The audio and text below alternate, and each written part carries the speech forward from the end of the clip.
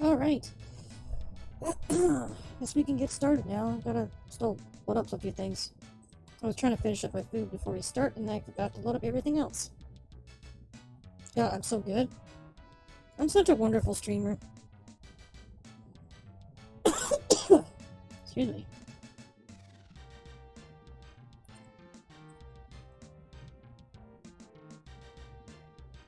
Oh, wait.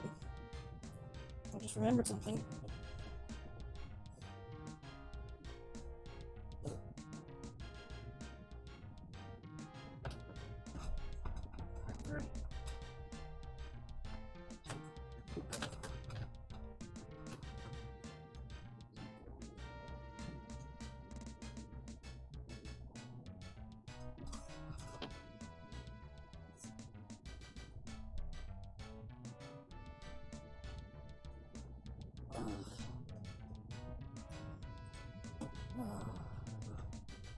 That's what I get for trying to do stuff.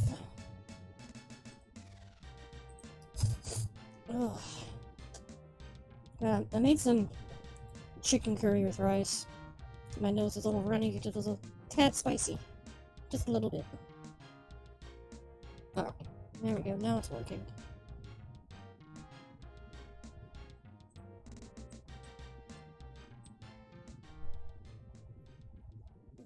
And it's still having trouble tracking my eyes with my glasses.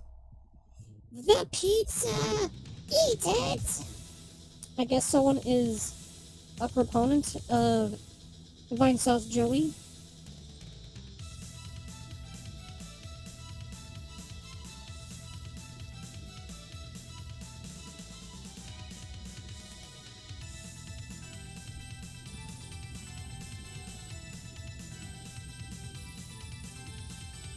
Hey, I like him too. What the fuck? I am disembodied.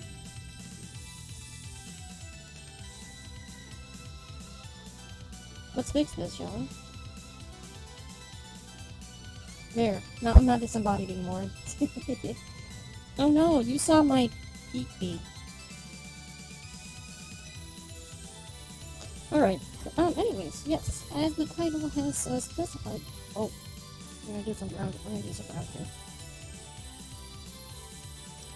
Yeah, that was Joel Varskeletor, Wine Sauce Julie.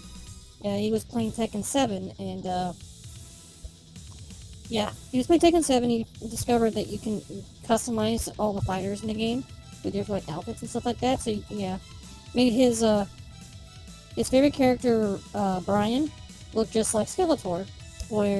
And then he went to go play online, and he went across another one that was playing Donovan. That was just up like He-Man, and it was great. It was the best. And like, who would have thought that he would actually go against someone that was dressed up as He-Man? That's just incredible. So, anyways, so we're gonna get this started, shall we? Make sure we get the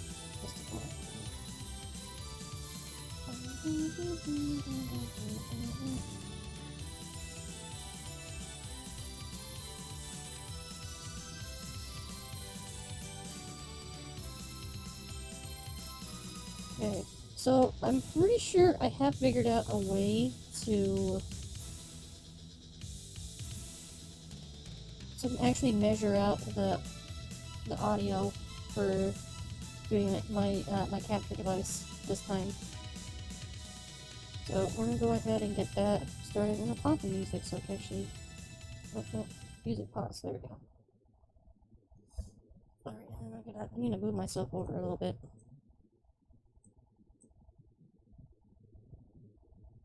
Yeah, I guess Leafeon's just gonna be like right behind me for a little bit.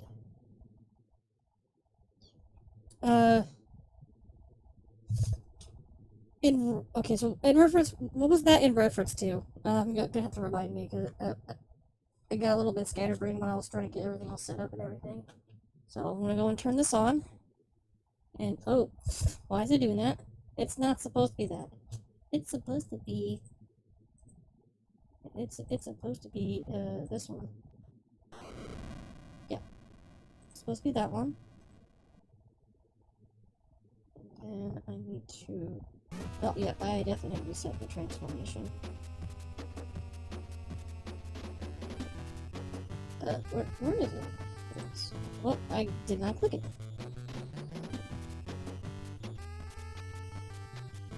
Oh, no, it's... No, I'm saying capturing the audio for my, for my HDMI thing. Because I was having problems with doing the audio capture, and I think I might have fixed it, so... yeah. Nothing to do with my, voice capture, though. Alright, so... I can hear it. I'm not sure if you guys can. But it's, like, really quiet on my end.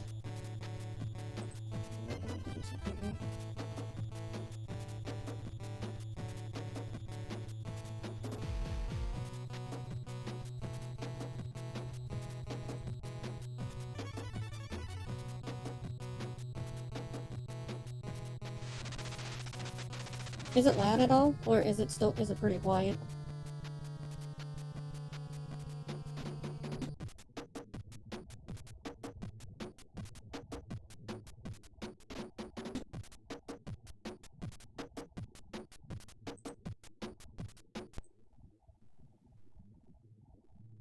It's balanced. Okay, I'll just leave it right there.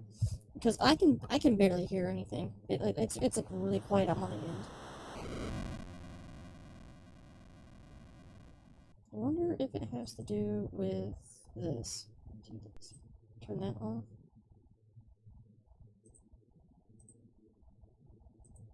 Okay. Oh, nope, that's on. I could have sworn I got this figured out, but fucking nope.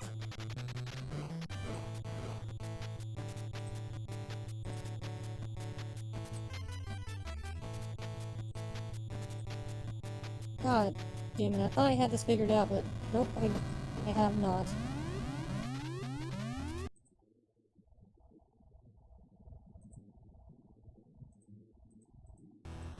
God damn it, I thought I had this figured out, but apparently not. It's really annoying. Whatever. I'm just gonna have to make do with...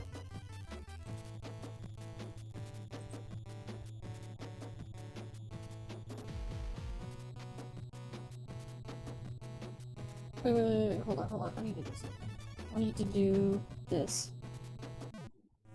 No, I'm not playing yet, I wanna do this. There we go, that's what I wanted.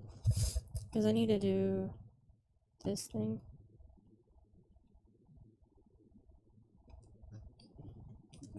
Go back to... Oh, my kid's throwing up! Damn it. I think I might need to get that cleaned up because it's gonna smell bad if I don't.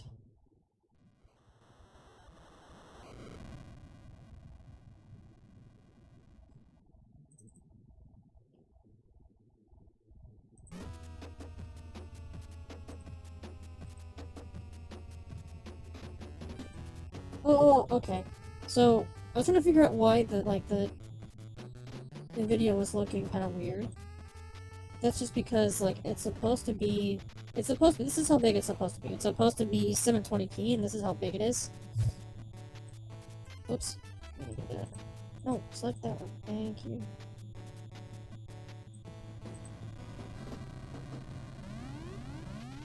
Because there's no actual, like, proper way to integer scale from what the NES produces to 1080p.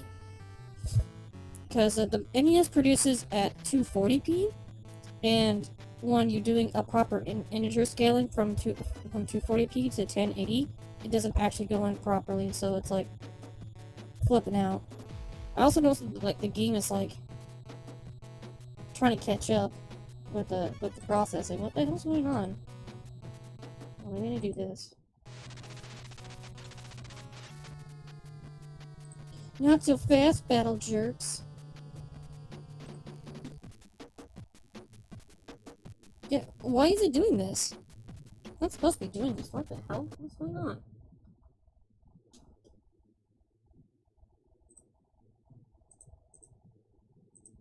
Yeah, whatever. I'm gonna just do full screen on this one. Alright, I'm going to, I'm just gonna play it for a little bit and just try to figure out, if the delay is that bad. I don't think it will be, so we'll have to see.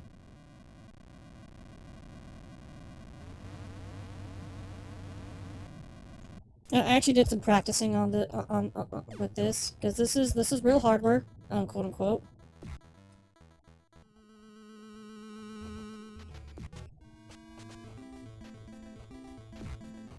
Real hardware, like the most you can do with real hardware these days, because like I'm sure, yeah, you could you know, get an NES and mod it for HDMI, but I feel like it's not, the picture's nowhere near as good as like doing this thing I'm doing right now.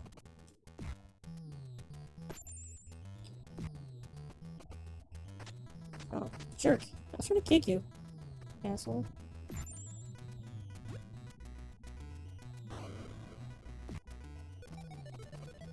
There we go. And we got the Dargan. Keep the fuck out of here, Dargan.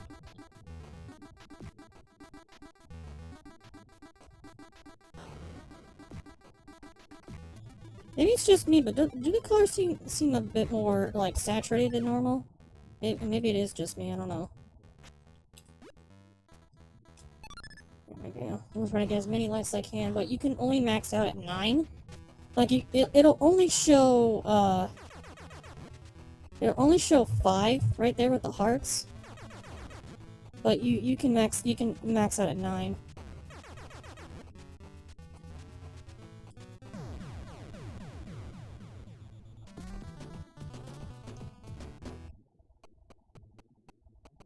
I mean, it's supposed to be, like, as accurate to the original NES palette as possible. And so that's why it kind of looks a little darker. Just because, you know. Okay, this is a good place to farm extra lives. Just gotta hit these birds. Like, the more you hit them, you just, like, rack up points, and when you hit them, I think it's 8 times? Maybe 7 or 8 times, you'll get a 1-up. And there's a ton of those birds that you can do this on, but there's actually a spot where I can get it a little better. But I have to beat this bird right here. Whoops, that's not what I wanted. Get this. It basically turned their beak into a sword, and you just do this. Whoops. Whoops. Sucking ass at it.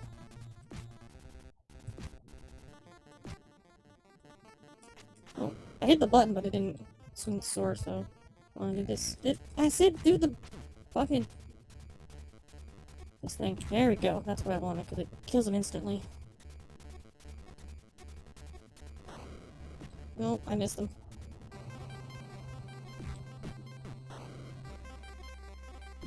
You come across those little these robots in the later stages.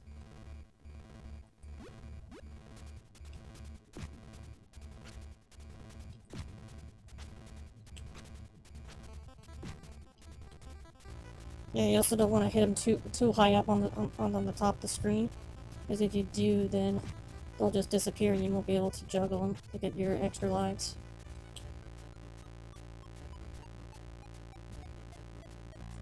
Uh-oh.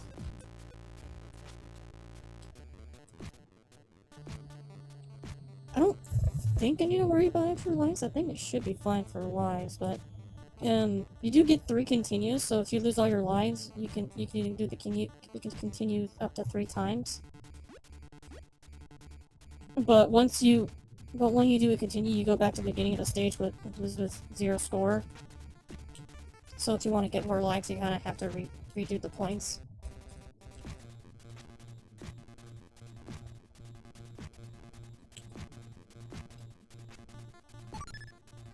There's an extra life. That's just from score. More machine guys. Yeah. Damn robots. But yeah, there's a spot coming up here pretty soon where you have like one of these little assholes, little chompy things, come up. And if you don't kill them, they won't hurt you. You can just sit there and just, like, you know, farm the extra relaxed with the birds. Whoops. Yeah, those things will instantly kill you if you get hit by it. Nope, I guess I missed that spot. We're at the end already. Okay, never mind.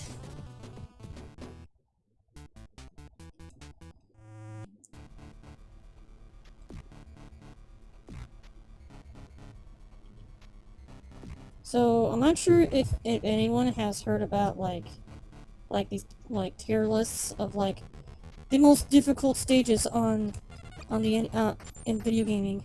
And they usually put, Turbo Tunnel on that list as, like, one of the most difficult stages to do in video games. And I'm gonna be one of the very few people to say that Turbo Tunnel's not that hard. It does have a bit of a learning curve, but I wouldn't say it's hard. Who's the villain babe? Her name is the Dark Queen. And she's the main villain in this game. And, it's kind of interesting how a lot of people talk trash on the new, like, the quote-unquote reboot game of Battletoads. With making it like, it's like super cheesy and shit like that, and all they see is just stupid one-liners. It was like that in the original, too. But the thing that people should be upset about is the gameplay, because the gameplay's really bad. But alright, so weird physics, let's see if I can do this. Nope, I didn't. But yeah, there's some like weird jump physics with the speed bike part, where if you hit jump right when you grab the speed bike, you just like fly up in the air. It's really funny.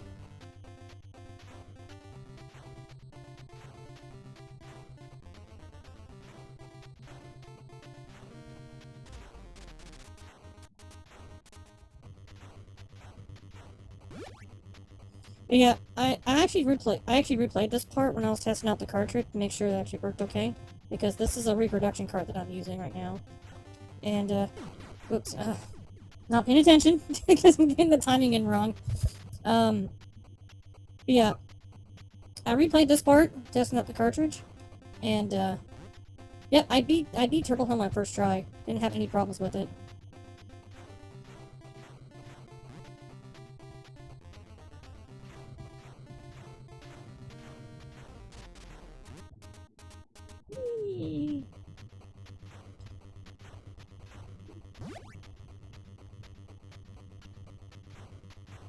Yeah, there's a reboot. It's available on PC and Xbox, because you know Rare's owned by Microsoft now. Whoops, I'm getting my timings off really bad. I actually have been noticing a bit of a delay though. It's not like a huge amount of a delay. It's more like a delay that you would normally see on like on an emulator. So I can probably adjust to that.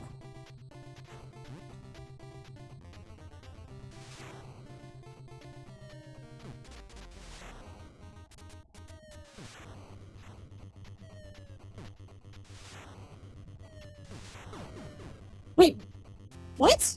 I wasn't even near it! I was not even near it. What the fuck? Yeah, something's going on with this cartridge. I think this reproduction cartridge wasn't actually properly created. Like, what's the best way to describe it? It wasn't properly flashed, and I think the ROM probably got corrupted when it was flashing. And yeah, I've been noticing a lot of glitches happening when I was testing this out.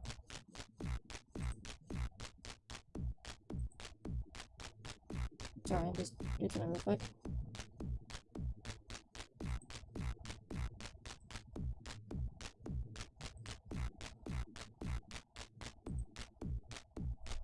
Let me get a restart on it because having 2 lives on that stage is not very good. There's actually a way to just start the game right there, but it's not letting me. Yeah, I was doing test plays of this this morning, and I actually beat Turtle Tunnel on the first try. So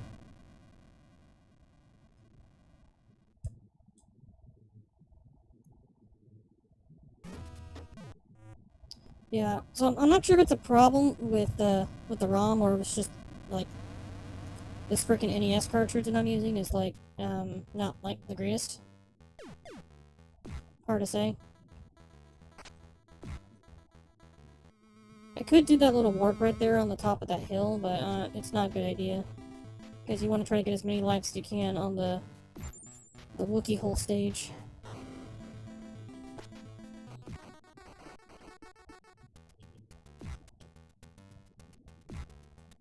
So doing like the dash attacks on those, on the little pig enemies, probably the best way to get some score. And just breaking those to get score, because you get 2,000 points every time you do it, and you get an extra life every 100,000.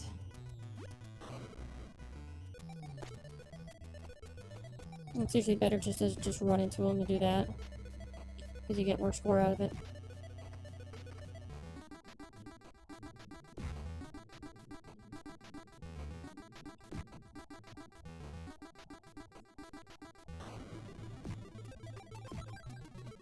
Oh, you fucker! No, you're out of here.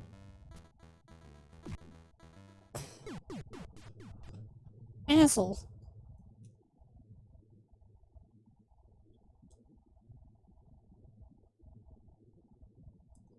They don't do that tackle very often.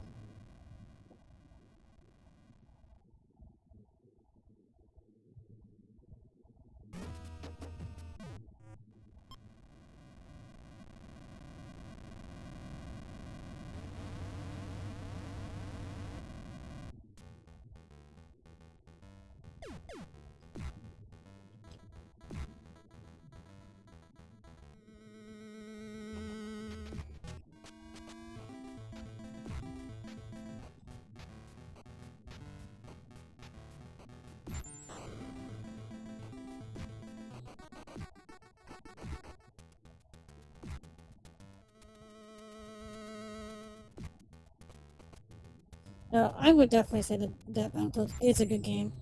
Even though it's really hard, it's still a lot of fun to play. Whoa, how the hell did you get up there?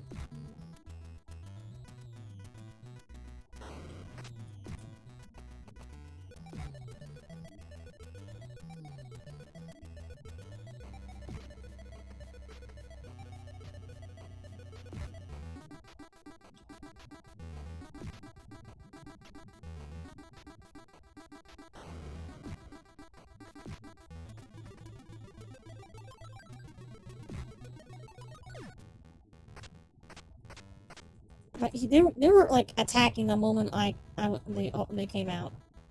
That was dumb.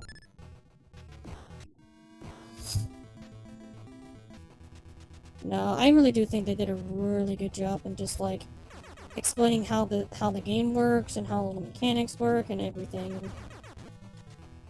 It's just like off the wall hard, but as I said before, Turtle Tunnel is not the hardest stage in this game. Like, there's another stage called Vaultfire's Inferno that is like Turbo Tunnel on fucking crack. It's like 1,000 times harder than Turbo Tunnel will ever be.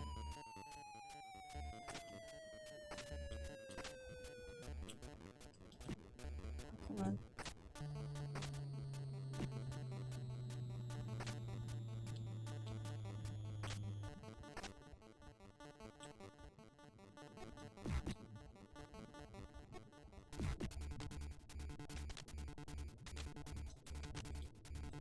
God damn it, I'm trying to do the freaking cannonball, but it takes like a little bit to actually trigger. Fly on my head.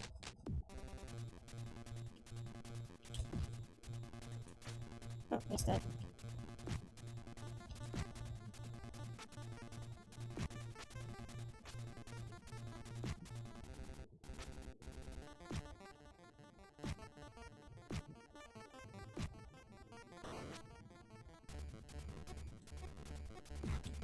Okay, I'm surprised it didn't attack.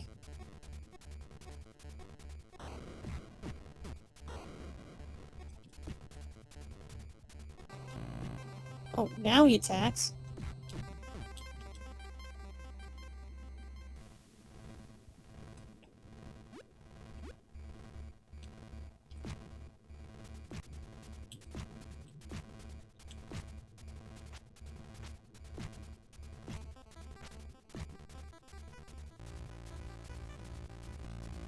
Come on.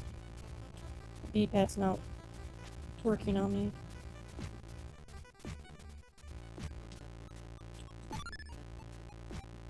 Oh, can I get another one? Nope.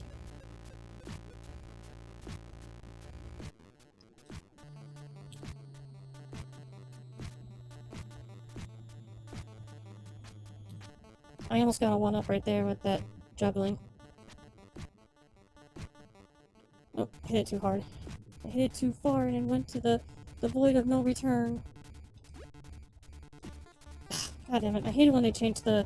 When you get the flies in the area, and they... Yeah, I think it's this part right here I can do it, where I can stay safe and just do this. Oh, we're screwed up.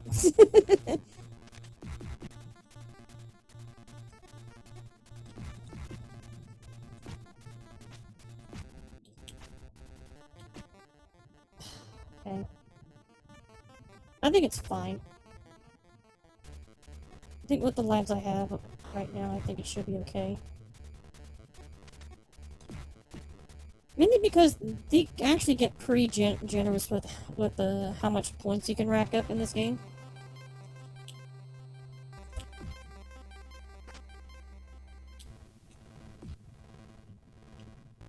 But you can rack up a lot of points in this game. Like, you can very easily get to 999,999. Like, you can easily get that much in one run of this game.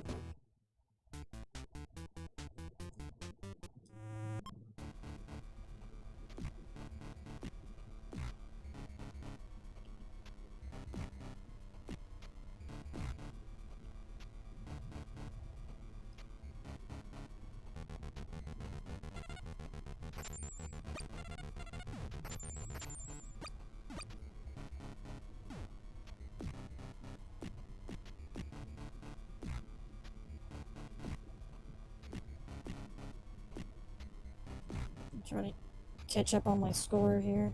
Getting a few hits in with the rats. There we go. There's a life.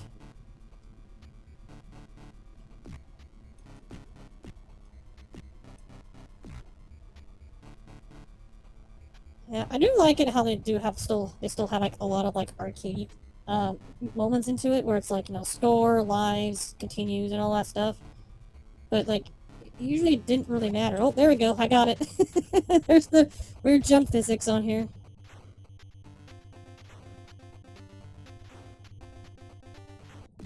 If you sung something in my head, I'm being DK64's theme song, and I'm being Tricky by DMC. It's being one way love from the Citus 2. He's rock on rhyme, he's right on time, he's tricky! Tricky. I like the music video because it has Penn and Teller in it.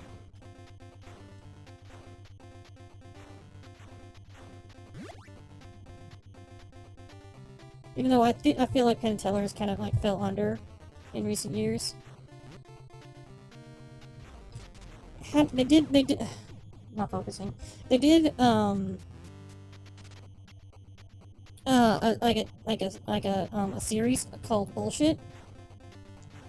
And they talk about stuff that is actually like claimed to be a thing, and so they went to go check and see if it's actually true or not. They did one that I most definitely did not agree with, and yeah, that's when I come to learn that they're just like a lot of their stuff they talk about is just complete, just true to the name of their show, bullshit. It's just really funny. It was the one talking about secondhand smoking and how people who are nearby smokers and actually, you know, breathing in the smoke from nearby smokers, they think that secondhand smoke is not a real thing. And I actually am a perfect example of saying that that is 100% not true. Secondhand smoke is definitely a thing. And a lot of times when I get my chronic headaches are usually attributed to the fact that when I was like 5 years old, maybe 4 years old, I had a babysitter that took care of me. They smoked like a fucking chimney. And growing up, I had a ton of problems because of that cigarette smoke. Whenever I smell cigarette smoke, I just break out into like headaches and stuff like that. I'm not focusing again.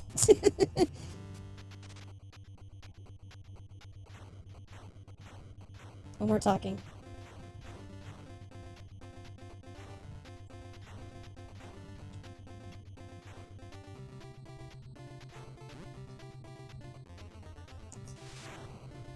Yeah, as long as I stay focused. This stage isn't too hard, but I'm just like, you know, trying to talk while still playing. Especially on a game that's as hard as this one.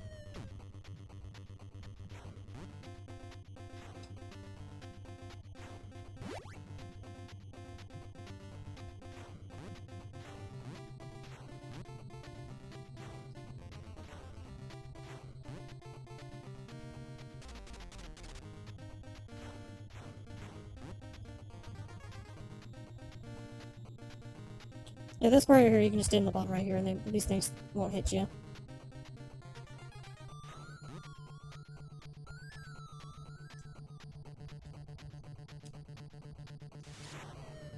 Alright, final part. You ready? Oops. I lost my rhythm there. Alright. I'm losing my rhythm. Seems like it happens whenever I stream.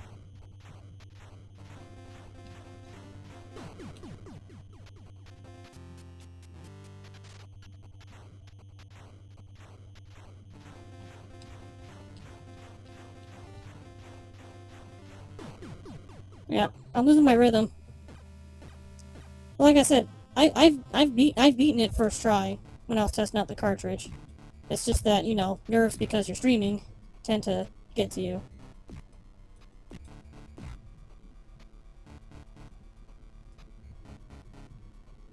I think another thing that's bothering me is I keep thinking about, like, how bad the colors look right now, because, like, I don't know if it's just me, but the colors look, like, a little too vibrant, but I don't know. I'm a master gamer. And here I thought it was a master baiter.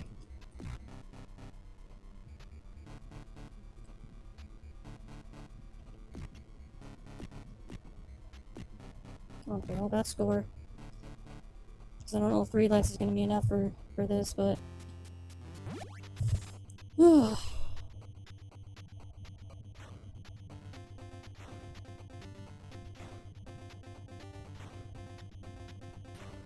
The thing that I figured out with the trick with that last part for Turtle Tunnel is, like, you kind of have to be, like, a little bit in the center when you're moving around. Like, it's more just, like, finding that, like, that sweet spot for the pixels for, like, dodging all those pillars. That's basically what you're trying to do.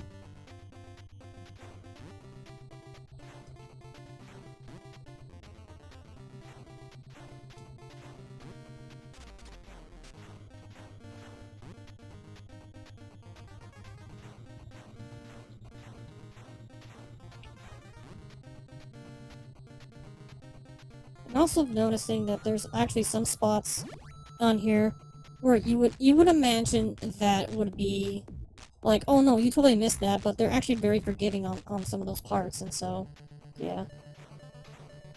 It's something I have noticed.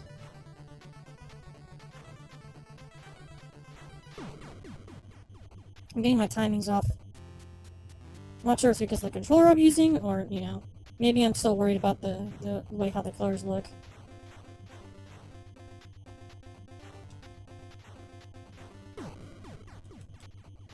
It's always a very sweet spot for the timing on that.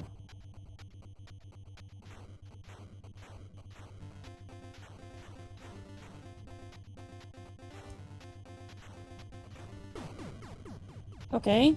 I could have sworn I got that timing correctly, but it didn't give it to me.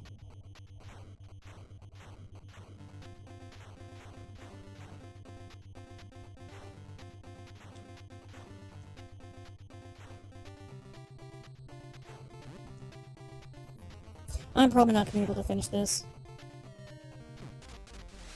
So I will be getting an extra life here in just a sec. I'm not sure that's going to be enough to finish the last part of this stage.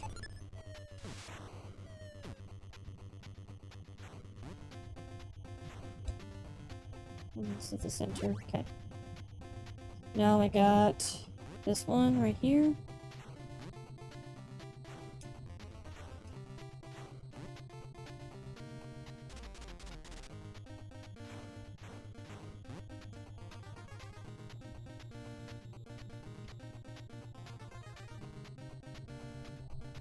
Damn flies keep getting on my... Whoops! I went up too early. Alright, yeah, I'm definitely not gonna be able to do this one.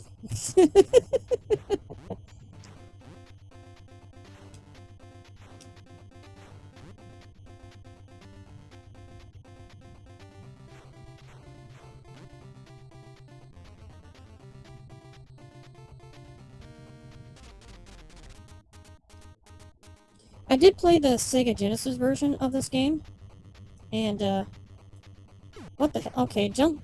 I hit the jump button and it didn't jump. But I played the Sega Genesis version of this game, and, I'm not gonna do that one because it's... Yeah, you're just, like, setting yourself up for, like, you know... It's like, oh yeah, I beat Battletoads! Yeah, what version? Oh, the Sega Genesis version. Oh, that's weak shit. Because I did some research on it and I found out the Sega Genesis version is based off the Japanese NES version, so it's actually easier. They actually made the NES Japanese version is actually easier because like there's some glitches that actually make the game a little harder, which yeah, it's kind of insulting there. And so there's some bugs and glitches fixed, and they also changed a few things on some stages to make the game easier. And on top of that, with how the Sega Genesis has the game running, like I was playing it on an emulator, and mind you, there's actually a bit of like a there's like input latency with emulators, and because of that, I beat Turtle Tunnel on my first try when I was playing the Sega Genesis version. Like, I just got to this part, went from start to finish, no problems whatsoever. And I also realized that they actually made that last part, the last part of Turtle Tunnel, like really much slower than it is on here. Like, it's really slow. And if needs be, I can probably show off a little bit of what I'm talking about. Probably, like, pull up the Sega Genesis ROM of Battletoads and I'll show you what I mean.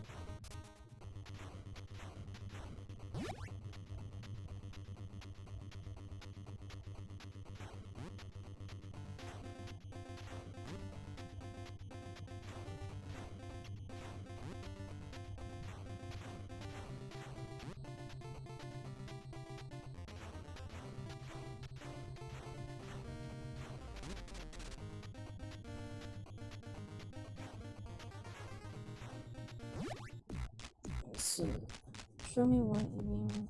What you really mean. Yeah, I want to show you what I really mean.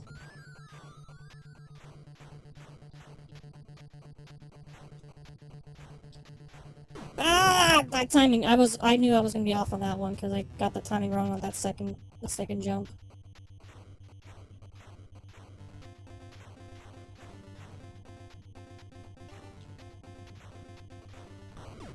Again, I've noticed that you kind of have to just like tap once, and it's just about timing on that second jump.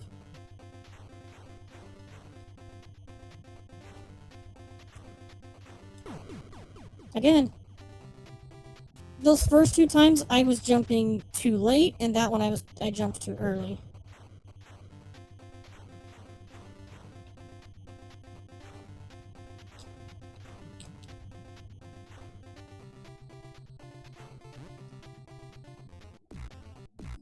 You want. Oh, you're doing that? Okay. I haven't heard that song in a very long time. Right, there's an extra life. Not sure it's gonna be enough, but we'll see.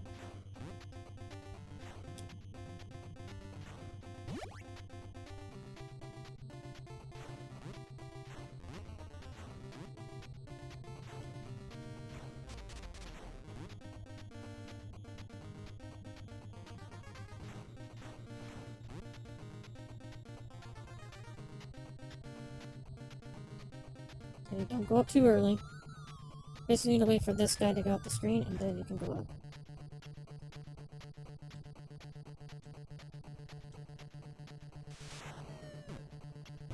Alright.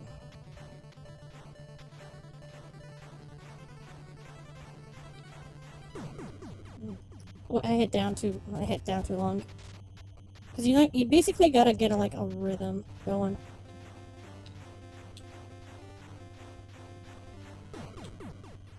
I think I had like 2 more blocks left right there and I couldn't get it. Let's go, let's continue. After this one, oh, I can go ahead and show the Sega Genesis version a little bit, and I'll show you how stupid easy it is.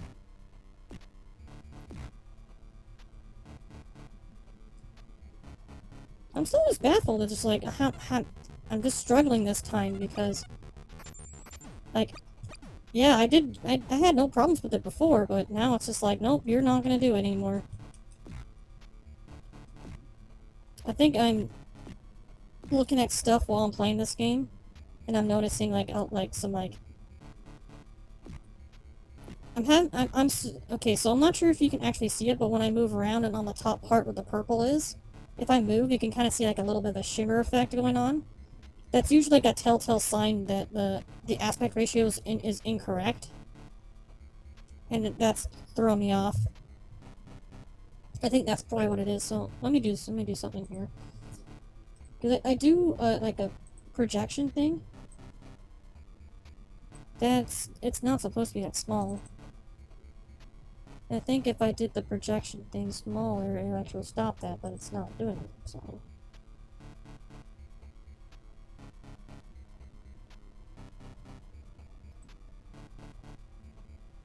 Yeah, I'm kind of surprised they actually got the Space Invaders in this game, because I think they actually had to get permission from Taito to do that. Oh, the frog was on the ground for like a split second there.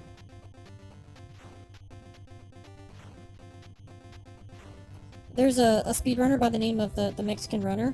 He actually did a speedrun of this game, and he also did another thing that was like just absolutely insane that he does all the time, and that's he does Turbo Tunnel blindfolded, which is incredible.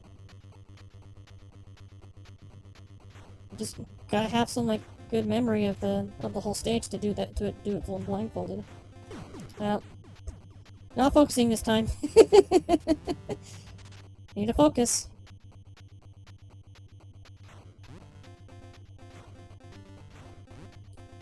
Usually having like the jump forward actually does help a little bit, but not that time. Yeah, he did it blindfolded. I can show off that here as well.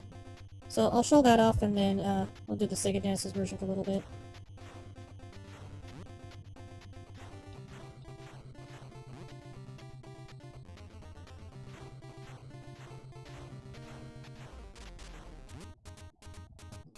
Yeah, a lot of times if you want to get like the best challenge for this game, you gotta play the North American version of this game.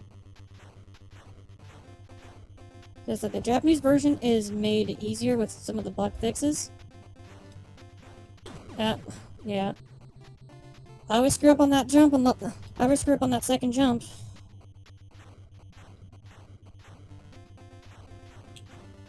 Because of that second jump, I don't have enough time to jump on the third one, but yeah.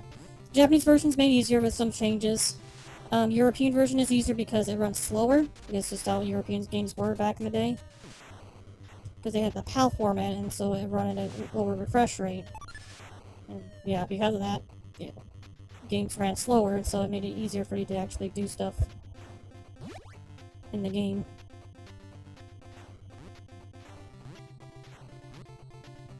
Sorry. Well, I got that pausing kind of screwed up my timing. Should have done that.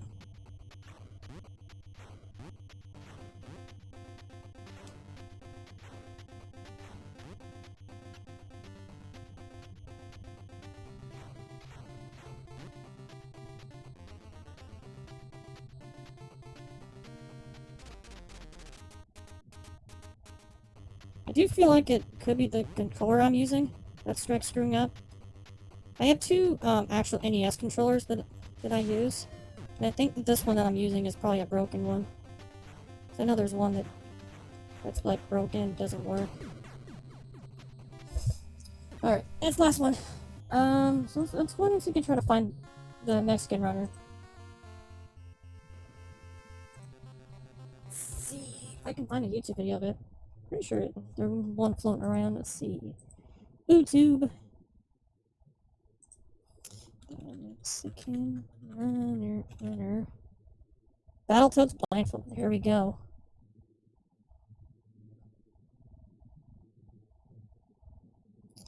Oh, he also did a co-op blindfolded. Damn.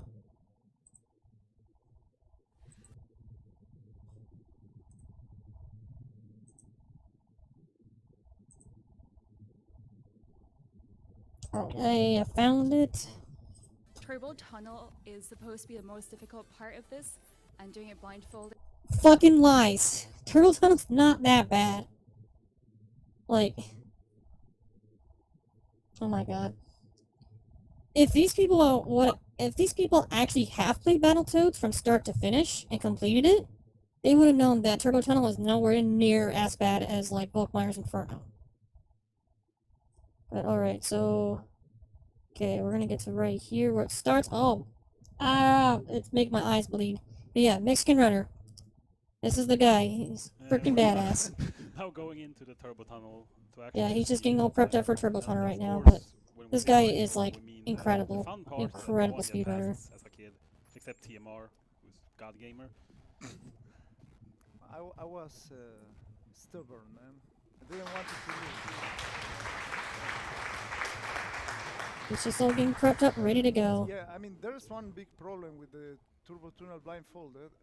I mean, To think that a guy from Mexico figured out like the quirks of this game and how low I am. So that's a big problem because it's not as simple as just press up and down. Like you see, like there I press down and it just moves a few pixels. So, and we have another issue here. You want The to dog. have the kitty on, you know, This is funny. so you can basically see Yeah, the yeah, I kitty from think the inside. kitty can rock. Yeah, yeah. Yeah, Save the animals, man. Save the animal. Show the So, animals. Yeah. Okay, let's see here. Can I get more audio? in the back over his You can adjust it yourself. You will notice you can't see Yeah. anything.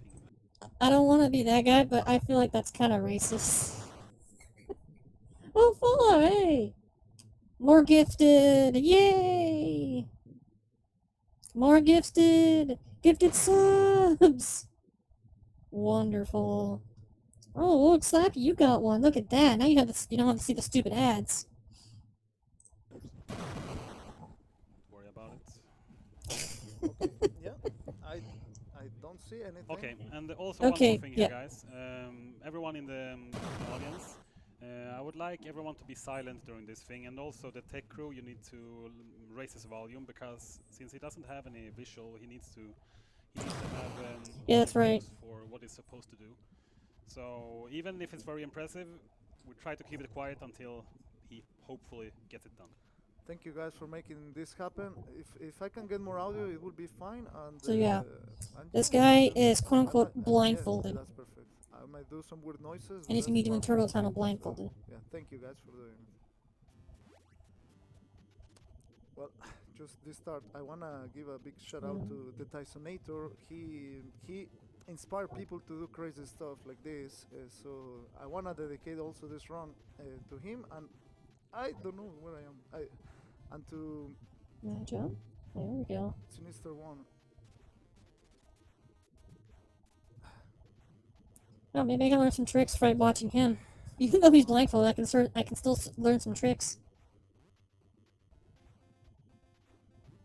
Are you at work, or should I say hell?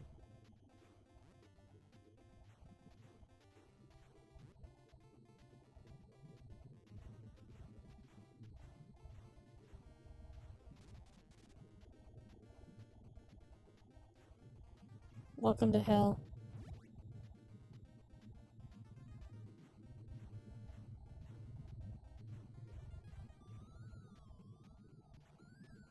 So I have noticed that doing the jumping when you're dodging between the tall pillars, Oh, kind of gives you a little bit of Oh, That was close. momentum, so you can actually do some like really slick moves.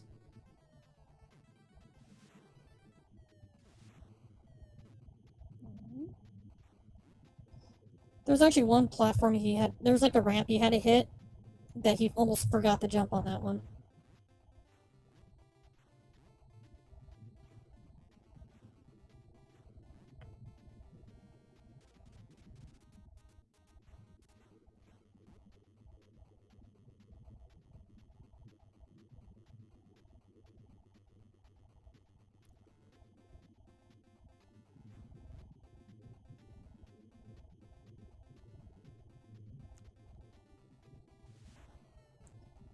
godlike timing. Holy crap. Now, of course, the part that I'm having a hard time doing. See, he's got that sweet spot, like, right in the center. You must be fucking amazing.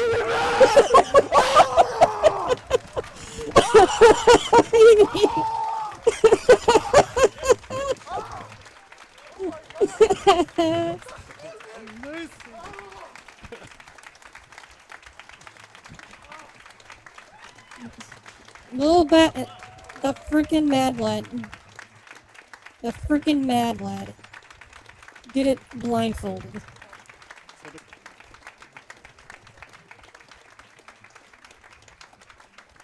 Now, the thing I liked, question is, so the thing that I thought was pretty incredible is that while he was doing the dodging, you see his partner right there. He's just like, Must be "Are you fucking serious? You actually did this?"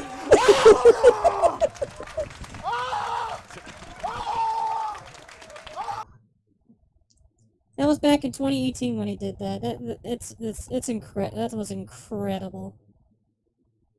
This guy holds over 30 world records. This act like was probably on his record. You're the best man to see on stream.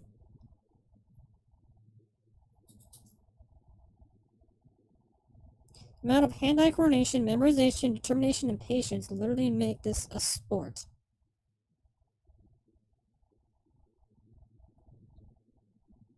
No, Mexican Runner, he's awesome. I love the guy. This guy is just freaking amazing. A wonderful dude. Because he does like a whole bunch of different type of speedruns, but he's more well known for his Battletoads speedruns because he does some pretty incredible speedruns though. But yeah, he's more well known for Battletoads. He's an awesome guy.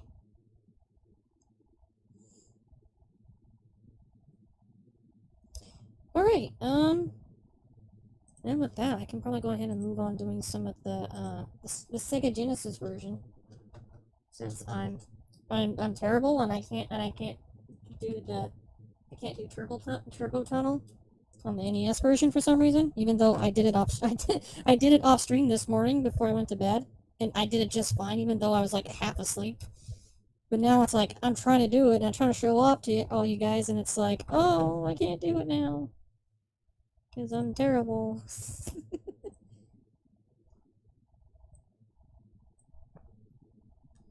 Make sure it's Yep, okay.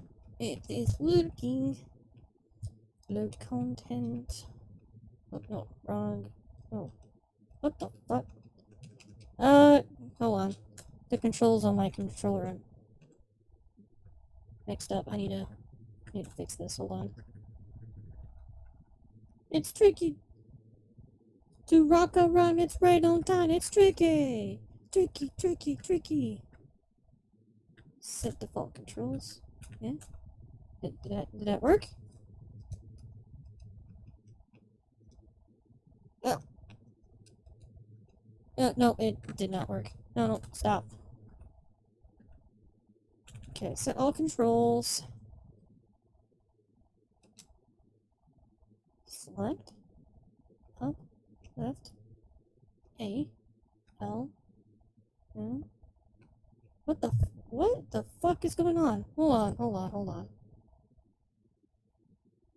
Oh, shit. Okay, I don't like.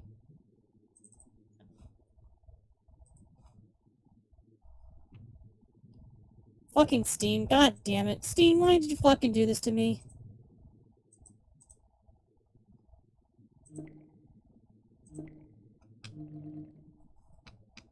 Fucking Steam just, like, was fucking around with my controller.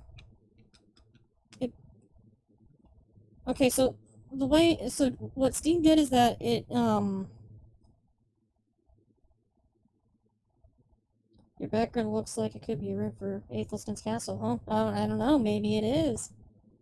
Maybe I am his court alchemist. Who knows? Okay. Alright, back to this. Trying to get this thing to work properly this time. Oh, yeah, it's fucked up. Hold on.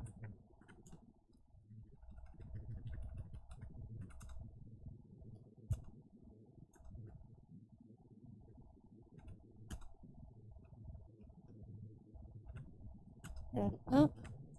down, left, right.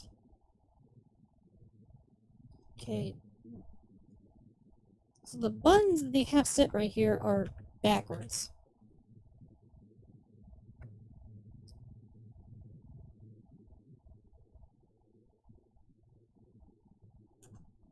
Okay.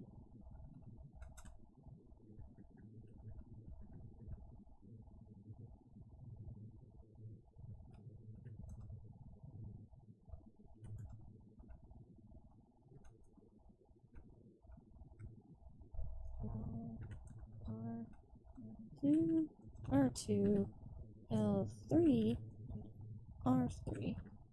Left analog up. Left analog down. Left, right.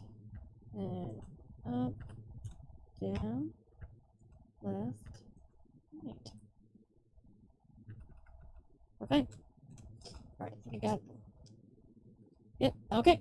Got it working. Okay, let's do this.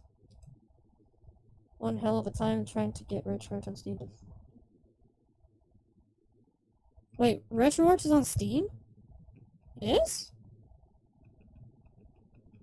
If it's on Steam, I did not know that. I just do it outside of Steam.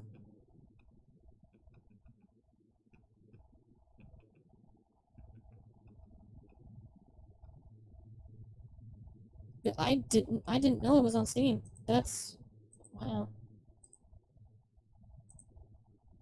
Yeah, I don't need the Steam. I don't do the Steam version of RetroArch. I have it just like independent from Steam. But yeah, a little fun fact about this version: it's actually developed by it's actually developed by Arc System Works, same people that did like Guilty Gear and BlazBlue and all that. And it's 100% based off of the Japanese version, which, like I said, is like stupid easy compared to the North American version, the North American NES version. Grab the goddamn stick.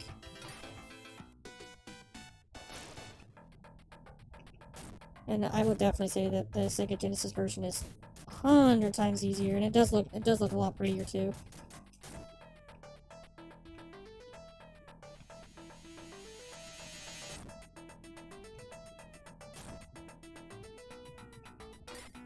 You'll see what I mean when I say that it's like so much easier. Oh, stop it!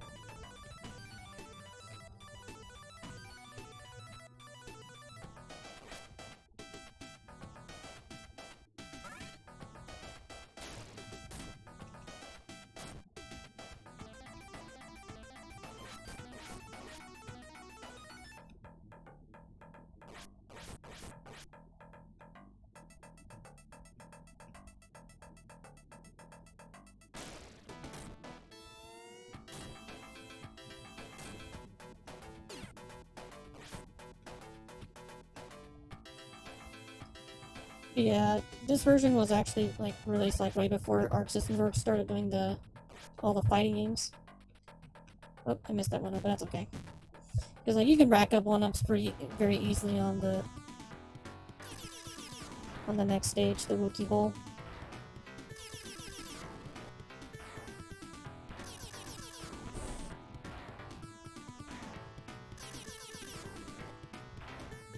Pick up the damn thing.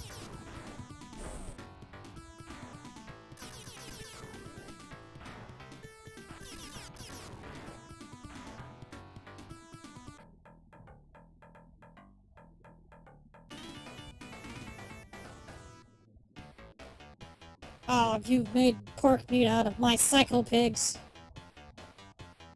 With Battletoads, there's bound to be a whole toad load of trouble down in that crater. Enough with the puns, please. Yeah, but racking up extra lives on this stage is like really easy. Because like the physics are like a little different. So racking up extra lives on this stage is really easy. And on top of that, the screen doesn't start... Like, the screen won't start scrolling until, like, the birds are, like, towards, like, the bottom of the screen. So you can easily rack up points on here like it's no one's business.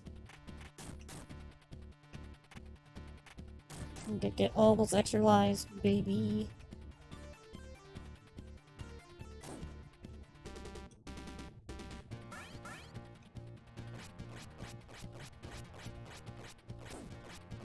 Oops.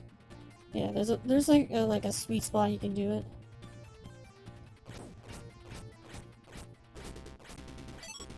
Yep, see? Really easy. Whoop, didn't mean to punch him, I meant to slash it.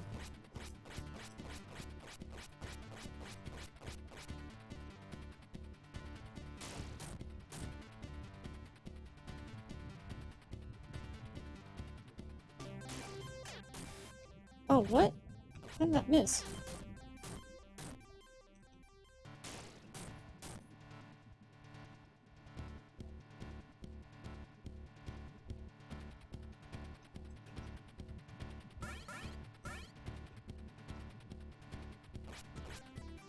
Come on.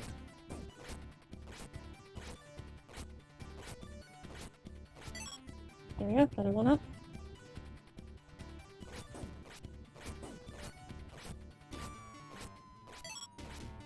Oh, if I had one more hit, I could have got another one up, but...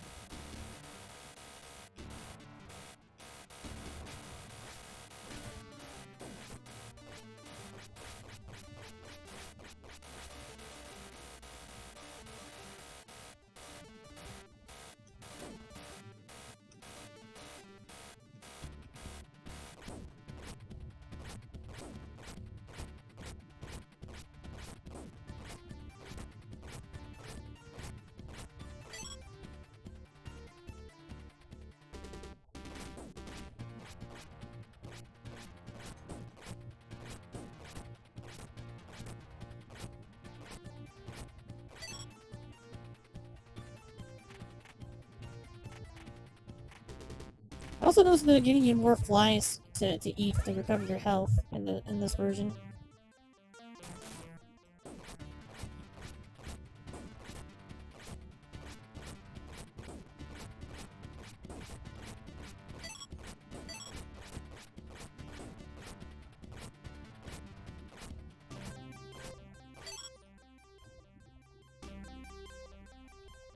Juggle 3.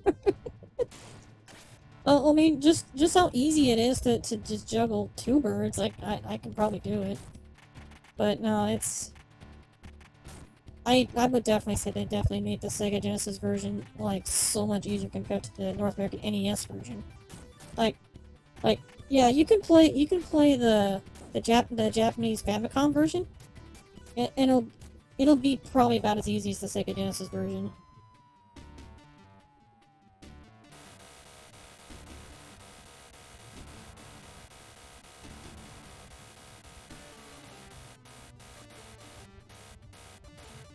So easy!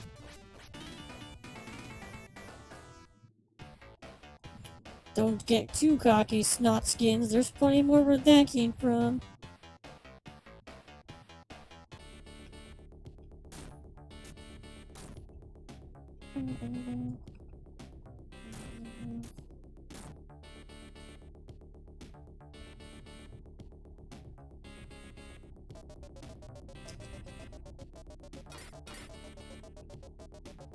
Oh, pick him up! Pick him up! Why didn't you let me pick him up? That really matters.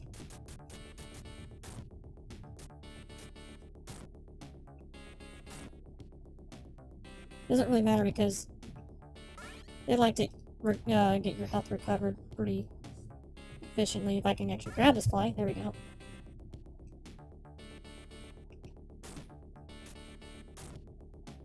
Yep, getting close to another one up. Whoa, whoa, whoa, whoa.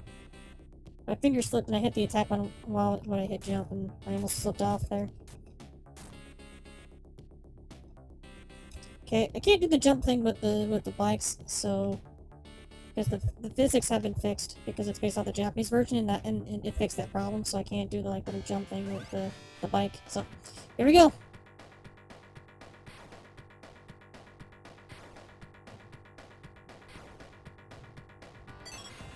There's extra life. I got a lot of extra life, so you see how much slower the the pillars are coming now. Compared to the NES version. Oops, I went down too soon. I'm too used to the physics of the NES version, so the physics feel weird on this version. Because like when you move up and down, you move like almost like on a snap, like on a dime.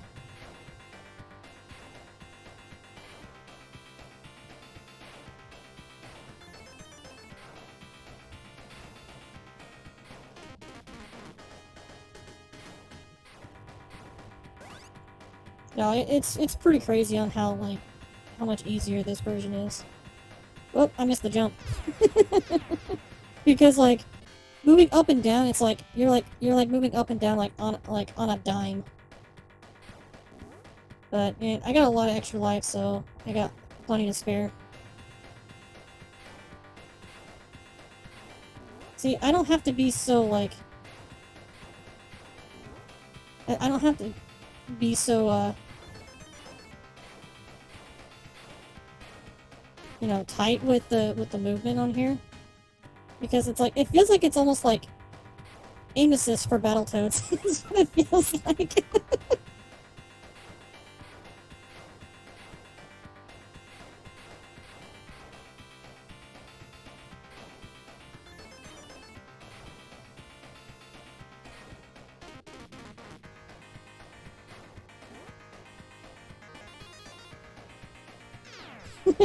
That's about right. That's what I was expecting, because I totally missed that jump.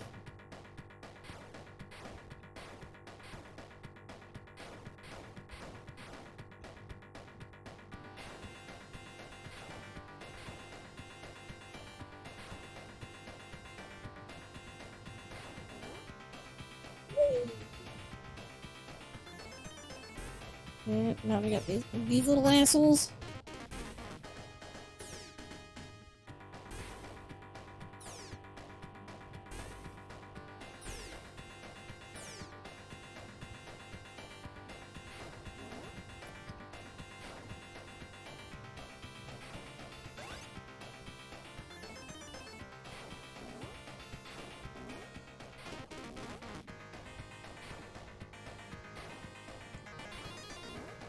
You can see how much easier it is compared to the NES version. Like it's pretty crazy how much easier it is. Now this part right here, you still have to dodge, because that's another thing that they fixed. But like I said, they made it like super easier.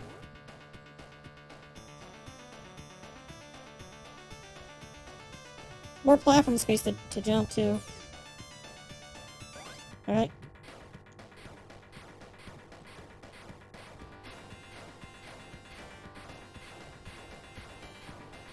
Oh, almost got it.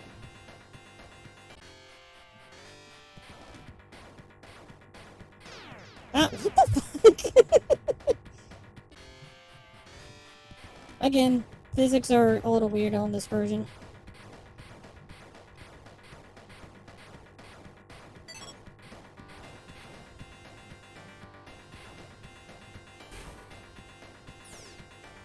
There we go.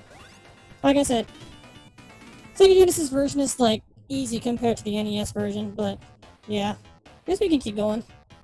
Cause I never done this stage on the Sega Genesis version, so I usually do this one on the NES version. Oh, come on. There we go.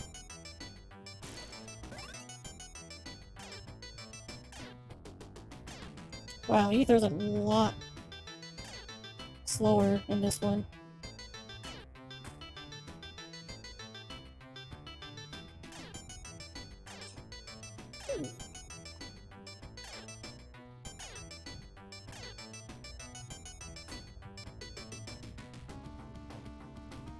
Come on, this cube.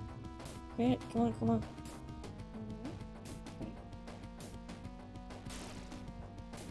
Yeah, Sega Genesis version is like...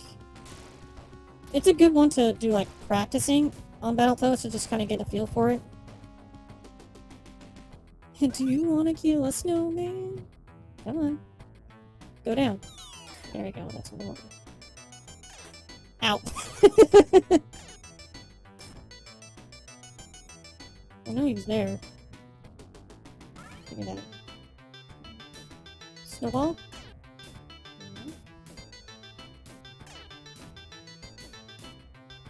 Snowball? Okay.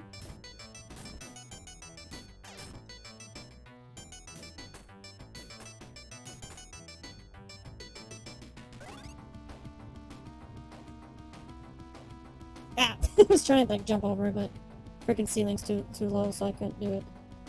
Okay. Ice block?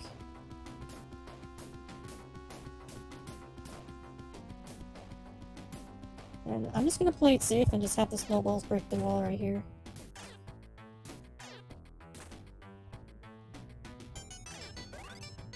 Oh, whoa, whoa, whoa. Physics. Ah! I think the platform right there is actually shorter. Ow. Thank God I saved that one. I keep forgetting about that one.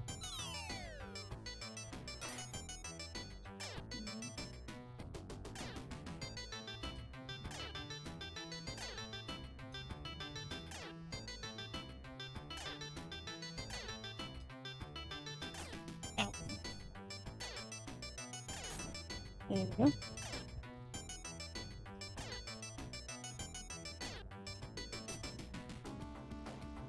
Oh, come on. Oh, he does less damage on this one, too. Wow. Because in the NES version, he just one-shots you.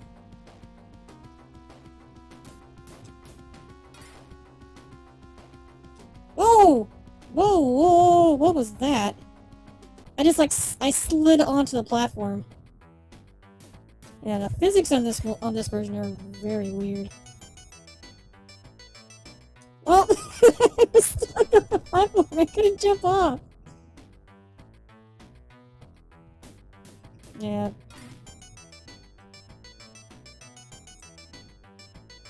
Whoa, what the? It's nerf for nothing. Yeah, the physics on this one are just so weird. God damn it.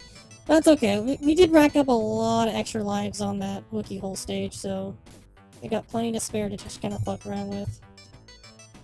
Oh.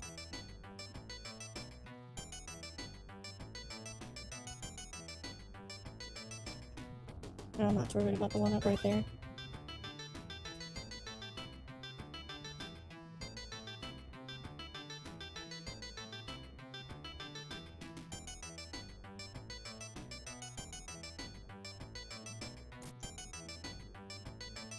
What the fuck? Where'd that guy come from? But I need that cube though.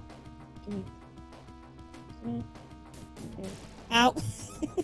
God damn it. This game is like incredibly like buggy and glitchy because like I shouldn't have gotten hit with that ice cube right there, but I did.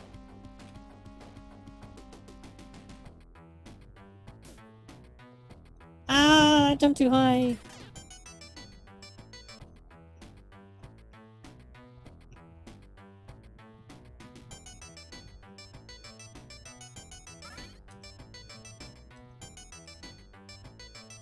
Gimme! You know, I really don't need it. Ow.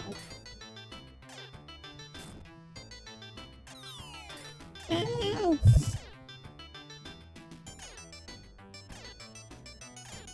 I am noticing that the stage is just slightly different compared to the NES version.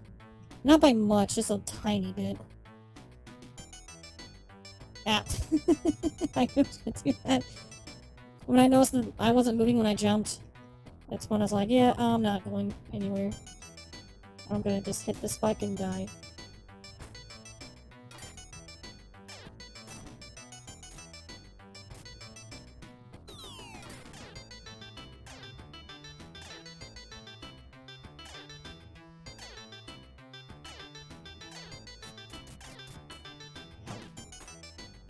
I didn't know if he was gonna move around or not, but he did.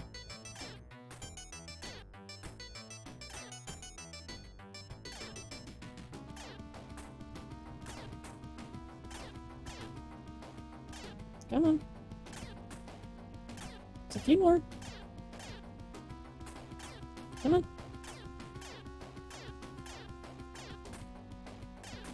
Yeah, should've jumped. I didn't. Thank you.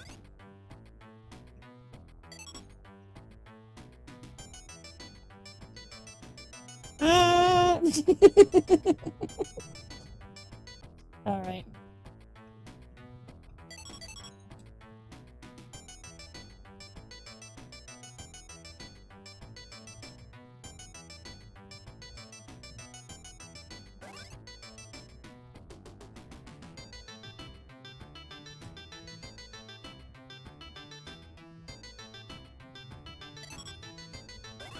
Whatever, I'll take it.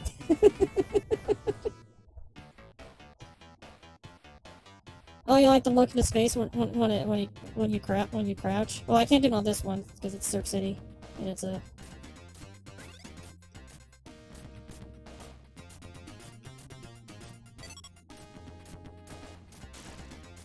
Took a hit there. Took a hit there.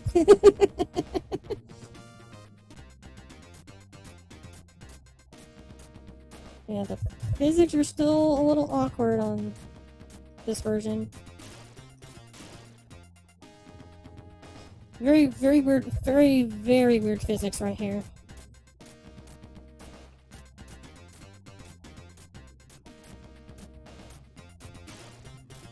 God damn it.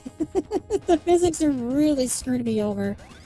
All those lives that we lost are now starting to come back to haunt me.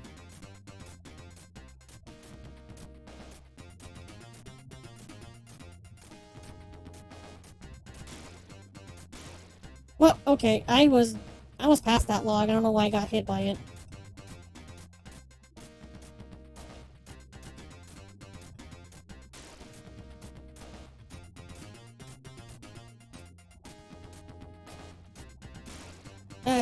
Fucking the physics are just so weird.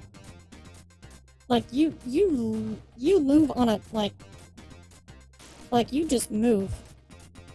The moment you press that button, you're moving. Okay. And, of course, you're like a gigantic hitbox, too.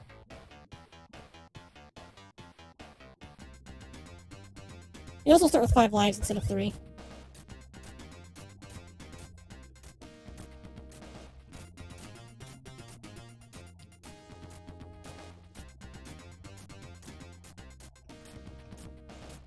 Oh, I'll take the hit. It's fine.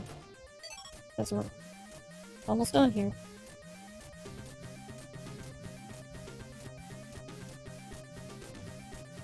Scoop back the whirlpools.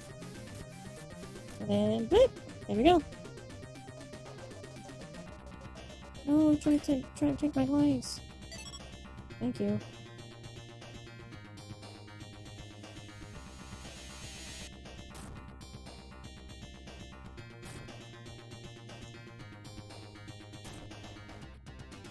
What this?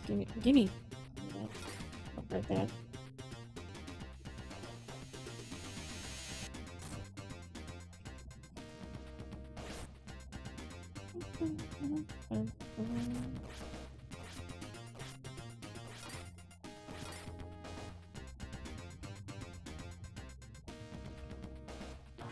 Ow, come on.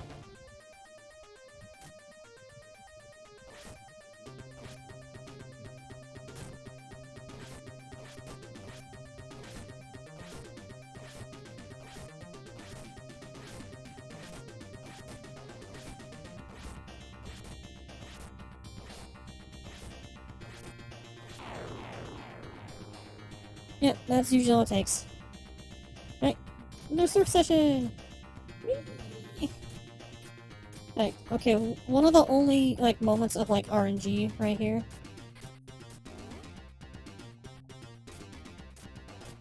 There's a little, like, landmine things. Not really landmines, but, you know what I mean. Water bombs!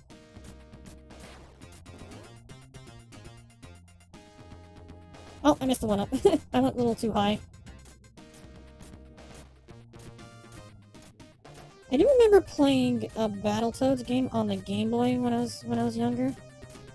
And it actually had this stage as like, I think it was like, this one was like stage 2 or something. sea moths. Well, hey, at least I get a second chance, Oh! Okay, so this part right here is not RNG. It's actually... It's actually specified that they're all in the same areas when I first did this part. Okay. Again, the physics are weird. So you have like, 1, 2, 3, and then 1, 2, 3. Yeah, they really did make this version easier.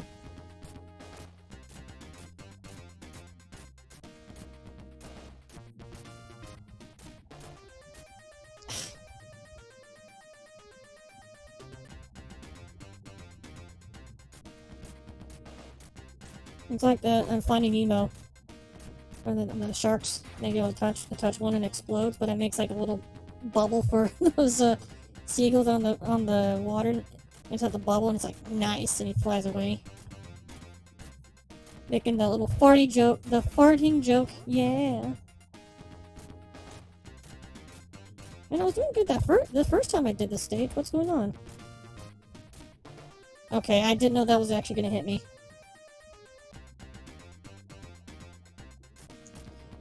I've gotten very familiar with how Finding Nemo is, because when my nephew was young, watched the crap out of that movie like so many goddamn times. And I'm not really paying attention. I'm not like focusing on everything that's going on right now. I'm just kind of like playing just to play.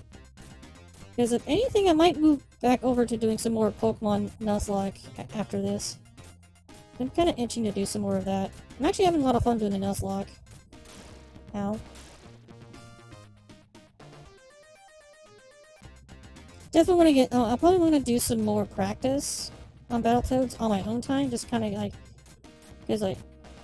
Yeah, I don't want to get too used to the weird physics on this version. Because like I said, the physics on this are like... really weird. I'm surprised like this got reviewed favorably back in the day. I also find interesting like how much they like to do their like turbo tunnel like stages in this game. Like there's so many stages that are like this. It's incredible. It's like they want to make a beat 'em up, but they still want to have like a bit of variety, and that became like a problem to where they want more variety on a beat 'em up, and they accidentally made it too much to do on that beat 'em up.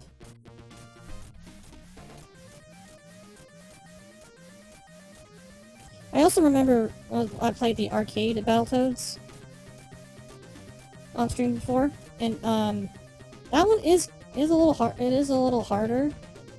It's pretty hard, but it's not like insanely hard because infinite, like you basically get yourself infinite continues just based on how many quarters you put in.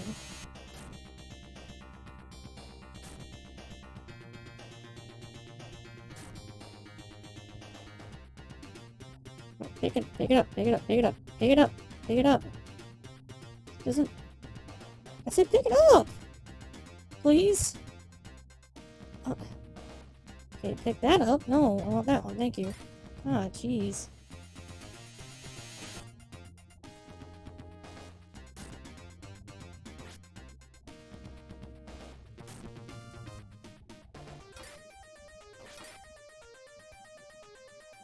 My first experience with Battletoads was actually at like a relative's house. This is my cousin. Come on, pick up the damn thing! Oh, he like teleported there. Is that my cousin's house? And we were there visiting for I think it was like Thanksgiving or something. And he pulled out his NES like, you wanna play this game? And it's like, it's called Battletoads, it's really cool, but it's wicked hard. And I started playing it, and like, being a kid, I wasn't like too like in tune when it came to like super hard games, and so I played it, and it's like, I can't beat this stage, it's so hard.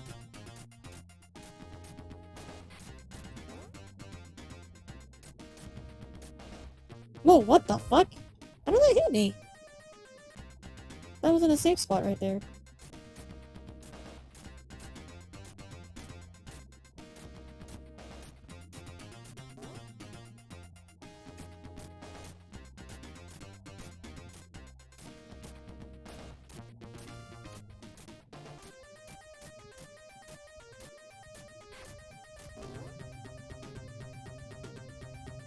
Oh, went too far again. Because this version of the game's physics are still very weird.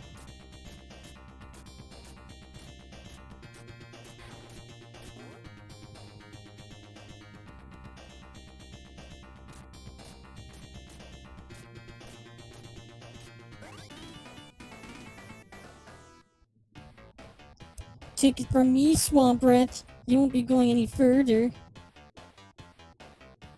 Okay, snake bit, yay.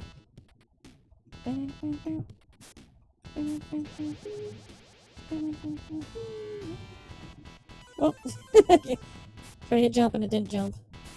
That's okay, because they give you a little leeway with this one.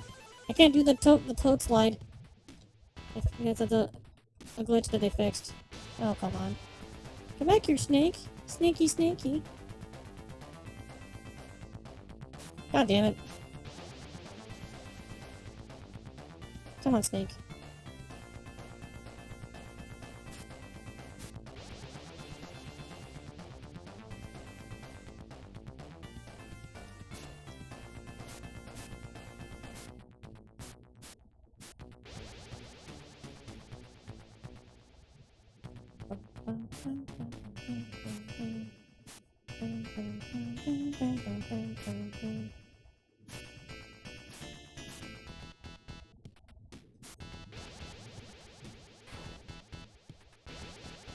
Snake?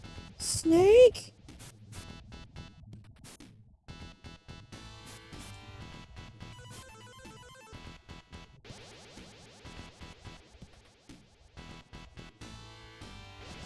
Yeah, it's pretty close to resembling the NES version. Oh, okay.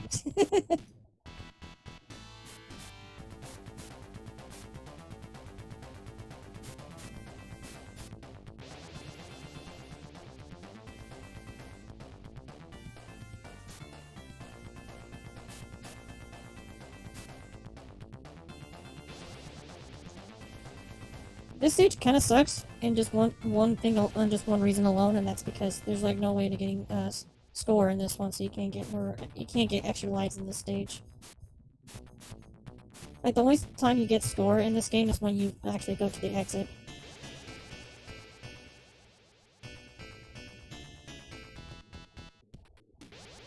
So welcome to me doing this with one life left.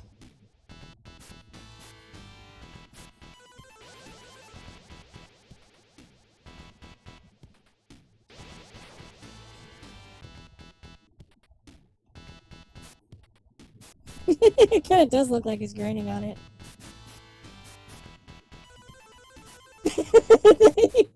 That looked even more suggestive.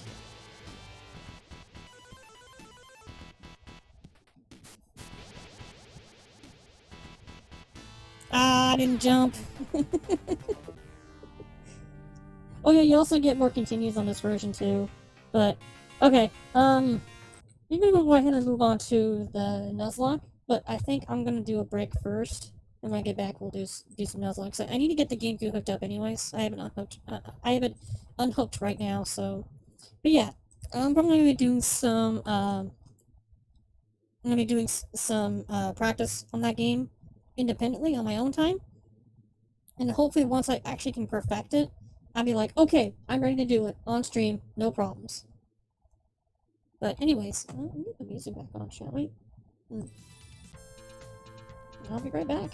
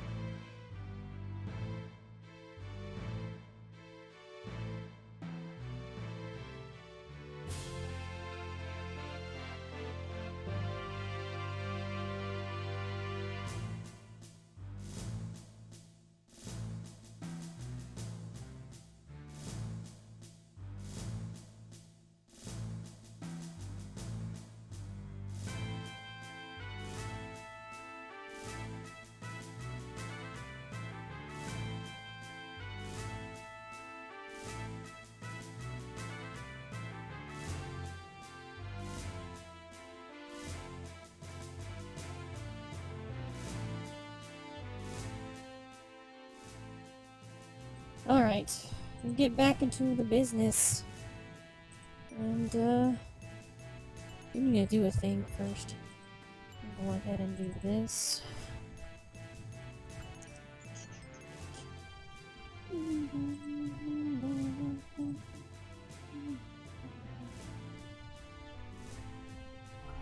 Controller. I do want to look into the use controller.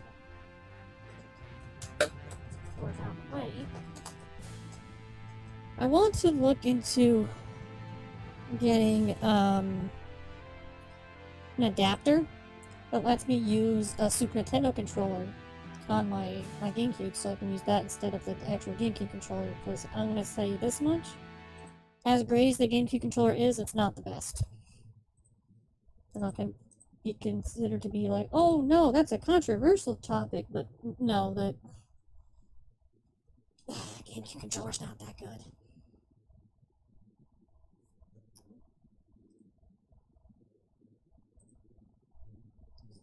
Okay, I think with this one I need to change it. I need to change the to device default. And then reset the transform. What the? Why is it in widescreen? Oh, the audio's like fucked up too. What the hell? But yeah, there's an adapter you can get that lets you use a Super Nintendo controller on the GameCube.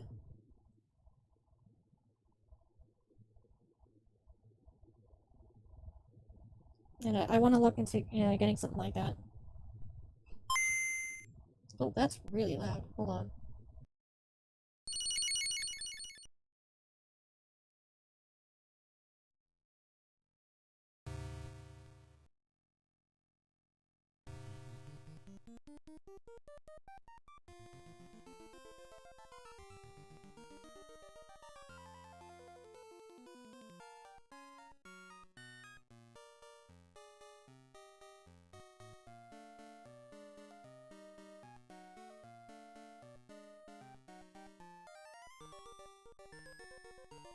I'm just making sure that it doesn't pick up on my microphone, and I think it should be okay.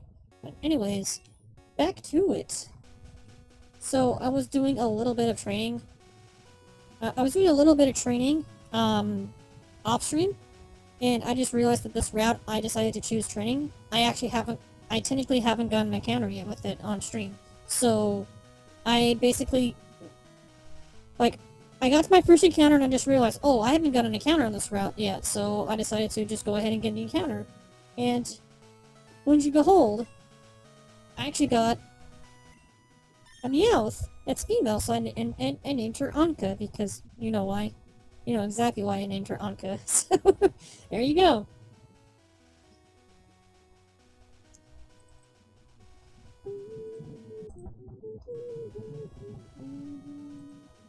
Okay, so this is supposed to be... It's supposed to be 640 by 480. Yep, there we go. That's where it's supposed to be.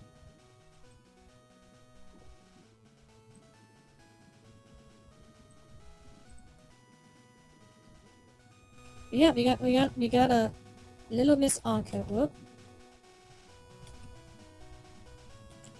I wish I had like an in-between for the zoom right there, but it won't let me do the percentage zoom. Whoops, I didn't mean to take screenshots. Whoops. But yeah, I just been like kind of messing around on training in this area because so I got Surf, which is good because we needed Surf, but looking at what Pokemon we have right now, we're missing a few types that we need for some advantages, because the next gym we have to do is fighting type, and so far Darda is like the only one that even has a chance of doing this. But he's gonna be taking normal damage from fighting type moves, and Heck is still like a super weak attack, especially for fighting type. Hey Celestial, how's it going? Oh, Nathan.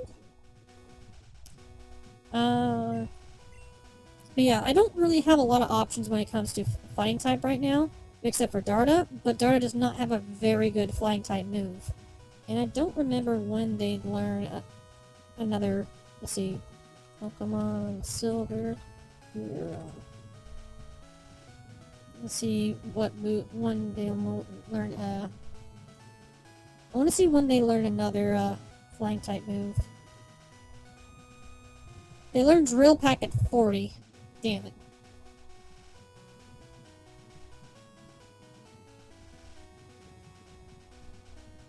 The only other flying type move that they can learn is Fly, which I don't remember where you get Fly at. I don't remember where HM2 is on Silver. Pokemon Silver and HM2. Where to get HM2 Fly? Wait. Just give me a pull up Bulbapedia, because that one actually tells me where it is. Okay, Gold, Silver, and Crystal. Cianwood City. Storm Badge. Storm Badge is... Chuck. Okay, so once I actually get to Cianwood, I'll be able to get Fly. I can use it in battle, but I will not be able to use it outside of battle until I actually beat Chuck, which is fine. Yeah, this is all of this. Actually, no, this is Olivine, which you don't do yet. You do Chuck first, and then you do Olivine.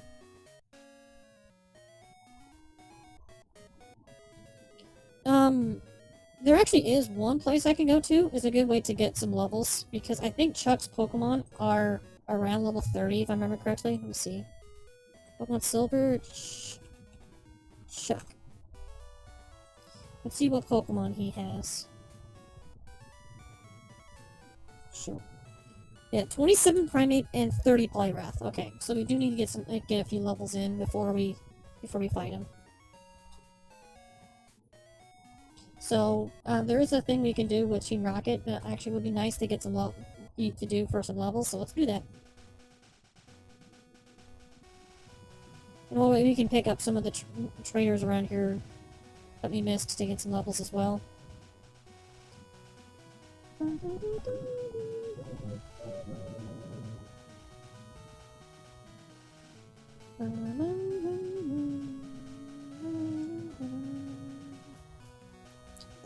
What's doing, kitty kitty?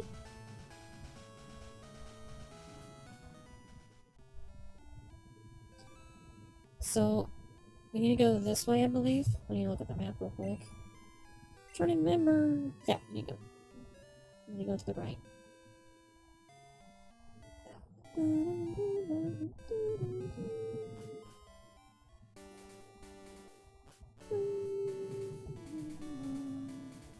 So we could go to the cave, but now that we have a water type Pokemon, we can surf. Let's go, Crab Cakes! You're a Lapras now, for some reason. And I do believe this is the encounter for this route, so let's see. Well, 21's not bad. But I don't want Anka to just, like, completely destroy here. So I'm gonna have Crab Cakes come out for a bit, even though I'm surfing on him. So far, the only ones that we've lost, some like that I don't remember, but one of the biggest ones was probably Geonut. We lost Geonut because of Gengar and Dream Eater. Mostly Curse. It was mostly Curse that was hurting me. Okay, so I want to try to do some damage to it.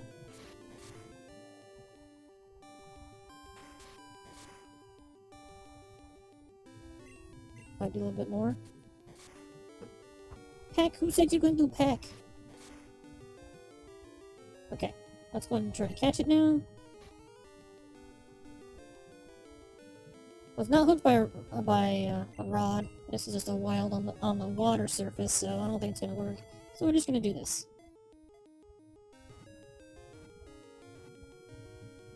Okay. All right. So we got a name for our lovely female Goldeen. Strong swimmer is capable of swimming non-stop up fast streams at the steady speed of 5 knots.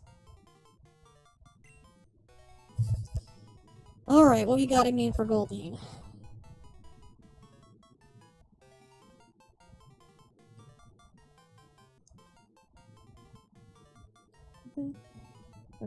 Might be Armored Core after all these years of playing.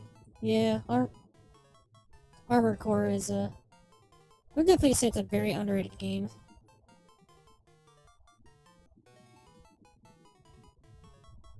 Dory. Oh, you know what? I actually might do that one.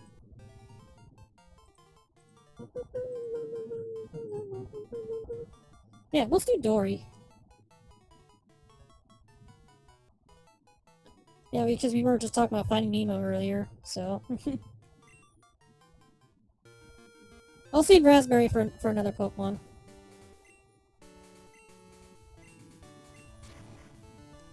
We got some berries right here. Pink apricorn.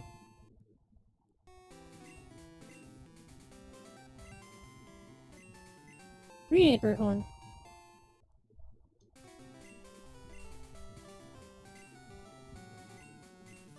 And a yellow apricorn. Yeah, out of all the new things they introduced to this version, I think that like the specialized Pokeballs are cool and everything, but having to make them is what I really didn't like because, you know, it took time. Like, you had to wait like a whole day before you can actually you had to wait a whole day before you got your Pokeball, and you only do one apricorn. You can only do one apricorn at a time, and it's Torkoal. Torkoal? I think Torkoal is Gen 3, but I can double check. Let's take a look. Bulbapedia. Torkoal. I think I spelled that wrong. Oh, it's a K, not a C. Torkoal. Introduced Gen 3, yep, okay. Gen 3. I'm actually glad they did not make him into a fire rock type, because that would just completely wreck him with water. Nidorina. Don't have much right there. So, I think I'm just gonna have, like, swap EXP going on right here.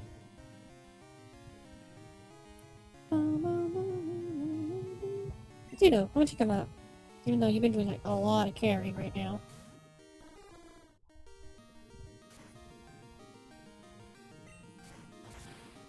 It doesn't really do much.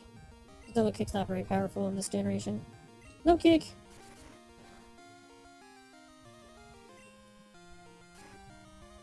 See, that's how you do a kick.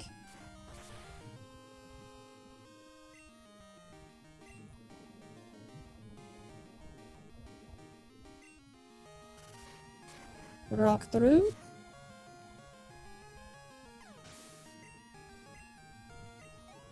I still thought it was incredibly insulting when I was doing my Soul Silver Nuzlocke run, and I got the Chuck, and my only option to winning was using Golbat, and I didn't realize that his Pokemon actually had Rock Throw. And because of that, I basically lost that fight. And that's what basically lost my Nuzlocke was from that fight, and it was like, really annoying. Oh, I almost one-shot him, Jesus. But I'm gonna be safe and heal because I am in crit range right now. Do got some super potions, that's good.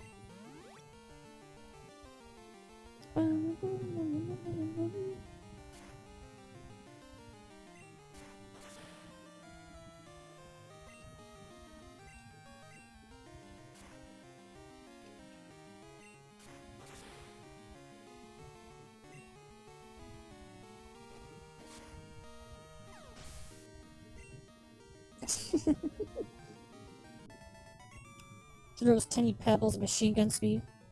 Should I use my Moonstone?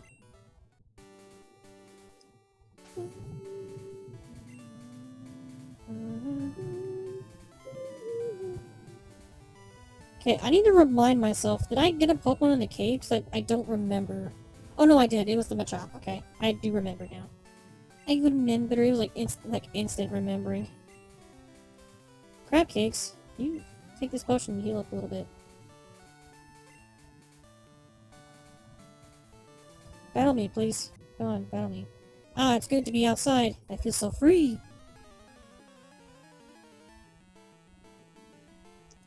What the fuck? Oh, okay. That Pikachu looked a little weird when it's just the you know, emote size, but it's in the full. See, looking at the full size, it's like, oh, it's okay, it's not too bad. Nom. Flinch. Damn it. Uncle gets in battle. You looked at me funny. What's battle? Oh, flinched! Yay! I still like one of. There's actually one little glitch or bug, or whatever you want to call it. It's in the original version of Pokemon. Okay, we're gonna have to swap. Crab Cakes can actually do some stuff now. In the Gen 1 Pokemon games, there's like this weird bug with how crit is actually measured with speed. And so all Pokemon that actually had high speed also had high crit rating, and it made Persian like stupid powerful because of it. So Persian with Slash, you're basically getting a crit every hit because of how much speed Persian has, and since Slash gives you a high crit rate, naturally, it's incredible. Alright, we can stay Crab Cakes here.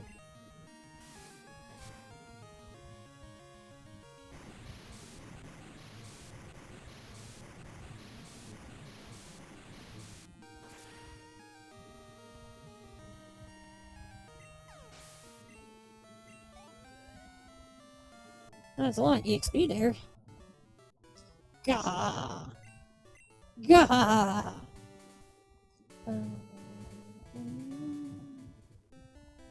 Alright. So I think, I forgot what town this was called again. Mahogany, that's right. I remember now. To keep the spar, take the time to do some sightseeing. You should head up north and check out Lake of Rage right now. Hey, Star Soldier. I'm doing pretty good. I do have something I want to show you after I get my Pokemon healed up. Because, there's a route where I was doing some training with my Pokemon. And I totally forgot that the route I decided to pick for doing some training on, I did not get an encounter. And so, I remember what my encounter was when I first did it, and it was actually funny because it was a female Meowth, and I decided to catch it and name it Anka. And so, I decided to just keep going around until I actually found a Meowth, and whatever it was going to be, I was going to catch it. What stats it had, I was going to catch it no matter what, because I knew it was a Meowth, and so I decided to catch it. And here we go. We got Meowth named Anka. And I am going to keep him in the party because he actually knows Bite, which is a Dark-type move in this game, and it's going to be very helpful.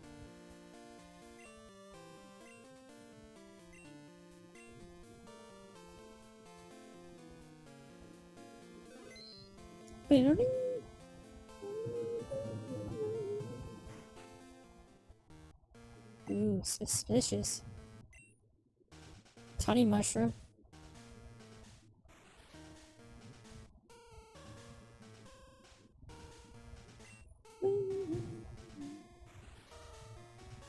Get some Pokeballs, I guess.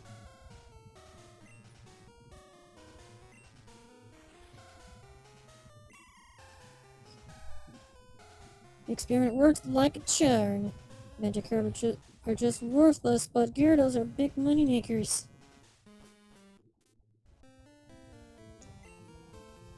Hi, Sunny Boy! It seems you're new in Mahogany Town. Since you're new, you should try a yummy Rage Candy Bar. Right now, I can be yours just for $300. Sure. Good, savor it. I actually forgot what this thing does anyways. Well, I'll take a look at it.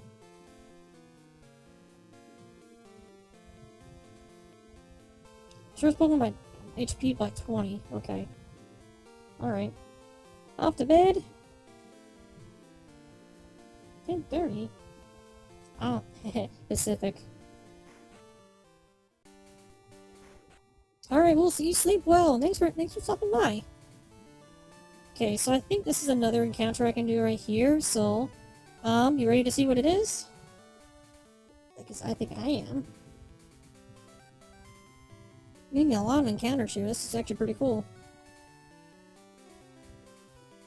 And I could try to see about getting the Red Gyarados to be my encounter for Lake of Rage. That is, unless I get into an encounter as I'm going to him, so... But let's go ahead and see. What do we get for this route?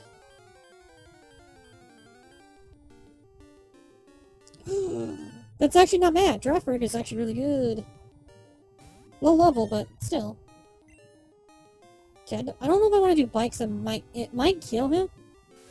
So I'm just gonna do scratch for now to weaken it.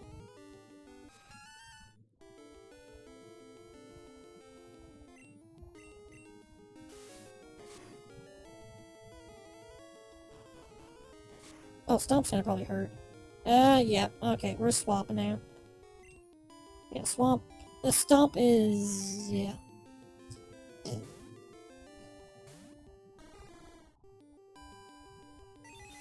Velman?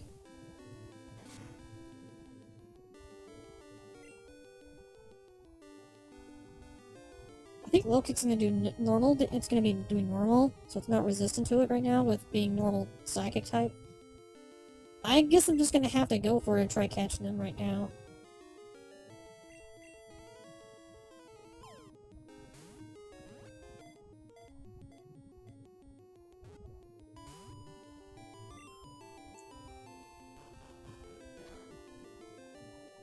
Okay, I think I'm gonna have to risk it.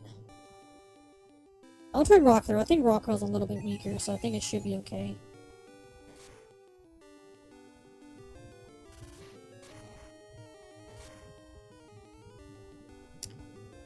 Oh!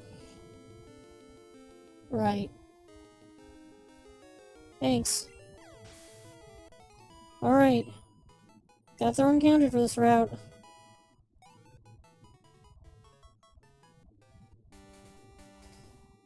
Oh well.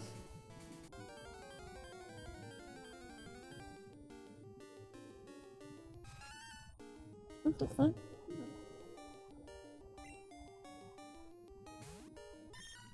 Alright, well since I'm just like grinding right now, I'm gonna heal up Anka, and like when I come across Rathrig, I'll just do Bite to do extra damage.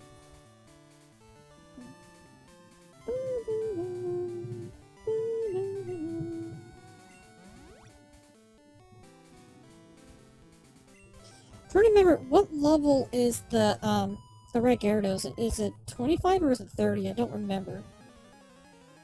Because if it's 30, I'm probably gonna have to wait on it until I can get my Pokemon at higher level. Safari. I think I'm faster though. Yes, I am. But that's not doing a lot of damage.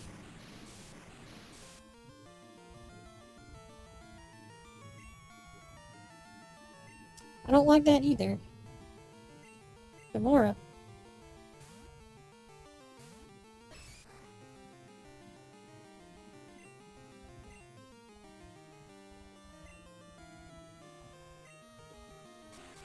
No, I actually got the hit. Holy crap! I'm surprised I got hit with Minimize. It's usually like really hard to actually get a hit when Minimize is active. Right, there we go.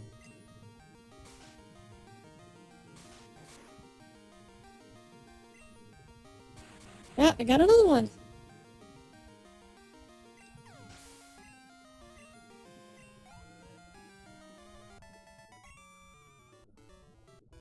I played too much.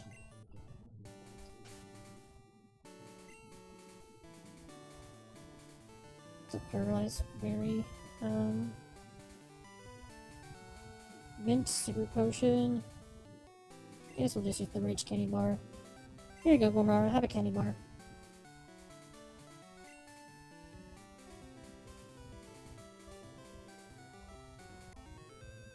Hey, do you have any rare Pokemon?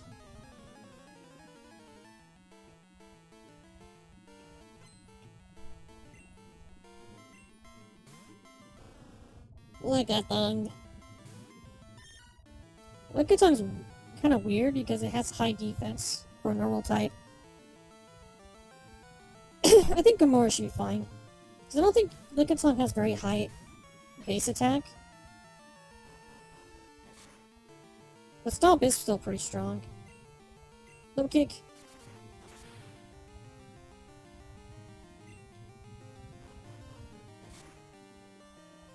Oh yeah, I knew it.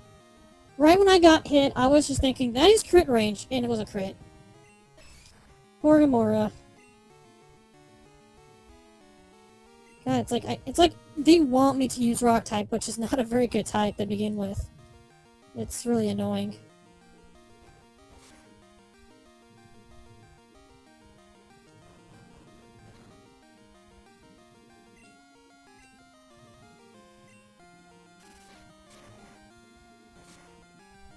Yeah, looks like we're gonna have to find another fighting type though.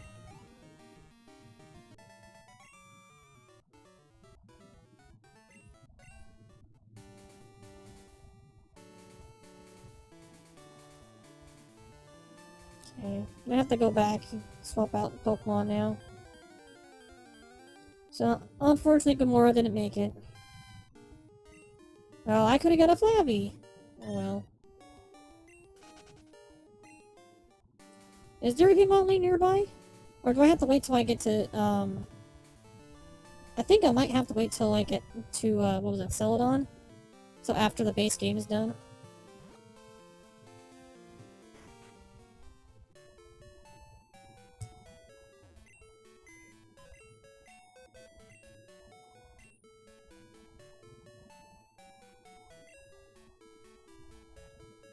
Well, that's unfortunate, though.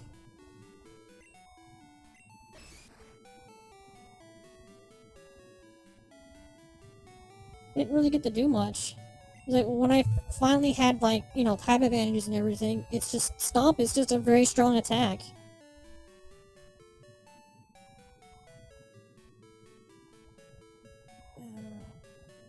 Still haven't figured out a way to get this Eevee evolved, though, because it's starting to look like I might have to wait. I might have to wait until I get to the Kanto town to get the evolution stones, because for some reason they don't get into you here.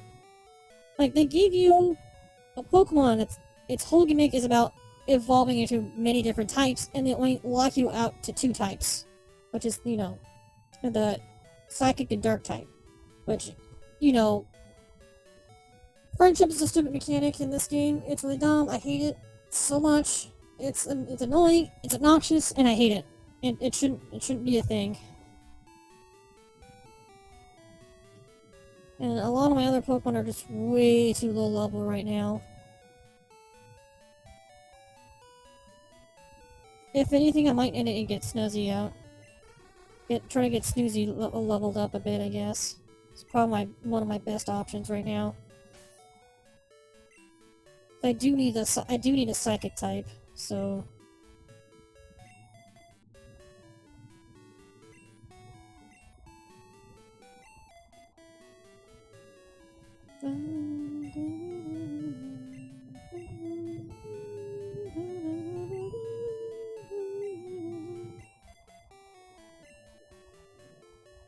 Okay, let me get healed up now. You're locked out from visiting any of the Kanto region until you finish. You basically have to do the Elite Four first, and then you can get to Kanto. Because like to get to Victory Road, you actually have to you basically go to Kanto to go to Victory Road. And because of that, you're locked out until you finish all of like the main badges for Johto. But after you finish Johto, you can go to Kanto. Once you finish you finish Johto and the Elite Four, you go to Kanto like immediately afterwards, and you fight you battle the gyms there. But we can get an encounter here by headbutting a tree in the town. So let's give it a shot. Let's see what we can do.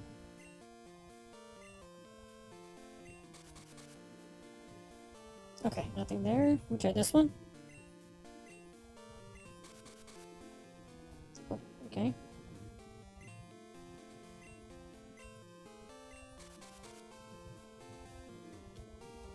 Okay, it's not the big trees, it's only the small trees I can do it on. I don't think there's any other trees here that I can do it on. Yeah, there's not. Unless you you're allowed to do it multiple times.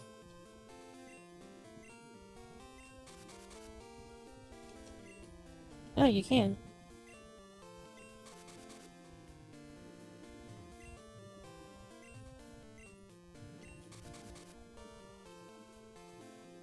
I like the little animation it does when you do when you do the headbutt and it shakes around.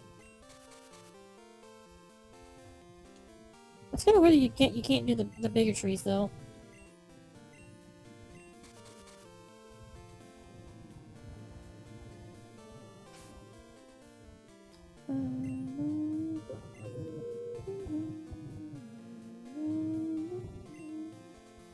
Yeah, but I think I need to do some grinding though. I need to get my Pokemon levels up a little bit because Snoozy is actually really low right now.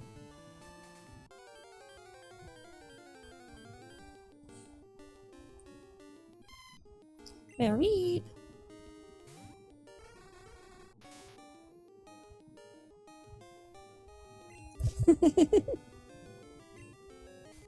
Go to sleep.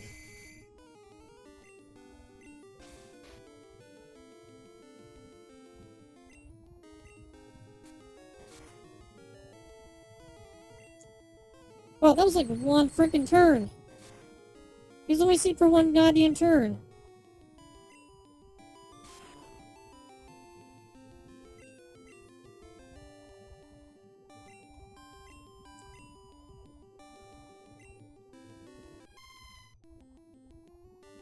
Wow. As Mary wants to make this battle go on longer.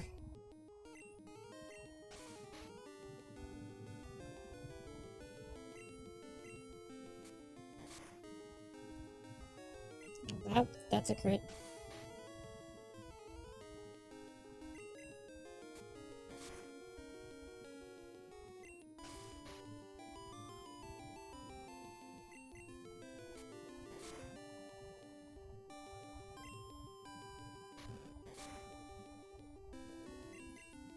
Should know Captain Flabbies. But do computers dream of electric sheep? Isn't that kind of interesting? Like the whole concept of Flabby being electric, being an electric type sheep, is just because of that novel. Do computers dream of electric sheep?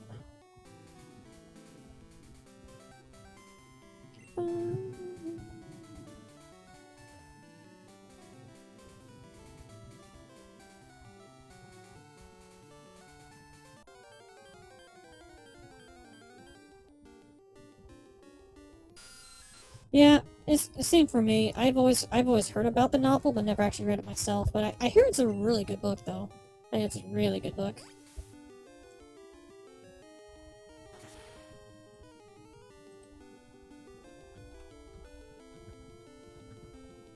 Do computers dream of electric sheep? Do androids dream of electric sheep? Dystopian science fiction novel by American writer Philip K. And it was published back in 1968. But from what I hear, it's a really good story though. Really good book.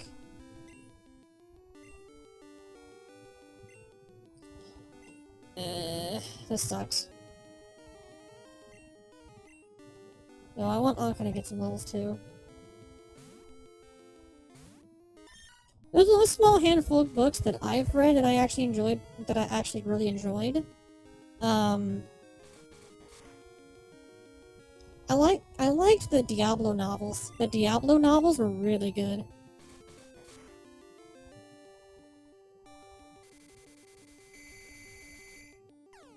I didn't want that.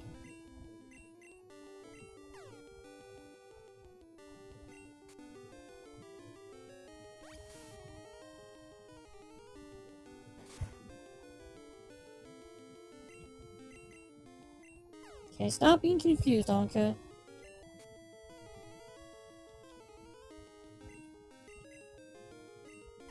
Anka, please. Please stop.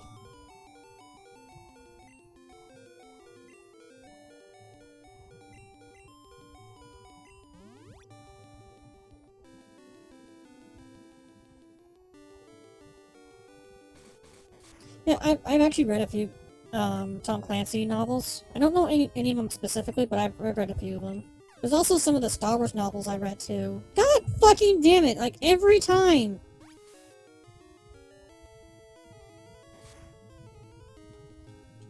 this is like so far 4 turns.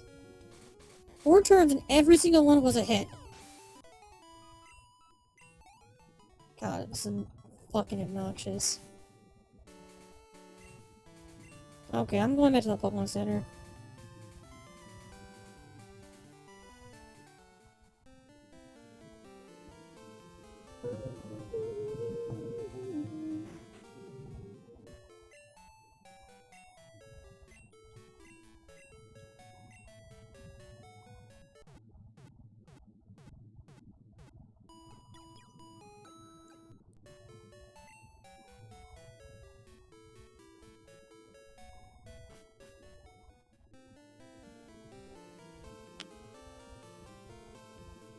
Man, I wish I could have something to drink, but I'm out of soda and I'm out of tea as well, so I don't really got anything. Hey, working on Pokedex? Wow, you must know some pretty rare Pokemon. Yeah, please see it. Please?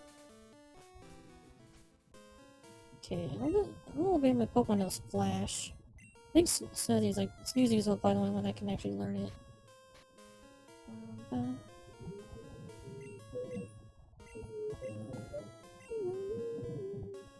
Yep, I was right. That's okay. The Slash is okay.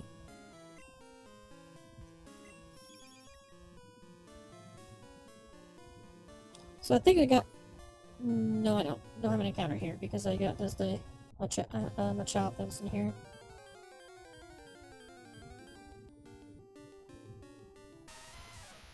I have to be very specific on what kind of like tea and stuff like that I have to get because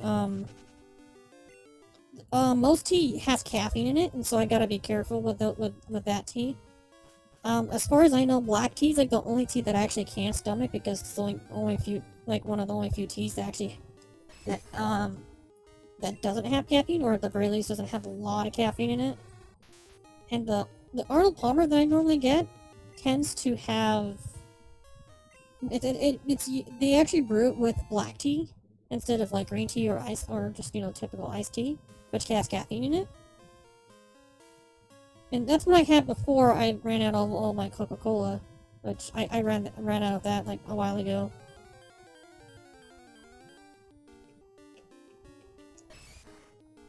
I actually think this would be a good spot for Snoozy to level up.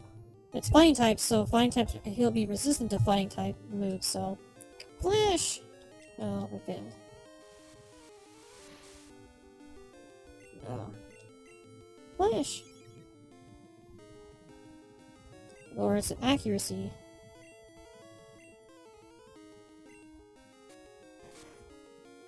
I also noticed that fighting type Pokemon tend to be more glass cannons in these older generations than the next ones. Because like a lot of the fighting type Pokemon that you can find in the newer generations are a bit more balanced, but they tend to be more, physical attack or special attack focused. In this one, they're basically just attack focused, and that was it. Like, everything else was kind of like, wow, freaking crit.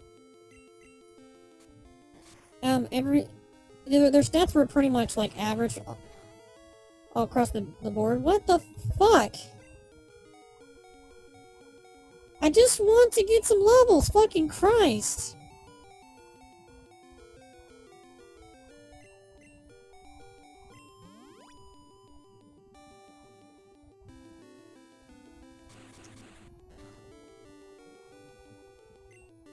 How is he getting a critical hit? Like, yeah, I know he did focus energy, and Crying Chop tends to have a higher crit rate, but it's like, oh my god. Even with focus energy and Crying Chop, I never got that many crits. Because that was like 3 in a row that he did.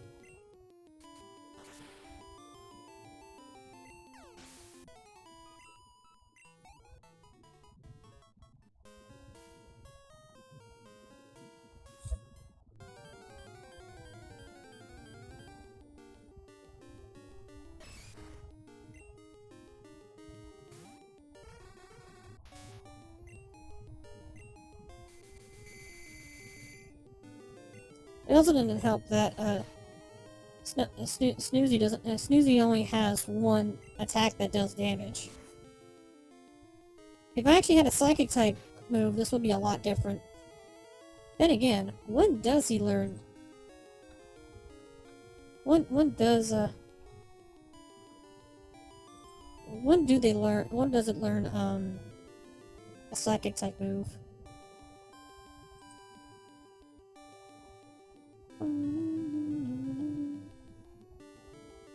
It learns confusion at 18. That's 4 levels away.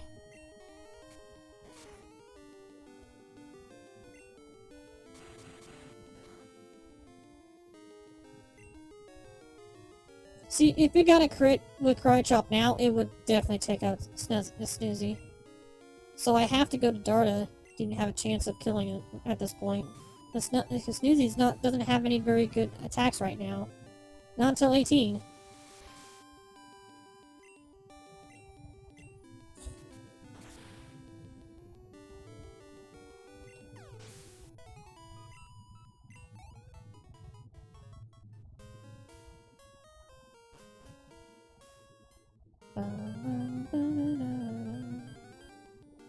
It seems like at this point I might have to just do swap leveling for EXP at this point. This is nothing I can do. There's not a lot of good spots for a Snoozy to level. I imagine it would be, but I don't remember where to get it. Screen share.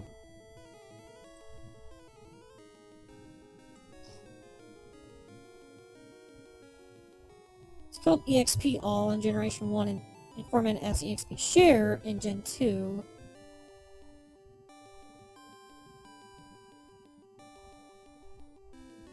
Description: Acquisition: Gold, Silver, Crystal. Route 30 from Mr. Pokemon in exchange for the red scale. So I have to get a red scale and trade it to Mr. Pokemon, and he gives it to me.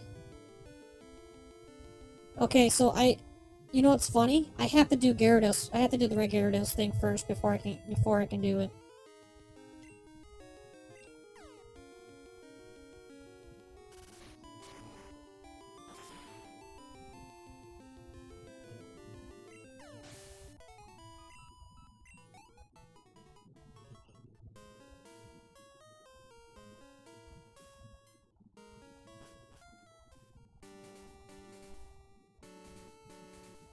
So yeah, once I finish Lake of Rage and I get the red scale, go to Mr. Pokemon, trade it with him, and he'll give me the EXP all. Or EXP shares, what they call it now. You're out late! Bitch, this is my normal time. This is when I'm normally awake.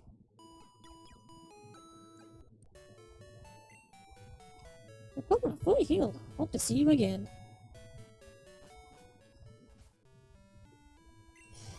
Really, my biggest problem is just trying to find places to go for grinding. But, you know what's funny? We still have one place we can go. So we can do the daycare center, and I remember leaving a Pokemon there. So you know what? Let's do it. I want to change this to the select button.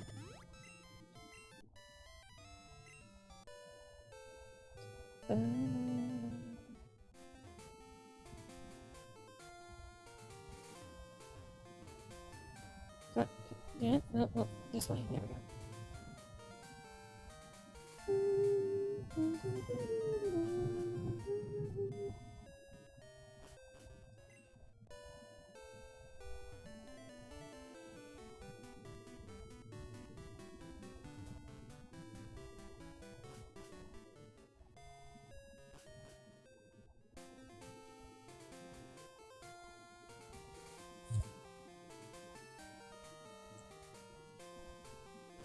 I mean, I feel like at this point, I think the better option would be to just do the daycare center and just run around. I think that was like probably my... Because I remember that's what I did on Soul Silver to get leveled up.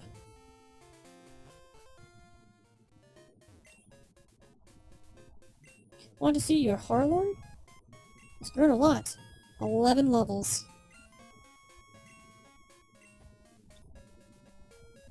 Okay.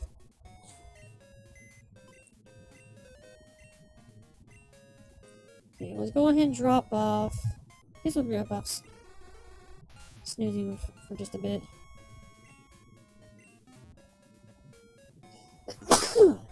Ew.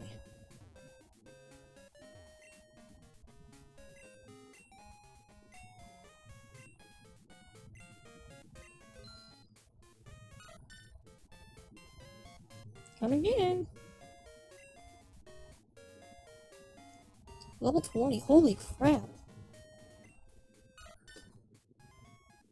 And for it to evolve, I think it's a happiness if I remember correctly. Togepi.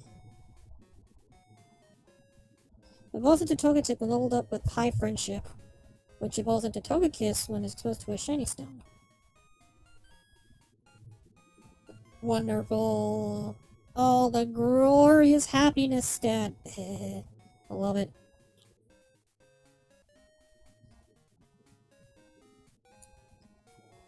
Oh, so great. I love it. Oh, so much. And their stats fucking suck.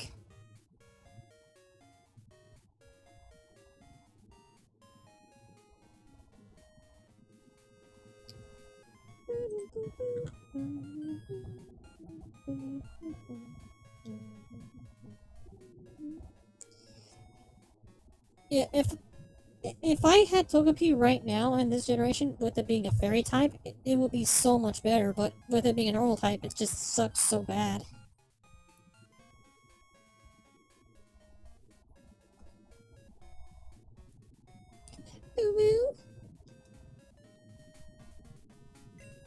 Wait, what moves does it know? Growl, Charm, Metronome, and Sweet Kiss. But yeah, like... do like a comparison for stats. Let's do... So Anka right here. 21, 21, 21, 36. So pretty balanced stats right here. I'm gonna go back to Harlor. 18, 31, 23, 33, 18. So it actually has more defense than Anka, but less attack. About the same special attack, more special defense, and less speed.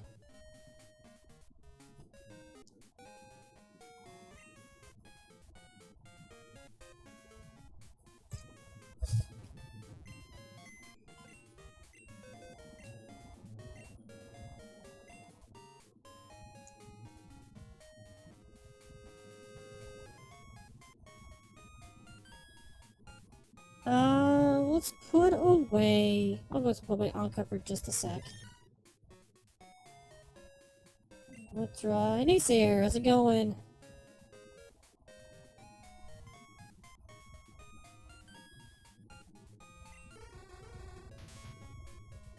Get Snoozy back out and drop Snoozy off at the daycare. Yes, raise my Pokemon for me, please.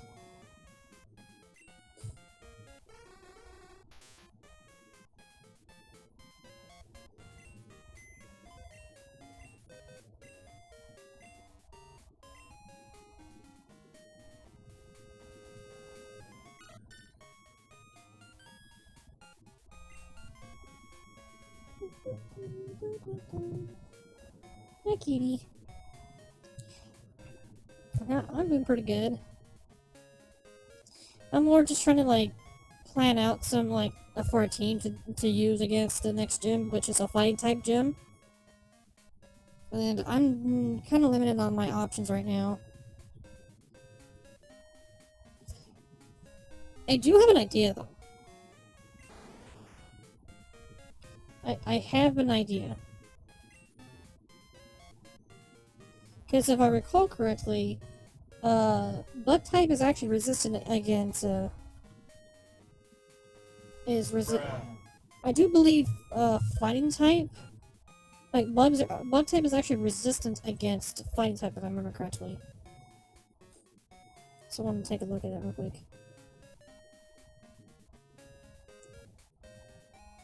Yeah, Fighting, Grass, and Ground, so yeah, they take half damage from fighting.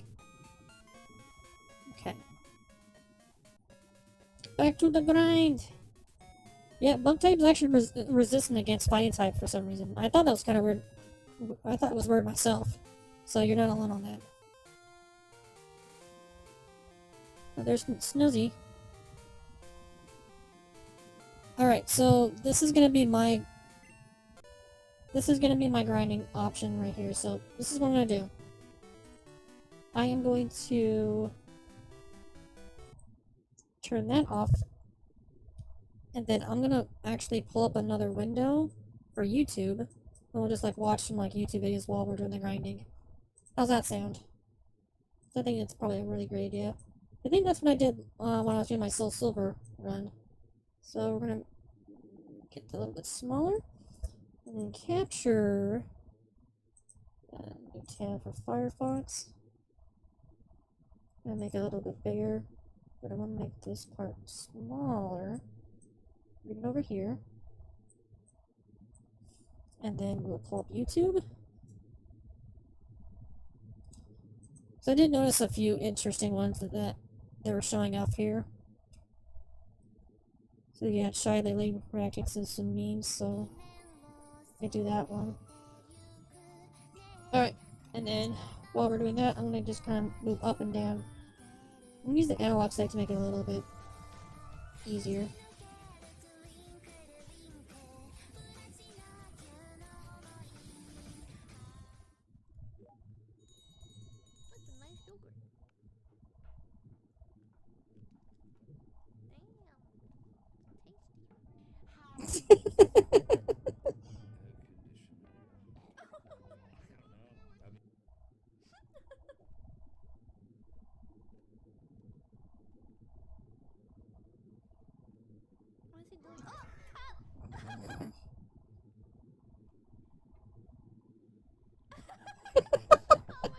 I don't think I've ever seen that happen before.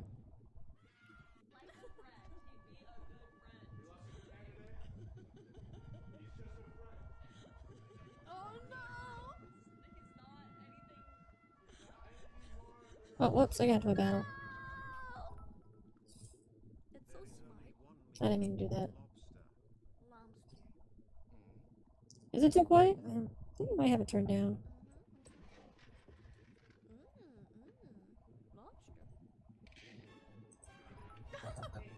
Alright.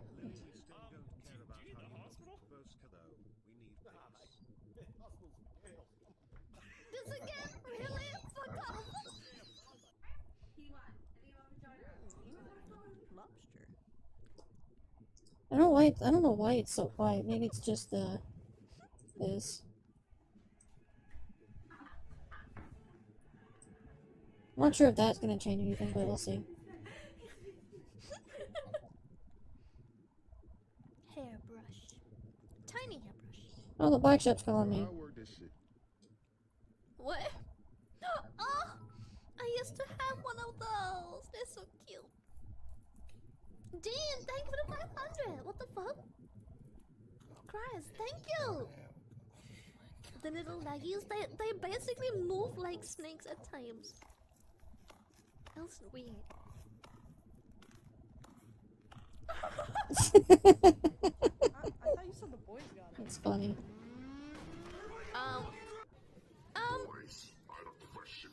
Oh my god. Wow. Hey Daisy, you want some That was pretty good. Wow. No? Alright, that's fine. I won't give it to you. Oh! This fun! Miss, for $1, name a woman. Name a woman? Yeah. Kind Chica, thank you so much. Who? Who? Yeah, name a woman. Name a woman? Yeah. Any woman, the fuck? Yoga bag, name a woman. Sorry. No, name a woman. Name a woman? Yes, go. Any? Yes. Oh my god. Yes. This is so hard. Name a woman. Literally any woman! He's this so hard. What, Amelia, your heart. Name a woman. What? Literally, just fucking Beyonce, Oprah, any fucking woman. Literally herself, she can say her own fucking name. Name any fucking woman. Me an interview. Get out of the way, bitch. Move, bitch. Get out the way.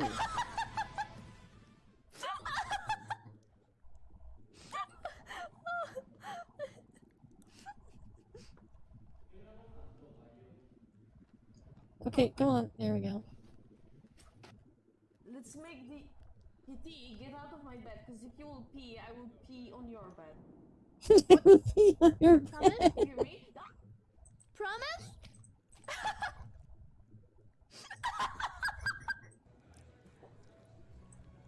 Why? You hear me?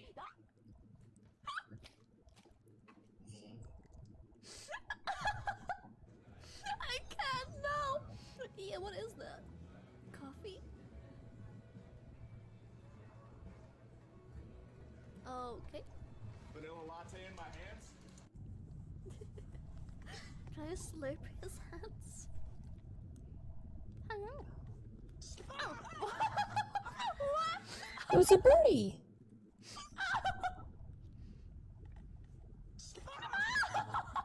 A mega low burp! Come on, bitch. Get out of the way. What the fuck? Damn! Oh, what the fuck? Oh my god.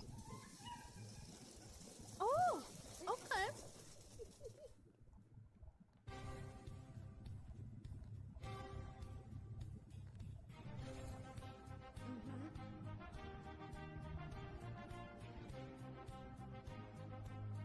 Okay.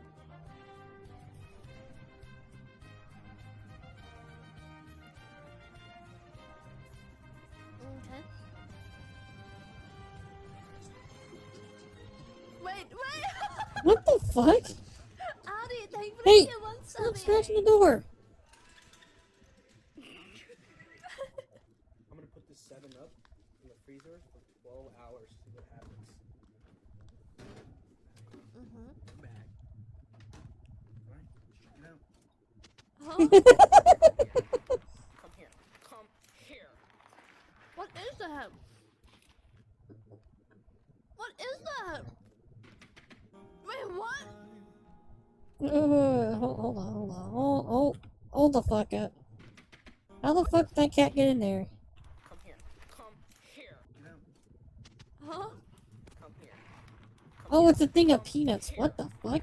What is that? How did he get in that little What jar is of peanuts?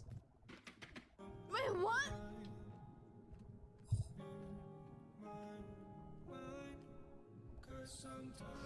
Oh!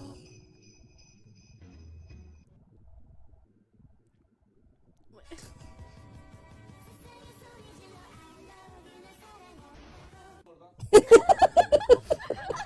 My humor is so fucking broken.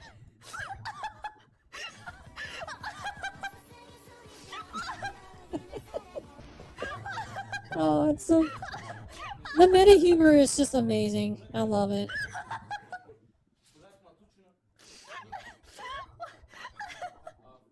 My humor is so fucking bad. Let us watch that again. Oh god. Oh.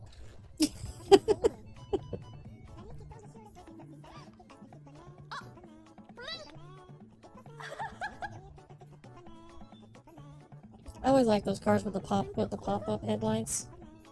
They really they look like they're just it's just eyes. Lie that you told your dad. She's shy. Yeah, that I found $20 on the street. Where did those $20 come from? Maybe his drawer? Wow. Okay. Lie that you told your father. Thank you so much, Maldi, for the tier 3. The first girl I kissed was Susie in 2nd grade. But she's your sister. Ah! Ah! Sweet home Alabama. I was just I was exactly thinking about that. Glass.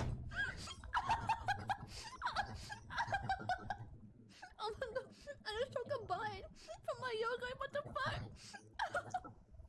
Well, I mean, incest is actually very popular in like anime and manga for some reason. I don't know why, but it's a very popular thing. Holy shit. He got his hand stuck inside that vase? Oh my god.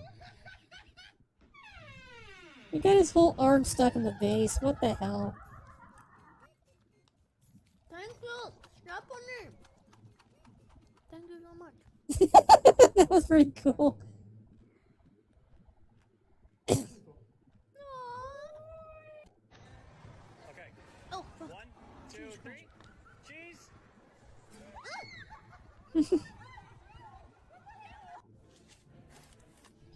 Yeah, those people that like play out like No! Careful. No! wow, what fucking I hate when people can't eat properly in the car. No! God, I yeah, hate eating those the car people now. that act like, you know, those like brass statues in like Las Vegas and whatever, they're really good. No! 'Cause I actually did see a few of them on the fuck? Bro, I think there's more important things going on.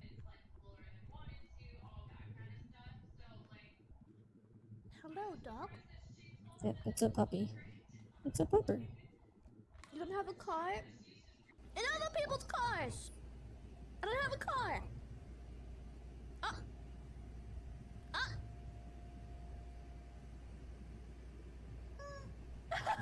This is a rock, and this is water. If you pour water on a rock, nothing happens. But if you pour water on a rock, nothing happens. Well, if you do it often fucking enough, Rock, time after time after time, nothing happens. it does!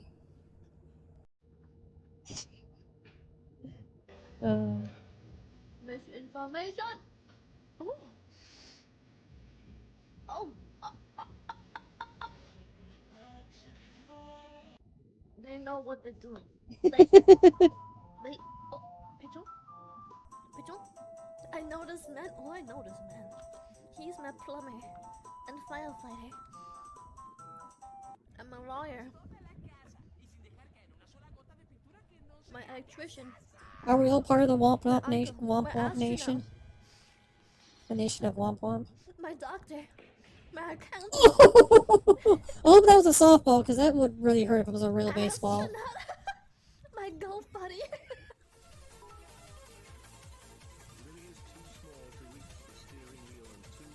Get out of the way, bitch! Shut up. I'm not. I'm not. Shut up. Oh, this again?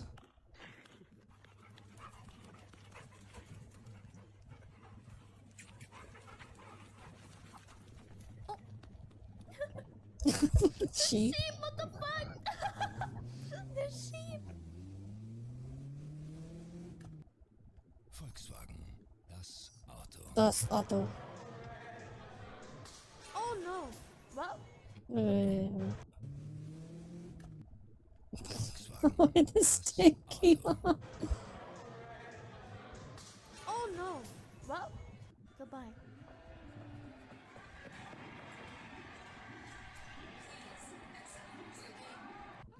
What? Oh god. Ew. Oh. No, don't hurt me. Don't hurt me. Oh.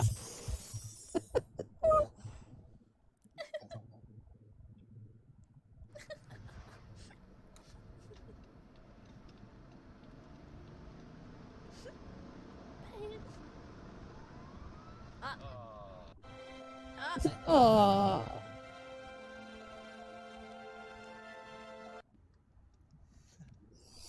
Monkey. Dog. It's a puppy. I'm not sure what's going on. In the back here? Yeah. Meow. It was like coming from like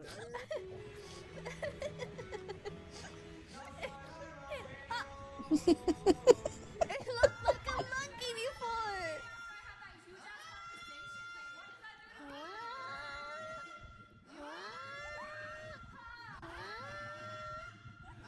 When the sirens go off.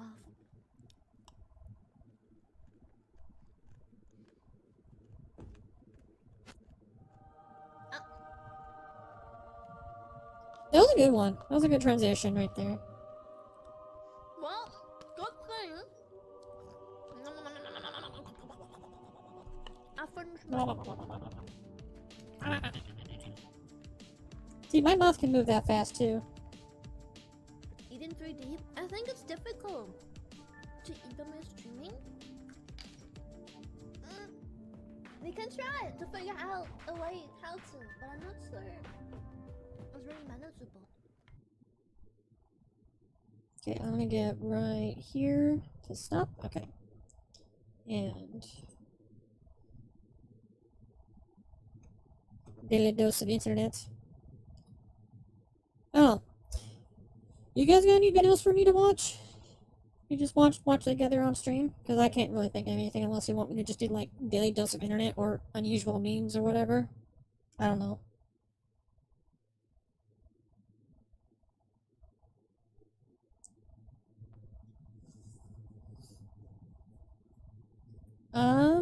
If you have like a compilation of an all-in-one video, I think that'd be fine.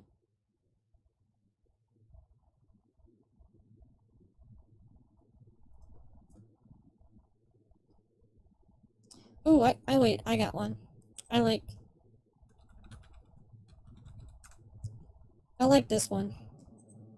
Korean music, but it sounds Russian.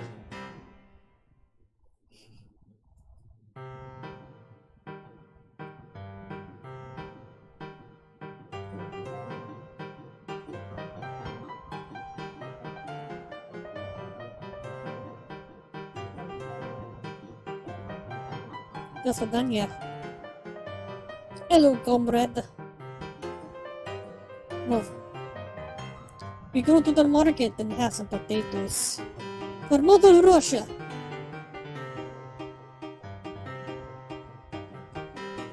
Well, I think my microphone's picking it up. Ah, get away, bitch! Okay. You're being a bitch. Ah, comrade. We go to the supermarket to get one potato because we are communists and we don't have money.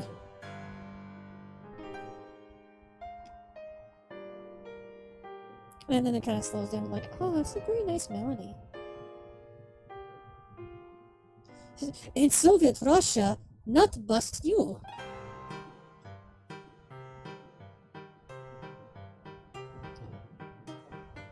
Comrade, you need money? It's okay, we work for government. Government will take care of us.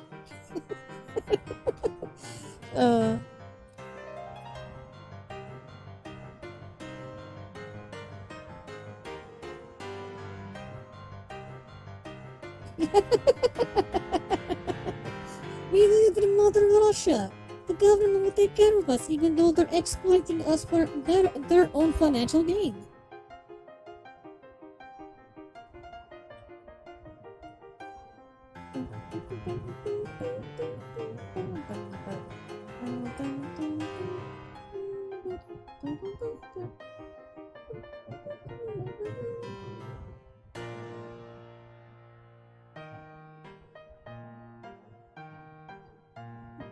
Adam Stantler.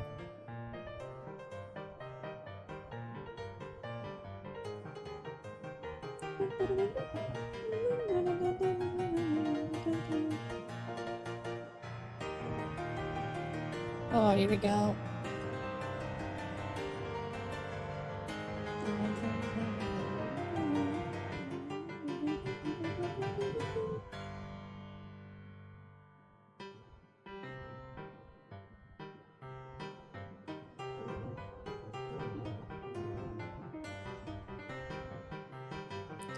If I remember correctly, I think what they described this as like G minor. It's basically Kirby in G minor, which sounds Russian.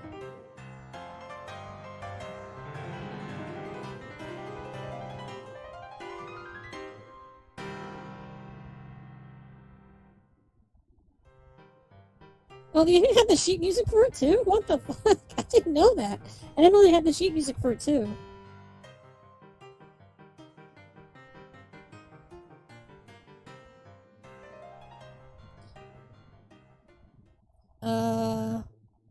Oh, I'll show this one.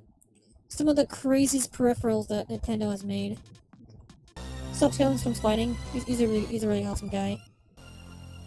I used to know him when he was the happy video game nerd, but he changed it to Stop Skeletons for Fighting. He just talks about like random video game stuff, but yeah, he gets some really crazy stuff talking about. Little remembered card reader add-on for the Game Boy Advance with a lot of different uses. It was released shortly after the Game Boy Advance launched, and despite the GBA being a massive success for Nintendo, this Swiss Army knife of a peripheral was not, lasting only 2 years in North America. It was the key to unlocking bonus content in a handful of GBA games and GameCube games, as well as capable of playing games itself. And side note, it was not Nintendo's unexpected foray into the cutthroat world of ebook devices like the Amazon Kindle, which is probably what you were trying to Google. Like a lot of Nintendo's gadgets, it was a little ahead of its time and a little too unwieldy for its own good. Still, it's a fascinating device for this show we call Punching Weight, where we celebrate the weird, ambitious, and unnecessary. And in this episode, we're going to take a deep dive into the Nintendo GBA e-reader.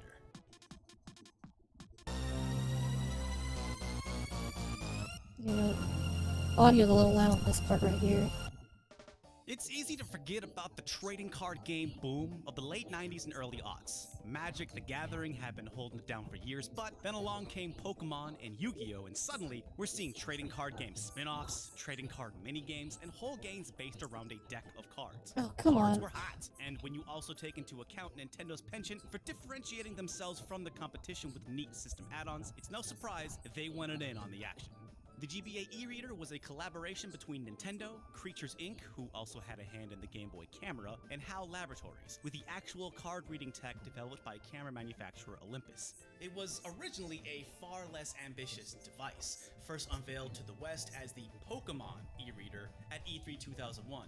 Only as I remember the that. turn your GBA I remember into a them saying it was the Pokédex Pokemon for e-reader, Pokemon not the just TCG. Nintendo In fact, e-reader. when it was first released in Japan in December 2001, it did not have a link cable capability, which we'll break down in more detail in a minute.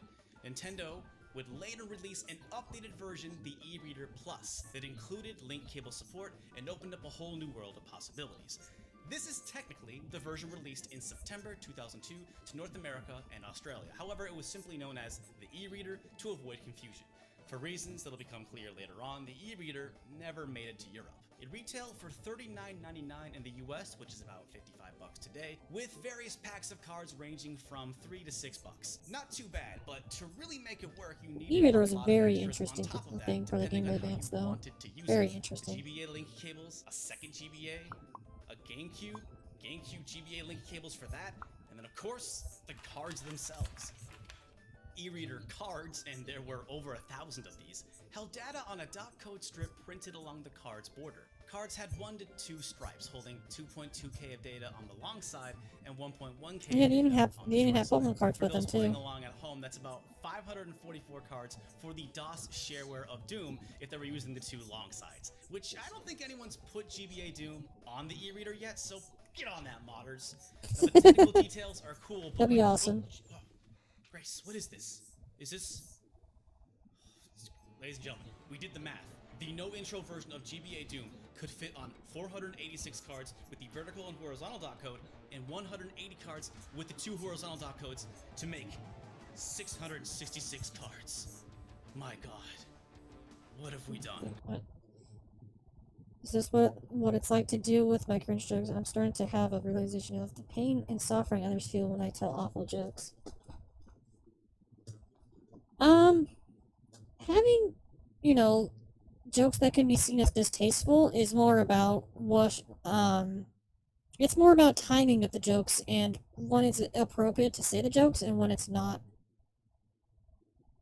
When it's appropriate and when it's not appropriate.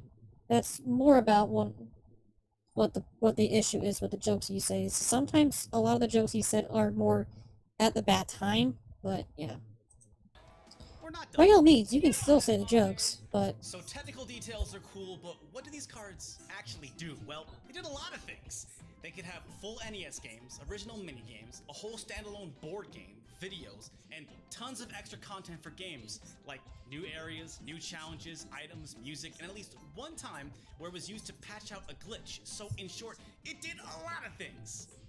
In fact, too many things. There were also a lot of different ways to actually get cards. The e-reader came packed with cards, some games came bundled with cards, some were packed into magazines, and others were given away at special events and are very rare. But most cards were sold as packs for about $5 a pop. Well, at least the NES ones were. Cards for games like Animal Crossing and Pokemon, though, in keeping with the tradition of trading cards, were parts of a larger set. For example, Animal Crossing E-Series 1 had 66 total cards and sold 5 cards in a booster pack for $2.99 each. It was difficult to collect them all, and it's easy to see why it'd be hard to convince Mom to indulge in any of this. So that's a lot off the top, but the real question I'm sure you're wondering is, how does it actually work? The e-reader itself is a rather big device, bigger than a GBA SP. Doesn't exactly fit in your pocket. It's not really portable. It is essentially a GBA cart with a giant card reader on top with a slit for sliding cards. And because it is essentially just a GBA cart, it works with anything with a GBA port, including the GameCube GBA player and DS. The problem comes with the link cable port. While it fits perfectly for the classic GBA and GameCube player, it's not the best fit for the SP. Requires a link cable adapter for the micro, and physically doesn't fit the original DS, though if you carve out a hole in the plastic casing, it will work. This is not an issue for the DS Lite, by the way, but it's so weird looking with a giant card reader bolted to it. Again, can't imagine why this never caught on. Side note, because all GBAs are region-free, the e-reader itself is also region-free, except the cards themselves are not. So that sucks. The device itself works well you enough, can't get though Japanese can be cards on it temperamental. and use them A on big the problem US is that e-reader. scanning is actually a real pain. You have to slide a card at just the right speed. Most cases require multiple swipes from multiple cards. Luckily, you can swipe cards in any order you want, but you're required to hit A on the GBA every time a swipe is successful or unsuccessful. We found using the GameCube GBA player works best because it stabilizes the unit. Thankfully, the e-reader has its own internal memory, so once you've swiped in a game, it stays saved in the e-reader until you swipe in something else, which is really cool. When we pulled this thing out of storage, there was a game still saved on here from probably 15 years earlier. Speaking of the games, let's start diving into the actual uses of the e-reader. Like we said, this thing did a lot of things, but our favorite are the classic NES games. I remember coming across the e-reader because I actually remember seeing these packs right here that have the NES games onto them, but you know, they're just basically like the early NES titles that you can play on your Game Boy Advance. And I do remember seeing some of the Pokemon cards that had e-reader sliders on them as well. The only ones I have not seen are the ones that were for Super Mario Bros. 3 on GBA. Because those ones have like unique levels printed onto them, and they're a little hard to get now, legitimately. But if you want to play them, you can play a modded ROM, or at least a ROM that actually that modified, like a modified version of the ROM for the Super Mario Brothers 3 for GBA to actually play those stages now. But yeah, it was really cool, but it definitely was ahead of its time, and it came out at a time where a lot of people just didn't really get it.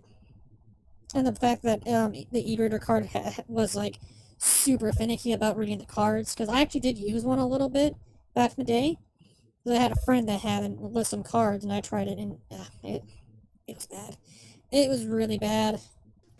Oh, I didn't realize this video was 3 hours long, almost 4 hours long. Holy crap! The first times Nintendo re-released old games as standalone content, and it was a major selling point in commercials. Like we said, sliding 10 data stripes will test your patience, but having an entire NES game stored on 5 cards is still such an amazing thing. There were 13 classic NES games released in total, and we happen to have 4 of them. Of the games we were able to test, none had anything that isn't in the OG NES versions. In fact, they're actually missing features. Balloon Fight and Ice Climber are missing a 2-player option, and Excite Bike still does not have the ability to save custom tracks, though they at least took the option out. The biggest knock against them is that none of them save high scores. I mean, the damn thing is rewritable. You'd think that storing high scores while the game is loaded into the e-reader wouldn't be too big of an ask. At any rate, high score saves, 2-player mode, and even the ability to save custom tracks were later implemented into the GBA Classic re-releases, which renders these e-reader versions pretty obsolete. Another negative, Each NES game comes on 5 cards. Again, the novelty of having an entire NES game housed on 10 lines of data printed on 5 cards is still pretty mind-blowing. But if you lose a card or buy an incomplete set, the rest are basically useless. And I don't know about you, but I wasn't the most organized kid growing up.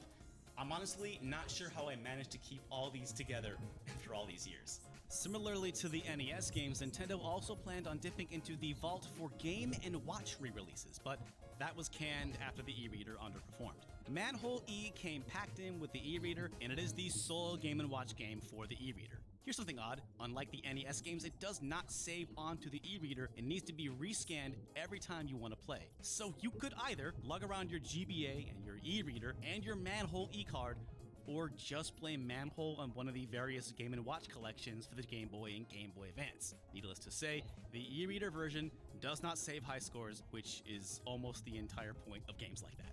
But hey, this is Punching Weight, and we are all about unnecessary.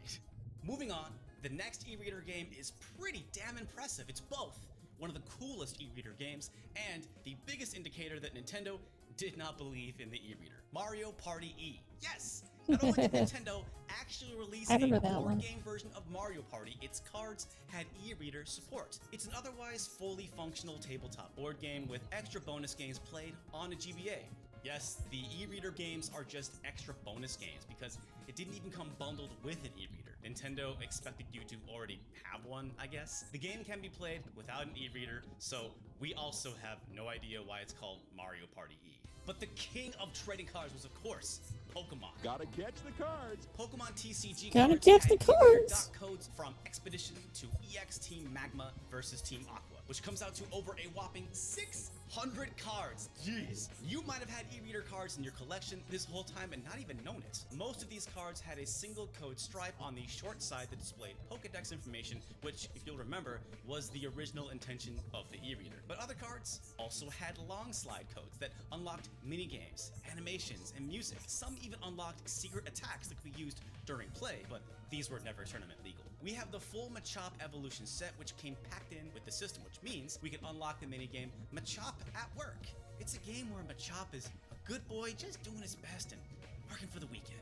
But there are dozens of minigames like this, and That Machop game looked like it was a they have bootleg. never been re-released, which means there is a ton of exclusive Pokemon content locked within these cards.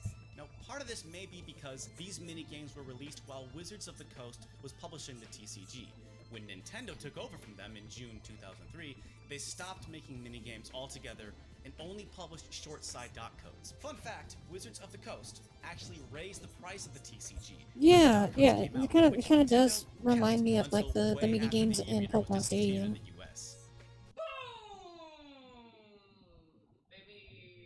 We'll be right back. But, I hear you asking, what about them PokerMain video games? Well, you're wrong, because there's also another completely separate kind of Pokemon e-reader cards that work with Pokemon Ruby and Sapphire. There are far fewer cards for these games, about 60 Battle E cards, and that's including promo cards released in North America, though there are a few more sets in Japan. By the way, to give you an idea of how short-lived the e-reader was in North America, it didn't even last a full Pokemon generation, as all the e-reader functionality was taken out of Pokemon Emerald for its international localization. There are a few different types of Wow, that is pretty sad. Are the trainer and berry cards, which allow you to battle new trainers or allow you to get exclusive berries. Pokemon, the no, most famous it's Pokemon Boob and Pokemon Ass. That's what we need versions like that. It's the adult version of Pokemon. Pokemon version Boob and Pokemon version Ass. Thought after card, though, is the elusive Eon Ticket, which was only given out by Nintendo at E3 2003 in volume 173 of Nintendo Power, and at some Toys R Us stores. Rest in peace, Toys R Us. Players who got an Eon Ticket were also able to share copies of it via record mixing, so the e-reader wasn't the only way to get it. The Eon Ticket let you go to a special location where you could capture Latias or Latios, depending on your game. Unfortunately, to do any of this, you need a second GBA. Remember, the e-reader is basically a GBA cart itself, so first, you need your GBA with your copy of Ruby or Sapphire, a linking cable, and a second GBA with the e-reader. It was reasonable for Nintendo to expect the average Pokemon superfan to have a link cable and a friend or sibling with their own game in GBA to trade with. That's the entire idea behind making 2 versions of each game. But this was just a step too far, and it didn't catch on like Nintendo had hoped, at least in North America. Still, my favorite Battle E card, though, was a special card released only in a Japanese magazine that actually patched out a glitch. Pokemon Ruby and Sapphire had a weird bug which basically created a lost year where berries couldn't grow for a full calendar year. This card set could actually execute code into the game and patch it out. Now, sure, there were other ways Nintendo allowed players to patch out this glitch, but for my money, this is one of the coolest uses of an e-reader card. Another super cool e-reader game was Super Mario Advance 4 Super Mario Bros. 3. Yep. AKA the greatest name for a Nintendo game of all time. Though it's a shame they didn't go all the way dumb and call it Super Mario Advance 4 Super Mario Bros. 3E, which is what the cards were called. Side note, the best video game title of all time is still Peter Jackson's King Kong, the official game of the movie. Anyway, SMA4 SMB3E US had 36 cards spread across 2 series, and they were all really cool. The cards had a few basic flavors. Demo cards that were essentially speedruns and let's plays before YouTube, and power-up cards, which let you add items to your inventory or modify the game itself with switches that changed the way the game was played. However, the true star of the show were the exclusive brand new level cards. Yep, There the were stage cards. 38 total e-reader exclusive levels, of which only 13 were ever released in the US. By traveling to World E, you can play these new levels and also collect special coins, which were only available in e-reader levels. Collecting enough coins would actually unlock 3 more minigames, but because of how bad the e-reader flopped, 2 of these minigames were not unlockable in North America because we missed out on 25 level cards. After the e-reader got kiboshed, it created a weird market in the Mario fandom. SMA4 SMB3E e-reader card levels would actually save onto your cart after you unlocked them. So for a long time, one of the only ways you could play these levels is if you bought a cart that had all the unlocked levels on it. For example, our copy was bought secondhand and has a few levels saved on it. In 2016, Nintendo re-released SMA4 SMB3E onto the Wii U Virtual Console, and it actually has all the levels and minigames unlocked from the start, including the levels that were previously Japanese exclusive. Not to mention, a physical cart actually doesn't have enough room for all 38 levels, so this makes the Virtual Console version the definitive version, which is kind of unprecedented for a Virtual Console release. Now, naturally, it's pretty all crazy. these levels have been recreated in Mario Maker, but this is still really, really cool. However, all the demo movies and power-up switches are not available on the Wii U version, but the e-reader input screen is still there, which is kind of weird. This is particularly upsetting in light of a hidden set of game-altering switches hackers have found buried in the code. The cards that would have activated these switches were never released, so it's worth buying SMA4 SMB3E. Wait, did I say that right? Yeah, okay. SMA4 SMB3E on Wii U Virtual Console for the extra levels, and downloading a ROM to play with the extra switches. Though good luck trying to find those ROMs. Moving on, the third way you can use your e-reader is with the GameCube, and the main way you would have done that, in North America at least, is with Animal Crossing. Pokemon Channel also had e-reader compatibility and came with 3 special cards that you could use for the Smeargle Paint minigame. But after the e-reader got cancelled, they stopped including the cards in the box. They didn't actually remove the e-reader capability, so you can still play the game if you got your hands on the cards. Anyway, Animal Crossing was a hugely ambitious game for a pre-internet time and was compatible with both the e-reader and the GameCube GBA link cable, using them both to unlock a ton of extra content. Connecting your GBA via the GameCube GBA controller link cable granted you access to the island, while the e-reader granted access to a ton of stuff. Alright, I'm going to check and see what levels they have gotten now. So, damn it. Chat box, you stay there. Window capture, I want to move you down a little bit. Okay, so let's see what levels they are now. Whoops. Level, please. I forgot to drop off another Pokemon. I should have, but I didn't. Want to see your snuzzy? Alright, 11 levels. You know what? I actually will take that.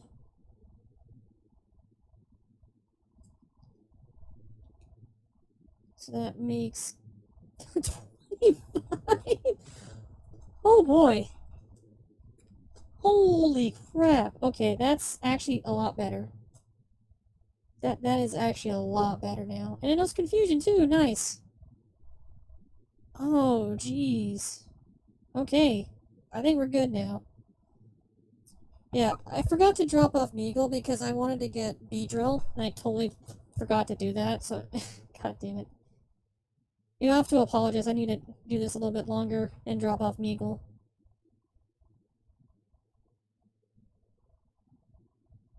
Snuzzy's strunk! Now I need to figure out when... when it evolves, because I think... 26, okay. It evolves at 26, which I think it actually is level 26. Because they don't actually evolve when they're at the daycare center, so... So I just need to get one more level with Snoozy, and then he'll evolve into a Hypno, which, 1,951 EXP left for it to level up. But I think that should be okay.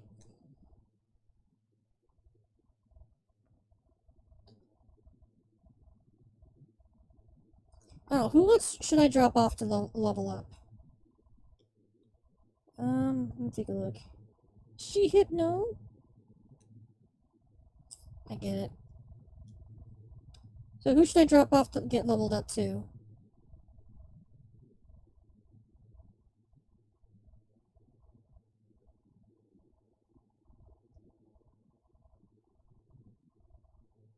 We could get Shortclaw leveled up a little bit, just so we can have him as a backup in case Darda happens to bite the dust. Is it Adam Stantler? Sure, why not? We can do Adam Stantler. We'll drop up Adam Stantler to get leveled up as well.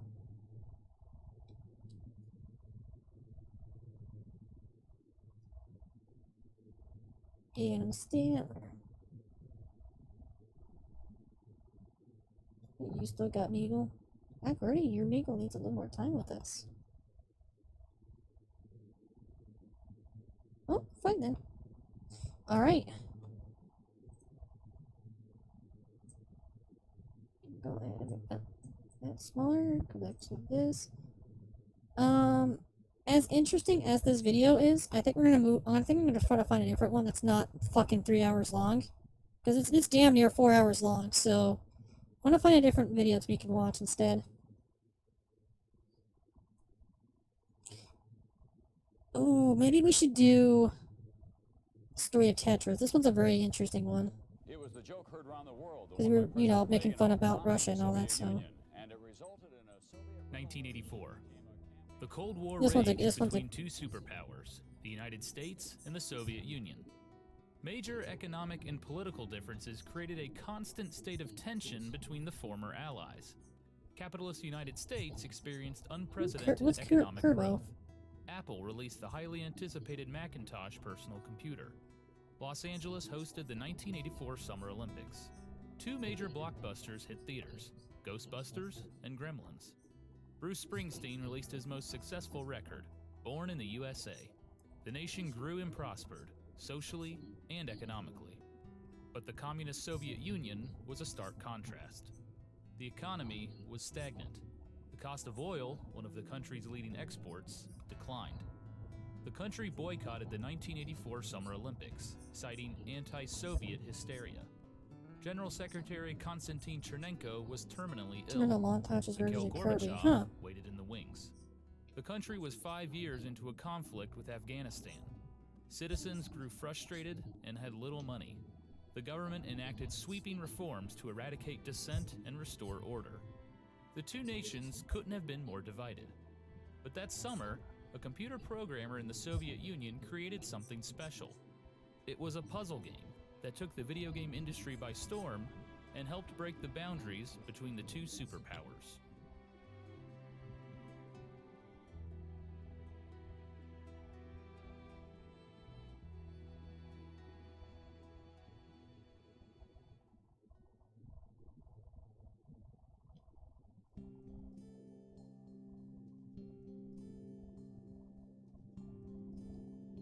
That's enough. Alexei Leonidovich Pajitnov was born on March 14, 1956 in Moscow. His mother was a journalist who reported on cinema, a somewhat controversial art form in the Soviet Union. His father was a philosopher, a writer, and a dissident of the communist regime. When Pajitnov was 11, his parents divorced. From then on, he and his mother lived alone in a one-bedroom apartment. But their time together introduced him to pop culture. As a writer, his mother regularly attended the Moscow International Film Festival. Sometimes she brought young Alexei along and introduced him to films from around the world. I was like that He too. loved James Bond. I honestly He also thought loved Tetris was a math thing that puzzles and Nintendo board made. games, one of the few And then I forms just of realized that, entertainment oh, available to it's a children Russian of the made game. Soviet Union. One of his favorites was Pentominoes. The goal of the game is to arrange 12 unique puzzle pieces consisting of 5 blocks each into a rectangle. As a child in the 60s, Pajitnov witnessed the competition of space exploration between the United States and the Soviet Union. The USSR recruited scientists and engineers to give them an advantage. They hoped to draw children into the field by showing off the latest technology. As a result, 17-year-old Pajitnov was introduced to the computer. It left a lasting impression on him. He enrolled at the Moscow Institute of Aviation, where he earned his master's degree in applied mathematics. After graduating, Pajitnov joined the famous Russian Academy of Sciences in Moscow, where he landed a research position in the Dornitsyn Computing Center. But the computing center wasn't exactly at the forefront of technology. In Soviet Russia, you All don't stack employees sheets, used the sheets same stack you. room-sized mainframe computer. In Work Soviet conditions weren't Russia, ideal you either. don't block, Pajitnov shared block, his block, desk with block 3 other you. researchers. He followed the same routine almost every Yeah. day. Yeah, I Wake thought up that was between weird. 7:30 and 8 a.m., Discovering about eat a Fanta being breakfast of German. I didn't know about that sausage, eggs, either. and cottage cheese, run some errands, then arrive at the computing center by 10 a.m. He worked until midnight, which gave him some alone time in the evenings. Eventually, Pajitnov and a few other employees got an upgrade, their own personal Electronica 60 computer workstation. It was a huge upgrade over the giant mainframe computers, but to the rest of the modern world, it was ancient. The Electronica 60 was a clone of the LSI-11 computer, a system that came out 9 years prior. The display didn't show any graphics, only alphanumeric characters. So Slappy, you really have to make that Pajitnov joke. worked on artificial intelligence programs and speech recognition software. The latter caught the attention of the KGB, Russia's head security agency. Hold on a second. They hope I'm actually gonna go grab some more food because I'm actually starting to get hungry again. So, maybe just give me just a second. I'll be right back.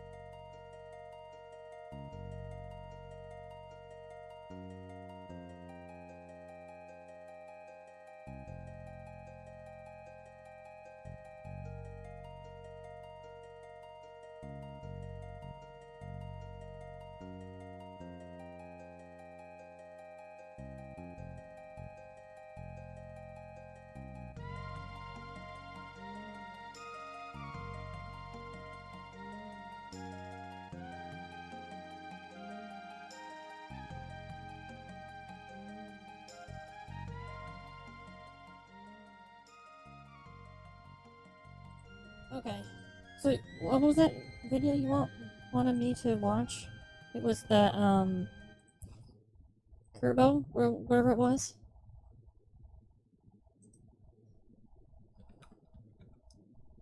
Really? Was it this one?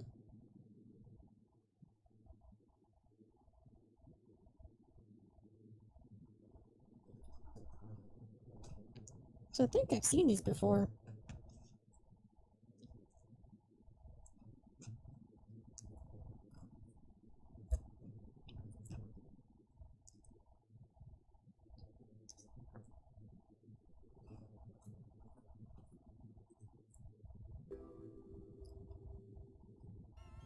A shadowy figure is unleashing chaos on the peaceful world.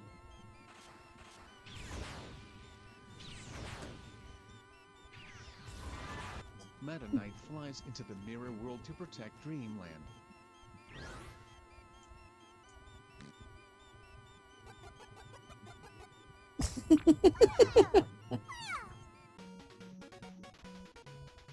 It's funny.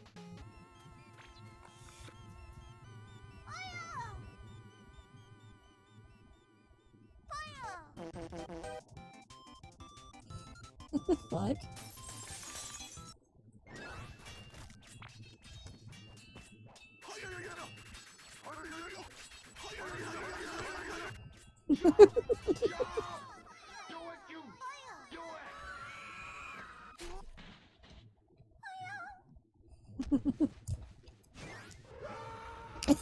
Ford.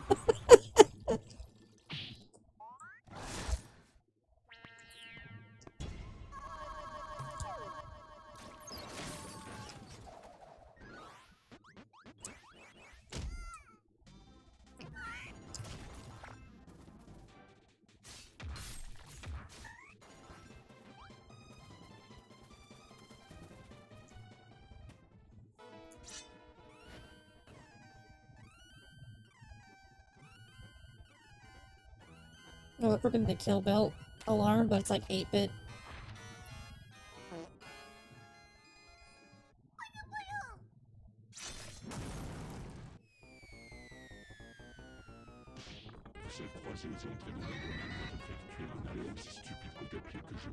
What the fuck?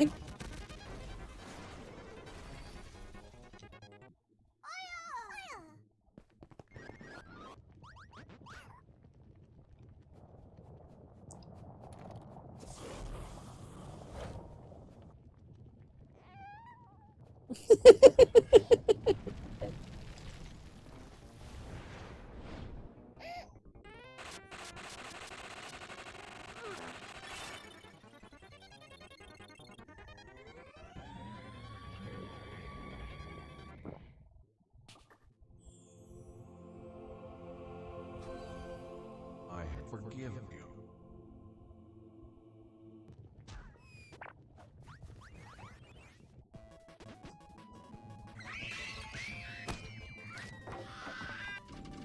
The fuck?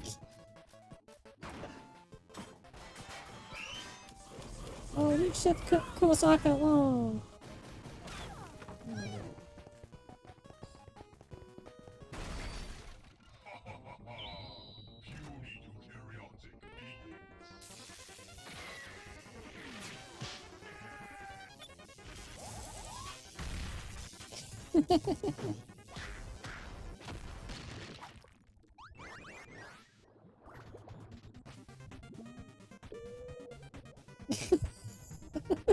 Alright, Kirby.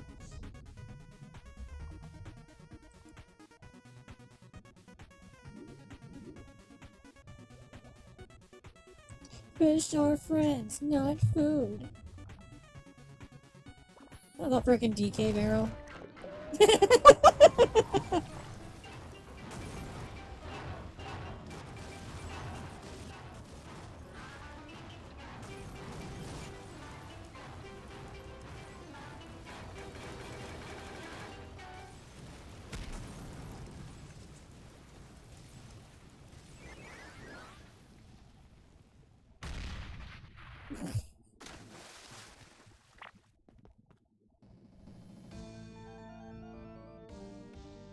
Oh, Kingdom Hearts?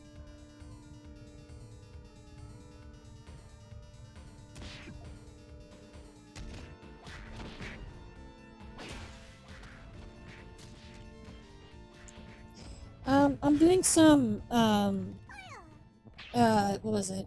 Daycare center grinding right now, and so we're just watching some random YouTube videos while I'm doing the grinding right now.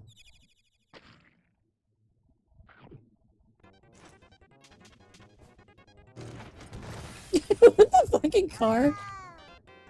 I just like it how it's like an actual. It's just like, oh my god, fucking airplane, the jets. I'm like.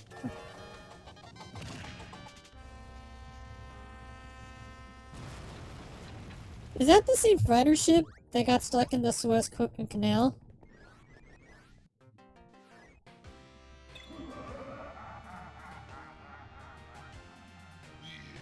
Yeah. Oh my god.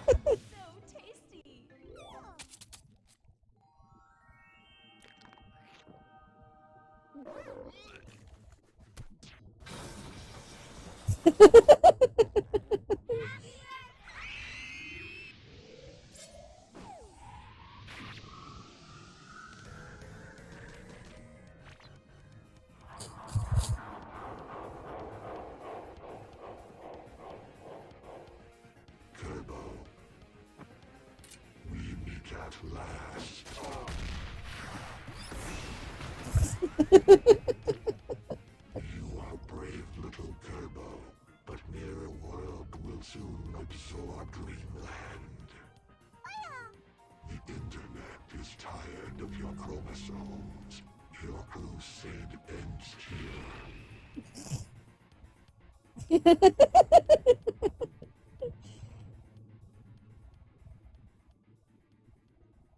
Deliver me from mine enemies, O my God. Defend me from them that rise up against me. Deliver me from the workers of iniquity, and save me from bloody men. The mighty are gathered against me. Awake to help me, and behold.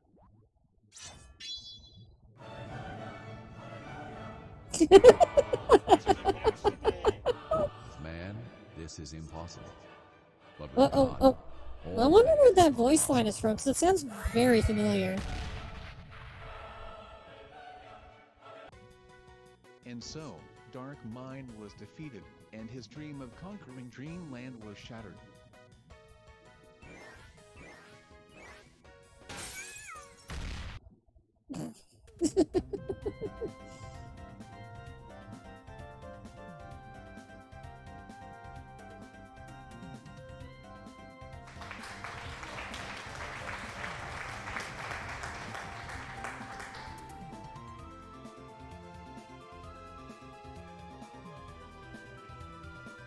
Yeah, it just kind of like, it just really gives like a really interesting like look to it. It's just like an interesting twist to like how the story of Kirby works and all that.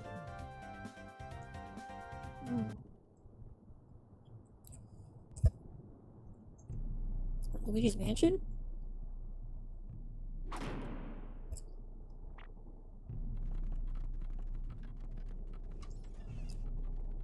I like some of the references they have in the backgrounds though. It's pretty cool.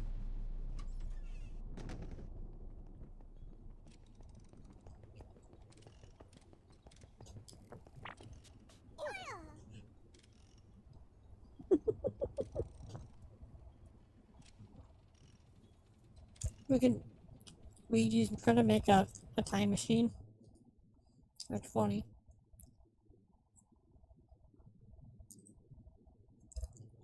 I still like doing the Joe Cat a little bit.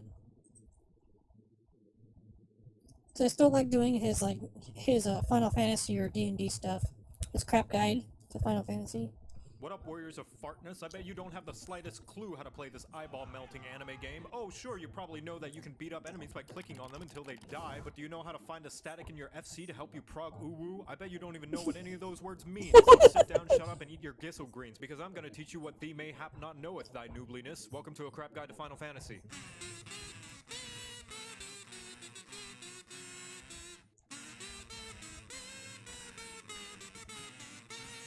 The tank is the person in the front lines of every group, leading the charge to inevitable party wipes, which is because you are the most important person in the party, having slap fights with the boss since everybody else is way too squishy to handle the puss-pounding patty cake. You'll never see Jimmy's soft boots eyeing up the cloud of darkness with his 2x4 and scriggly tree branch, but how hard can tanking be? Turn on your tank stance, do your 1-2-3 combo, and blame the healers when you die, right? That sounds like somebody who needs their short Q privileges revoked. Firstly, tank stance. You turn this on to start gaining enmity. What's enmity? It's where you shout at the bad guys, "Hey, hit me!" They'll be paying attention to you so long as you're dealing damage, so you better be dealing damage and not just having a staring contest. If you don't, then they're gonna start indiscriminately charging at the rest of the party like a dog in a movie theater. If you are the designated main tank, or in light parties the only tank, make sure this is on. If there is another tank in the party and you are the off tank, make sure this is off, unless there's some other bad guys you gotta pull. If you have conflicting stances with the other tank, they will chuck their shoulder pads at you. As a tank, you should make sure the bad guy's ass is facing the party as often as possible, as indicated by the bright glowing half-eaten donut underneath the target. This is so that if the bad guy sneezes, you're the only one getting down with the sickness. And also, if your party has anyone playing any jobs that particularly likes to clap them cheeks, you've provided a bright shiny spanking space. On top of this, as a tank, you are by Hydalin's blessings horrible at dancing, which is why you should move as little as possible once you've got the enemy's attention. That way the party can continue to whap the wumpus without having to chase down the bad guy's glorious booty. Just as well, because you have control of where the baddies are, you control how useful everybody else is. So if somebody puts down a useful AoE, stop fucking running away from it. Now that you have the baddie's attention and are in a nice cozy poking position, you don't have to worry about anything else, right? Ah, that's what I thought you'd say, you dumb fucking horse. Believe it or not, when you die, it's not entirely the healer's fault, just mostly their fault. That little bit of responsibility you have is based on how well you can juggle mitigation. What's mitigation? It's the buttons that make the bad guy's slaps hurt less that you sometimes press once, a subscription, and never think about again. You ever wonder why you have several of those buttons that all seem like they do the same thing? Well, that's because you're supposed to space them out over the course of a fight so the healers don't have to sacrifice their entire mana pool and firstborn child to get your frail ass through the dungeon. Remember not to bust your tanking load all at once, or else you're gonna feel a lot of shame when you're all out of juice and the boss still wants to go about 4 more rounds. Every tank also has a press X to not die button that can be used to survive any devastating attacks, or if you're a really aggressive paladin who drew every enemy in a dungeon ever and don't want the healer to hire a hitman on you. As for what your limit break does, tanks are thicker than the average Disney mom, to the point your honky chonky donkey bahonky extends to the rest of the party, protecting them from damage up to a whopping 80% at LB3. The thing is, unless you're a high-end player, you'll probably be using tank LB as frequently as a good player rolls high on loot. Overall, you have 4 flavors to choose from: punk, grunge, metal, and Christian rock. There's warrior for big axes, big anger, big self-healing, and if you like to do fell cleaves again and again and again and again.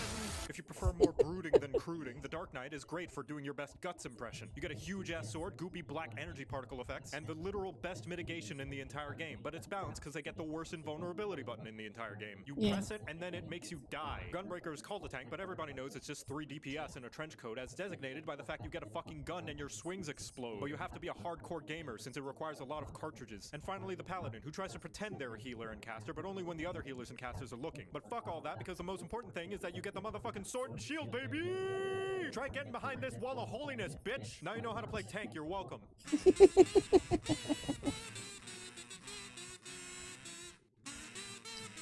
Did it get buffed? I didn't see the patch notes for it, so I'm not sure if it got buffed or not, because I know it was really fucking bad when they changed it. Was it 6.15 or 18? I'm not sure if it was 6.18, but I do know that when they changed it to where it's like super complicated and like completely unnecessarily complicated.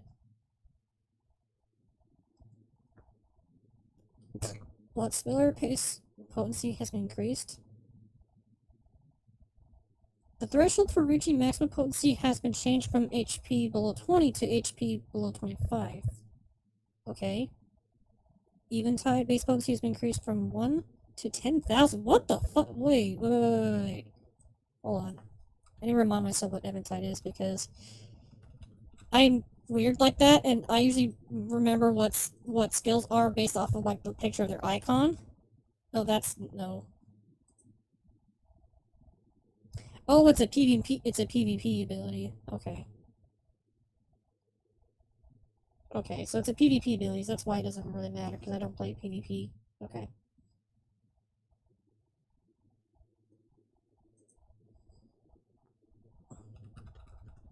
So it got changed. So Living Dead, when HP is reduced to 0 while under the effect of Living Dead, instead of becoming KO'd, your status will change to Walking Dead. And restores HP with each weapon skill successfully delivered or a spell cast. Cure potency 1500, which that's really good. While under the effect of Walking Dead, most attacks will not lower your HP below 1.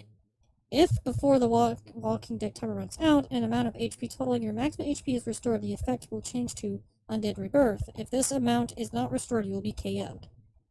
Under the effects of Undead Rebirth, most attacks will not lower your HP below 1. The rebirth duration, time remaining on Walking Dead. Okay, so it actually is a little bit better. Yeah, it actually did make it a lot better now. Because before it was like kind of useless. But now it's actually really good. But still, 300-second recast though. I think that's actually worse than Super Belide. Hold on. I think Super Belide is actually lower than that. Nope, Super Belide's higher. But then again, Super Belide is actually a lot more straightforward.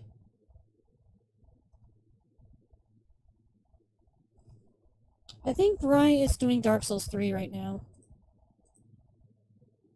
Alright, I'm going to check and see what level my Pokemon are at right now. See if I want to keep going, if I want to stop here. Okay, Beagle. 14. Oh my god. It was level 7 when I put it in? I don't have enough money. God damn it! I need to make some money. I need to find a way to get some more money. Might need to just sell some stuff that I have. No, stop.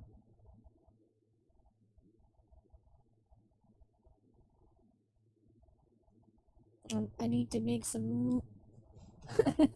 We got to have money. What are the apricorns give me? Not a lot. Bitterberry poison cure HP up? Yeah, we'll sell that one. I'm not gonna use it. Mint, super potion, apricorn, darts. Prevent stat reduction. You know what? I'm okay selling that. That's fine. We got to have money.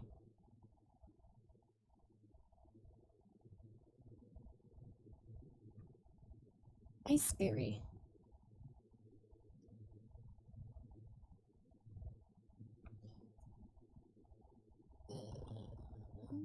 I don't think there's anything else. Fury Cutter. There's like hardly any Pokemon I have that can actually learn Fury Cutter.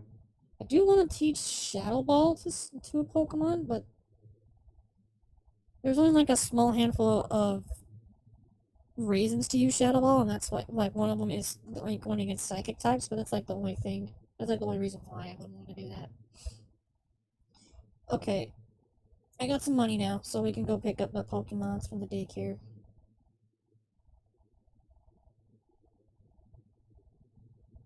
Okay, while I'm doing that, we'll just go back to this.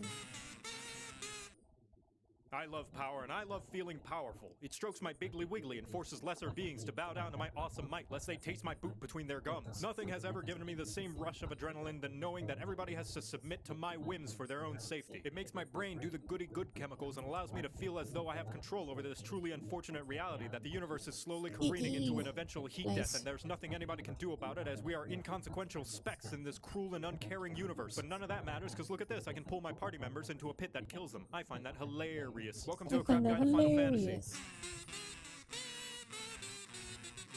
5 levels. Actually pretty good. The greatest power of all is the power to have control over people's lives, which is why the healer is the most likely party member to have a god complex. Right behind main tanks, mentors, I and like this anybody part who's right an here, coming omnicrafter. up. You are the most important person in the party, as you, along with the tank, are responsible for keeping the party alive by kissing their boo-boos and slapping the bitch who made the boo-boo. That's right, as a healer, Slapping you the do have bitch to who deal made the damage as boo-boos. well. Man, but it's called a healer, and healers are supposed to heal, right? Wrong! A healer's job is not necessarily to heal the party, but rather to keep them alive. And yes, there's a difference. There's going to be a lot of I'm downtime gonna between heals, drop and you off bet your Wilson for inflated just a rumpus sec. that you're making the fight take longer than it has to if you're just sitting there twiddling Slap your the thumbs bitch who waiting made for the your next boo-boos. chance to cast Cure. What do you do when the party's full health? What do you do when the party's full health? Or even halfway up and standing? DPS the bad guys. No, I don't pay your sub. But when the fight takes too long, it starts to rub all up on everybody's nerves. And when you hit endgame, it serves you right when the boss will wipe the party, cause you couldn't beat Enrage. Sure, you're for the most part keeping the party alive with a variety of healing utility spells, some regen, some shields, but an equal amount of time you're casting those, you're also throwing in some extra DPS when time allows. Remember, DPSing is just mitigating future damage. And if you're able to kill the current wave of dungeon mobs before they deplete the tank's HP, which by the way is going to regen to full by the time you reach the next mob pull anyway, what does it matter how low their HP gets? So yes, DPS when time allows. When does time allow? Well, I know you're scared of independence and thinking by yourself, but that's going to be a balancing act you'll have to figure out. However, my rule of thumb is the minimum amount of HP a party member has to be at is 1. But if that's too scary-wary for your weedle fingies, ask yourself, will the enemy's next attack make your party member fall on their ass? If yes, heal so that it doesn't. If no, time to become a glare mage, motherfucker. As long as they're alive and you're clearing the content, you're doing your job right. There is one caveat to doing your job right, and that's that everybody will hate you for it. Literally, by healing you start to generate a lot of aggro from the bad guys. So if you ever decide to heal before mob pulls in dungeons, it's important to stick close to the tank like an ERP or sticks to Vieira's wearing 2B thigh highs. Especially if you throw on a regen and suddenly 800 mobs crash through the wall with a How to Fry Fairies cookbook. You can still do it, but you should know what you're getting into. Like live streaming and hoping that anybody will watch. As for your limit break,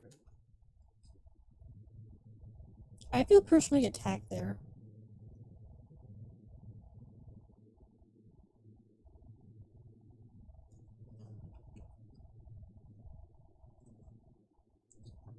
Don't mind me. I'm just sitting here streaming, hoping people will watch. All I have is you guys.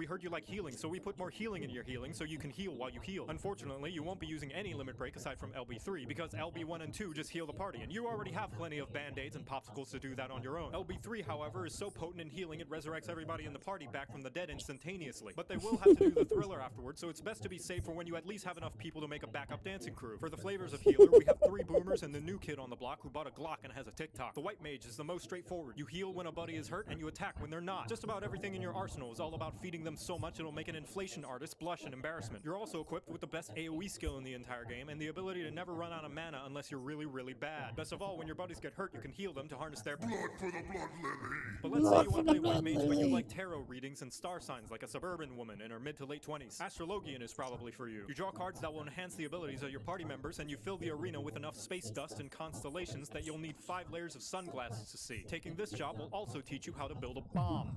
Don't worry, it's friendly. Scholar is a weirdo who used to hang out with all the bad DPS kids, but decided to turn their life around when they met a nice girl who supports them in their new hobby. Only problem is she knows nothing about your hobby, and you have to keep correcting her on fandom trivia. They're all about putting shields and defensive buffs that protect the party from taking damage in the first place. That way they can guess what? DPS even more. Also, your girlfriend can get thick. And finally, the new kid on the block, the Sage. A scholar who decided to stop being nice and pick up a gun that shoots lasers! Like Scholar, they also put shields and protective buffs on their party members so they can spend more time shooting lasers! How do they do this? After seeing Alphino change to the job, my guess is the Nullists are liquefied carbuncles. Rest in peace, Carby. And now you know how to play healer. You're welcome. Rest in peace, Carby.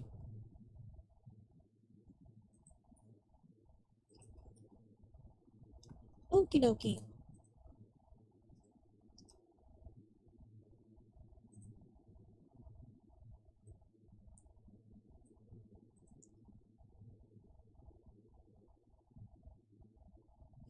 Harry the moderator.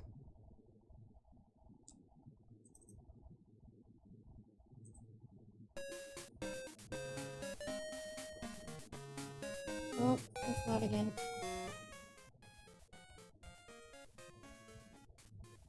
How dare it be loud?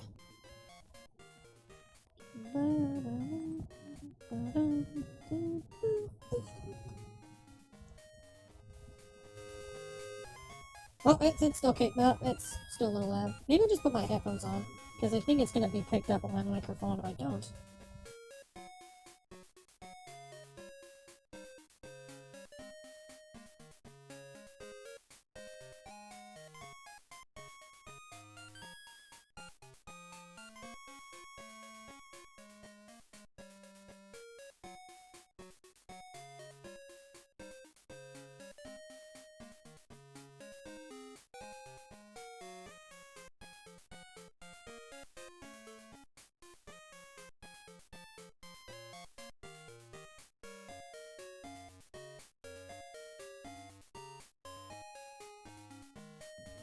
Delicious fruit snacks.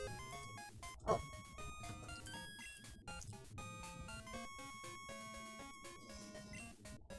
Alright, so we got Meagle at 18, so I just need to get one more level and then I'll level up to V-Drill.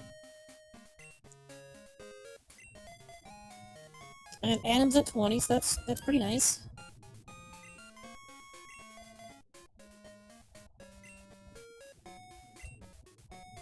Freaking Smoothie is like, you know, rocking that wonderful level 20 right there. That's crazy. 2025 though, that's crazy.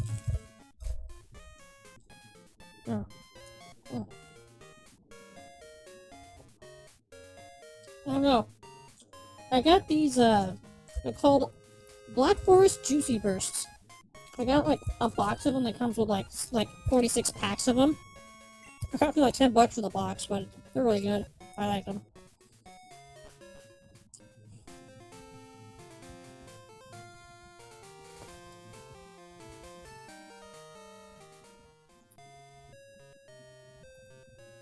Alright, so all I need to really do now is swap leveling for Meagle, so I can get him to evolve. He's got 1027? Okay, it's not gonna take very long to level up.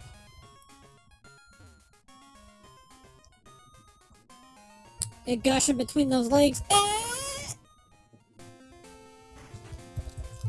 Okay. It's empty. I'm gonna open up another pouch.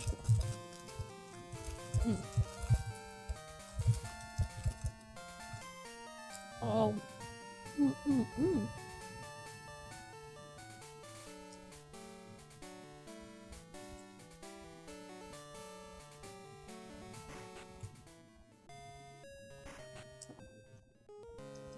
Am I a weirdo? I'm actually using the analog stick to move around.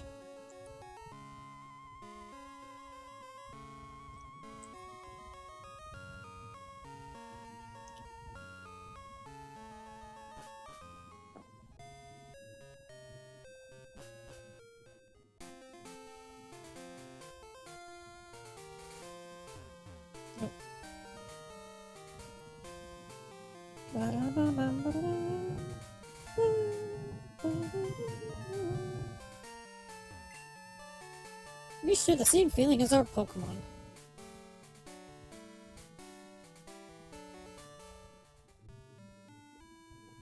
Okay, so if I want to do a little bit of grinding... Oh, I can do Headbutt here. So if you can find some Pokemon to catch right here. Let's see.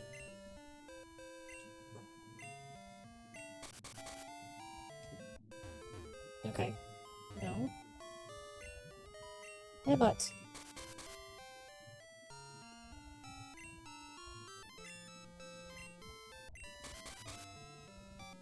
Come on. Give me something.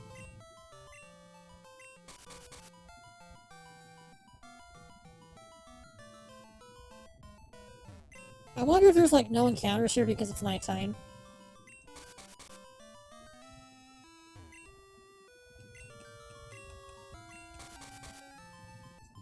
Yeah, probably. It might be because it's nighttime.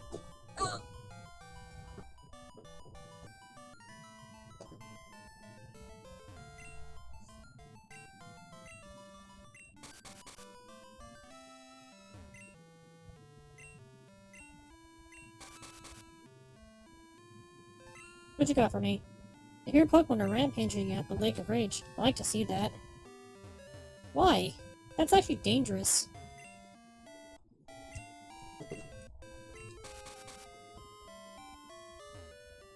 Why is there like no Pokemon? Give me something.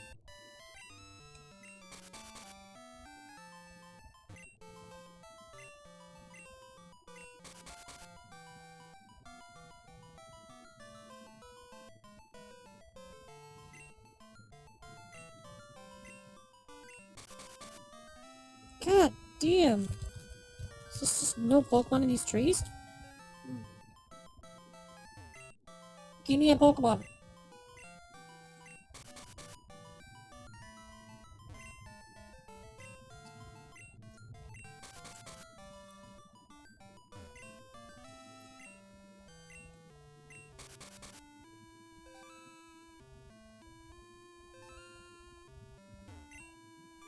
Give me a Pokemon.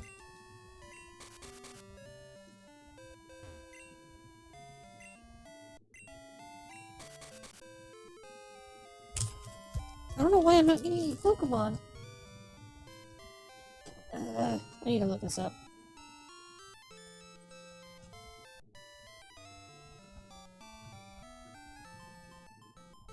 Headbutt trees.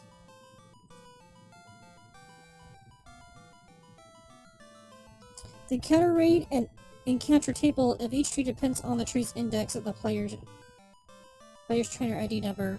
The tree's index is an integer from 0 to 9, which depends on its x and y coordinates on the map. That is, its distance from the westmost and northmost edges, respectively.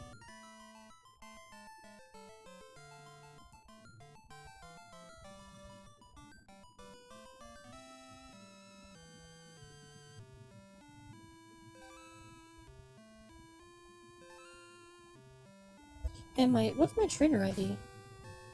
I do not speak for the trees. I'm not the Lorax. My ID number is 02656.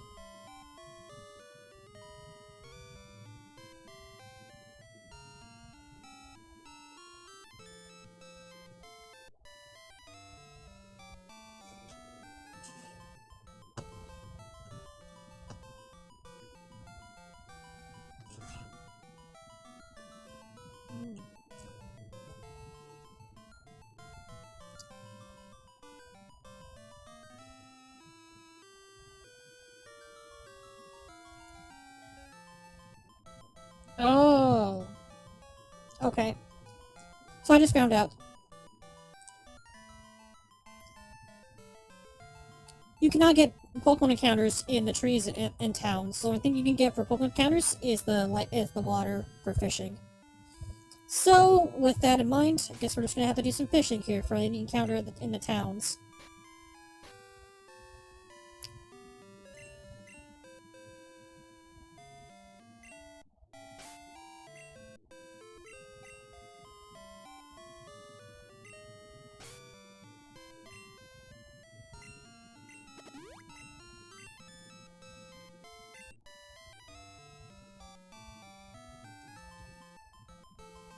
Got a bite. Alright, here's our encounter for this town. And... it's level 20 though, that's actually not bad. That's actually really good.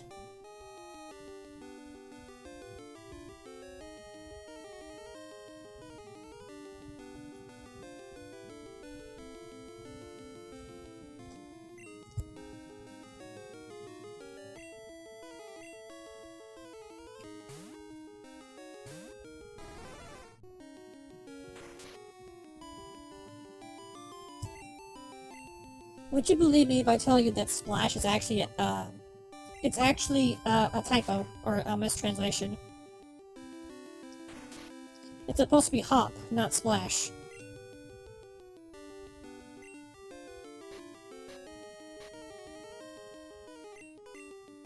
We could use a lure ball on this one. Because we caught it with a lure. And drink my leftover Arnold Palmer.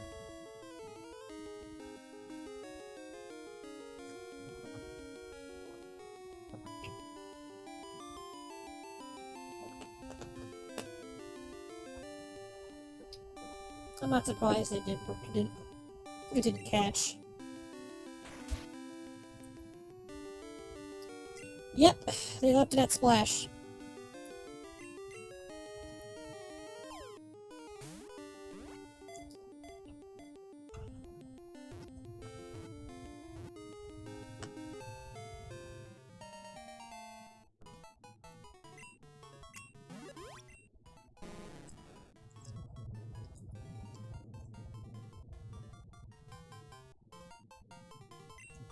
Alright, so we'll be naming the match card now. It is a female.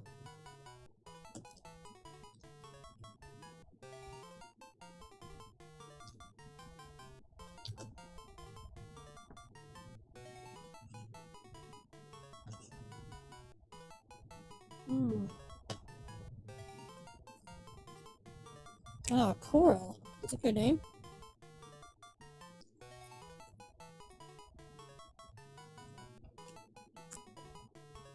Okay, I want to do Coral.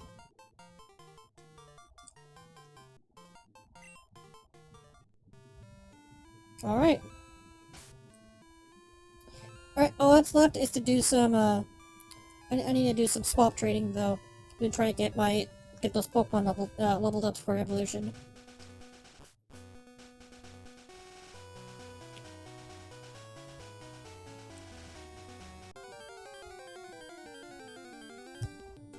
Bum, bum, bum, bum.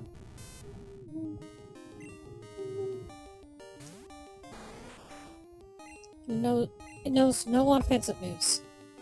That's okay, because I'm just been swapping.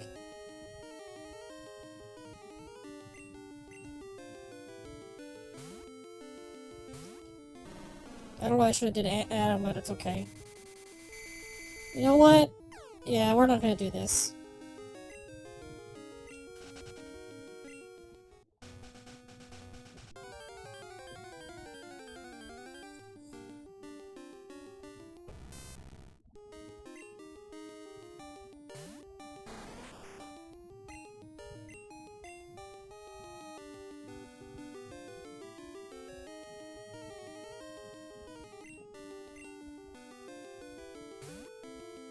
Yeah, so we get Potato back out.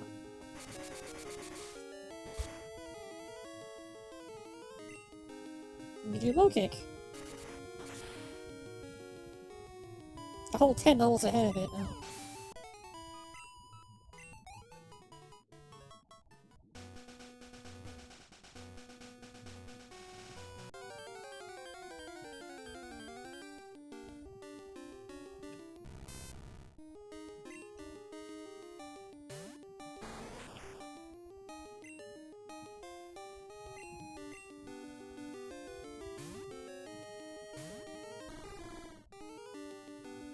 Oh, it ran away! Okay. I'm gonna have to go somewhere else.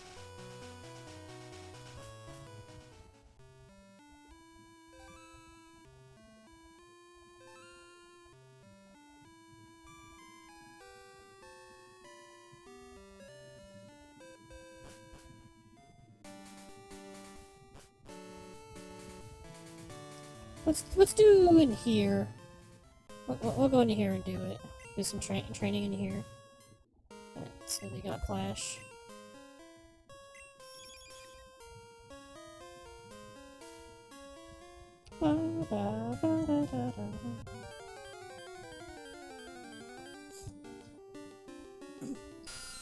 Zubat!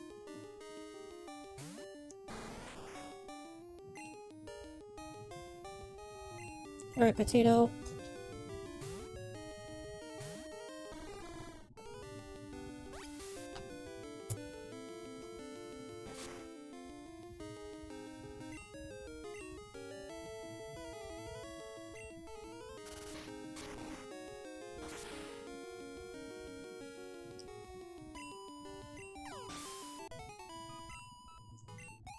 Oh, that's a lot less EXP there. But I think it's just probably because it's a Zubat.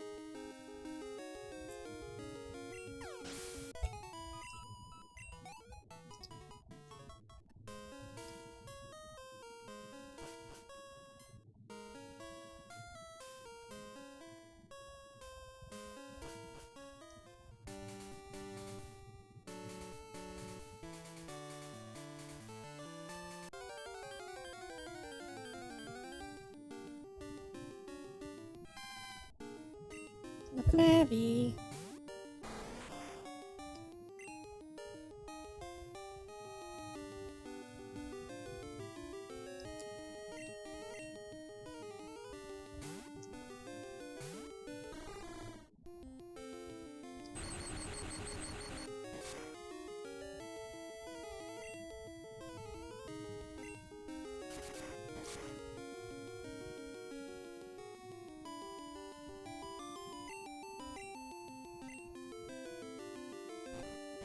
Bonk.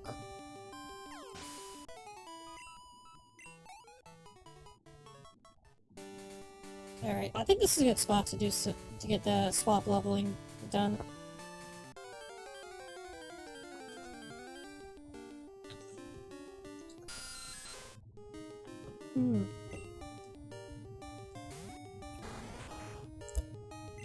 Although this Zuba's not gonna give me a lot of EXP though.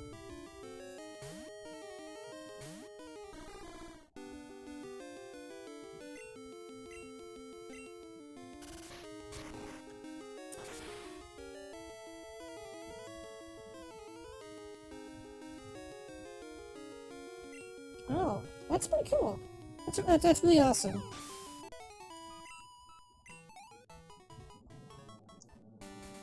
I don't know, maybe I should go ahead and just head out to the Red Gyarados. The only thing I want to figure out is what level the Red Gyarados is. Red Gyarados.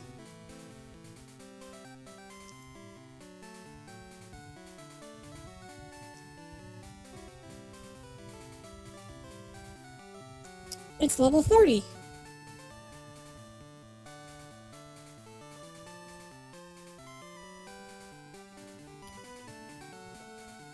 Okay, Red Gyarados is level 30, so...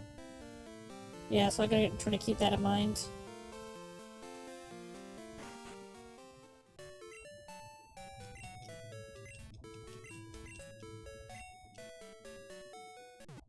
Well, I wasn't doubting you.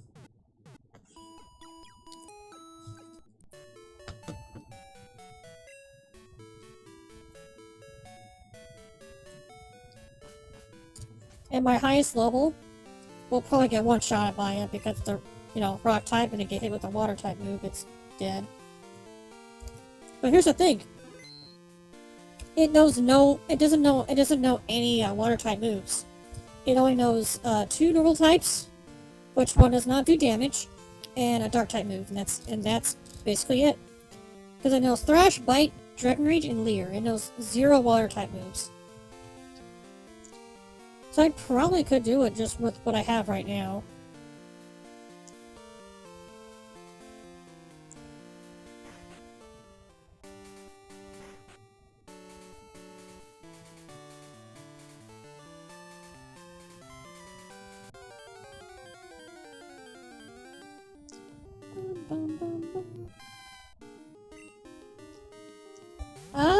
If you guys are okay with it, then yeah, if things start to look like it's gonna wipe my team, then I will definitely say that's a free do-over.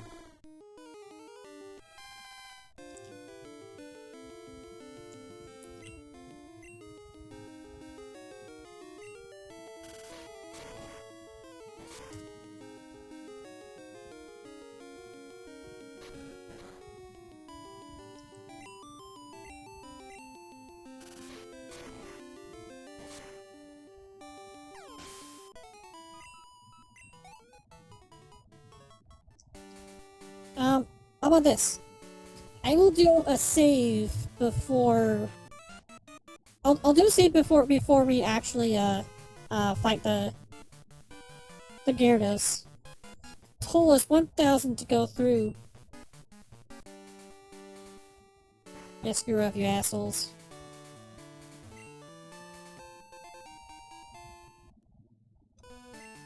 Now I don't even know if that was worth it.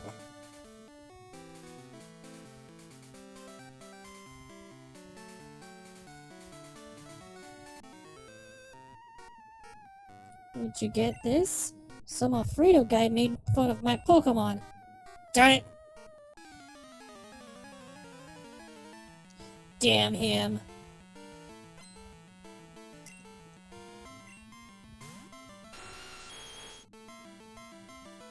Oh, you got a Nido King.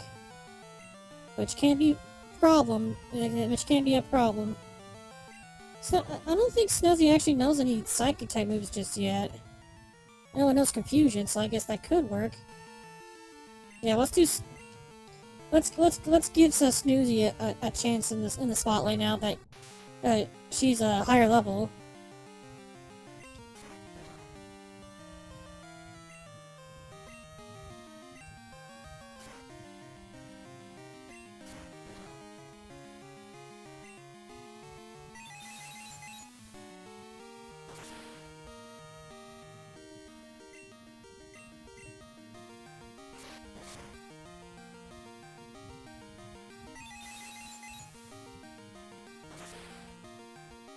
Did some pretty good damage too. Oh, confused. Now would it actually work? Would I actually get hit with confusion damage? Because I probably will take it out. Of course not.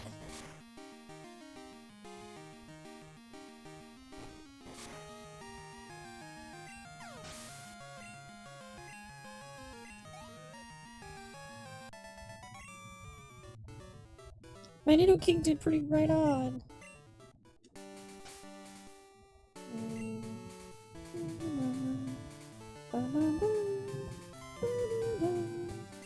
I only have one super potion.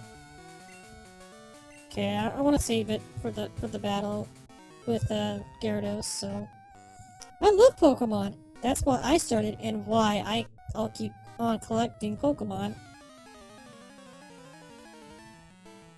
I keep forgetting that the person that did the translation, the English translation for the Pokemon games, the early Pokemon games,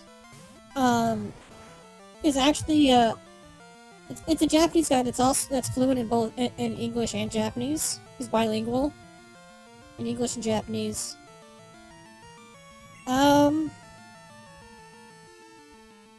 So I don't have anything to go against this guy. I think Adam Stantler's gonna probably have to do this one. Because I really don't have anything to go against Water or Psychic right now.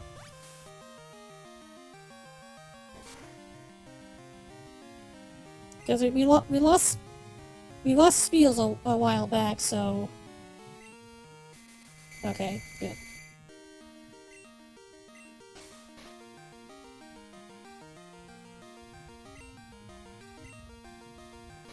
I forgot Slowbro has a ton of hit points, so it's gonna probably take a bit. I think I need to give one of my Pokemon Shadow Ball at this point. Just so I don't get caught with this problem.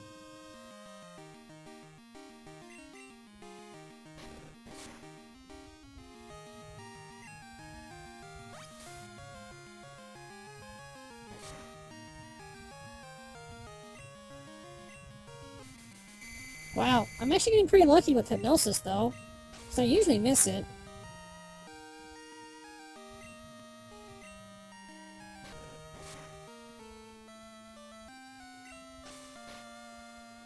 Okay, I think I might need to do Tackle 2 more times to take it out. Oh, there we go! We got it. Alright, there goes Meagle to 19.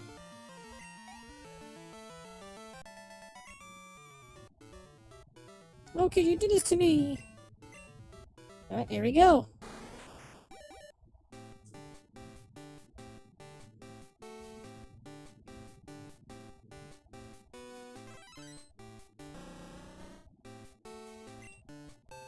Yeah, Beedrill.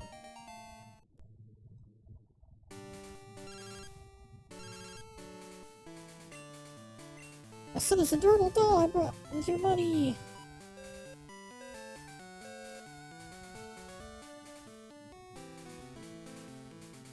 Alright, now we're at Lake of Rage. Lake of Rage is actually a crater made by rampaging Gyarados. A crater filled up with water with rainwater, and the lake was formed. That's the story passed on from my grandpa's great-great-grandpa. Used to be that you can catch live magic out of there, but I don't understand what's happening.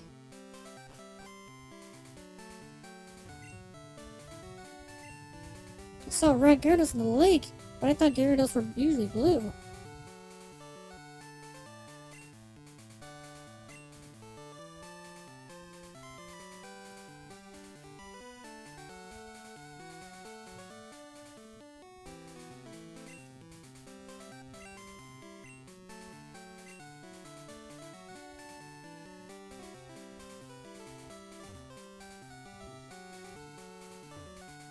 came up with a Sonic scene for the new Sonic meme I want to make. It's gotta get my own games, gotta go my own Fiat Fausts.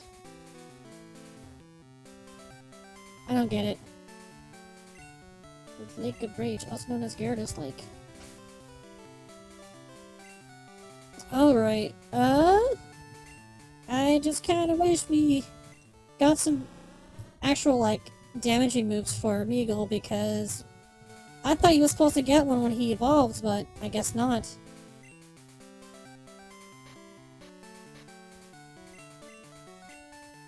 Shadow Ball. So, Snoozy can actually learn Shadow Ball. Yes. We're gonna get rid of Headbutt.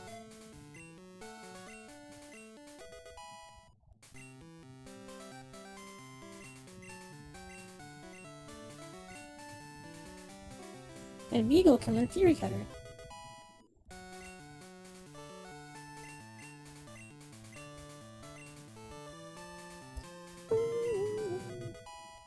Meagle can also learn Cut too.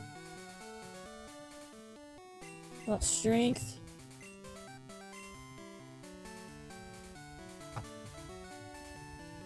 So Crab Cake can learn Strength. Potato can learn Strength too. So we'll give Strength to Potato.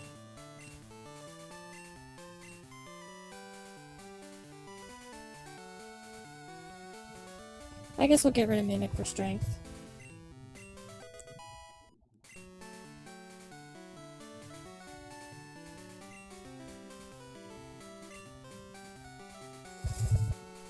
Okay, so we're gonna go ahead and save right here, and if things are starting to look like they're not gonna work out, I will go ahead and do a free reset.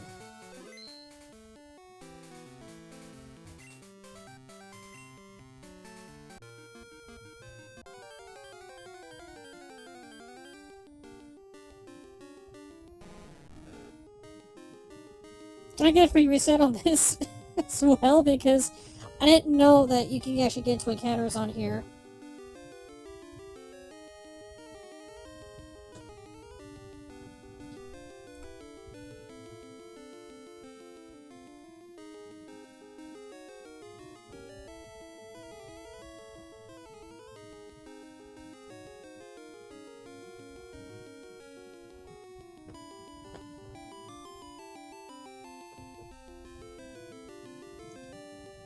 Oh damn, my game keeps being weird.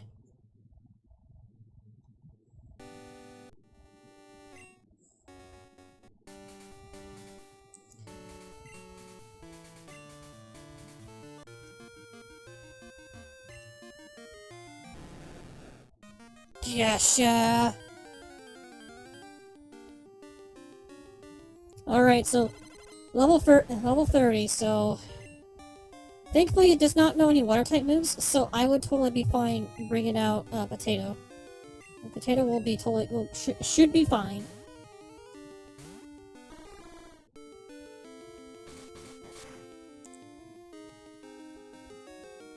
And I am going to do X Defend. Oh, you jerk. So Rock Throw is actually going to be super effective against it because Gyarados counts as a flying type as well as water.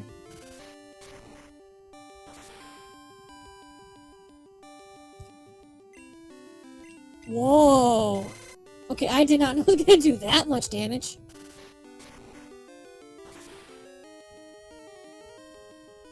Alright.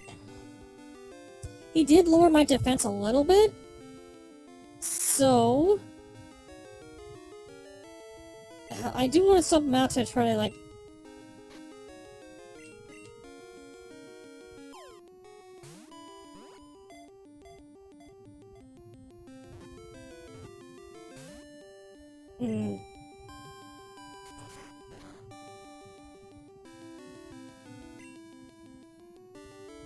Okay, I need to heal up first.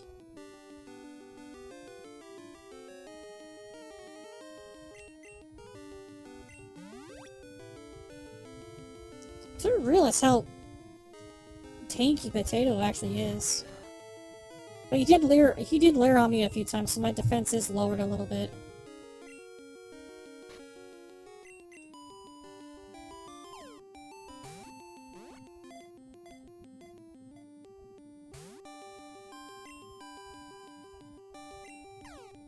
He's confused now. I think Dragon Rage is flat damage. I think it's always 40 damage, if I remember correctly. I don't have any other potions, so... I'm feeling like at, this is what I'm thinking.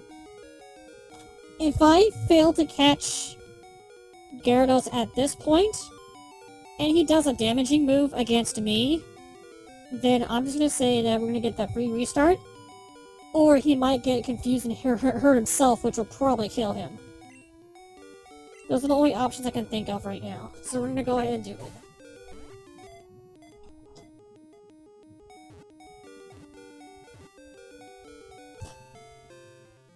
She got him!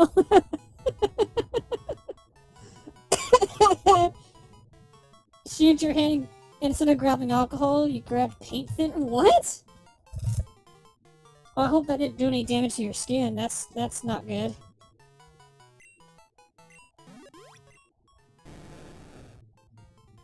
Its type, it's like species is atrocious.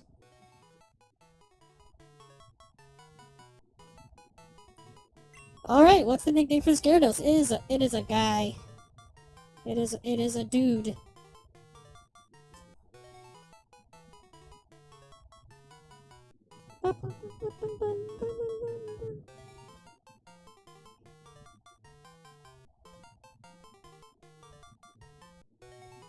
Falling steak. Tyrant. Tyrant's a good one.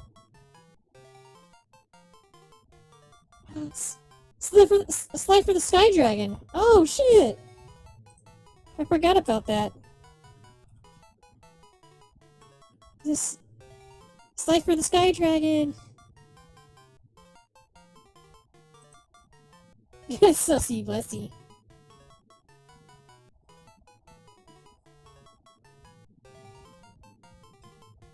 Yeah, we're gonna do just Cypher.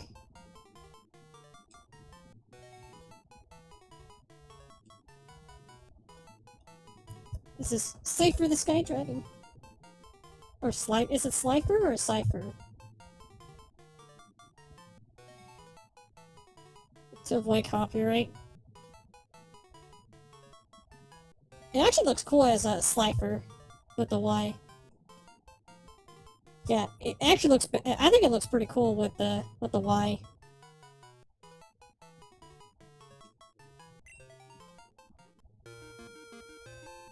And then there's the red scale.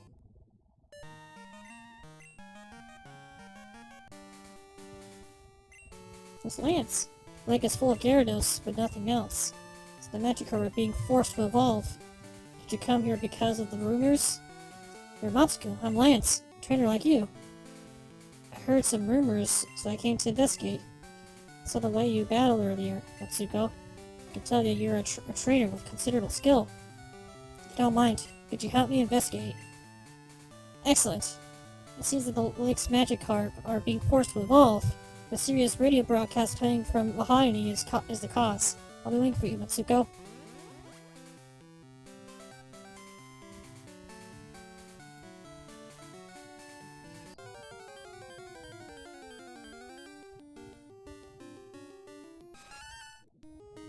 I'm still upset we didn't get a giraffe rig.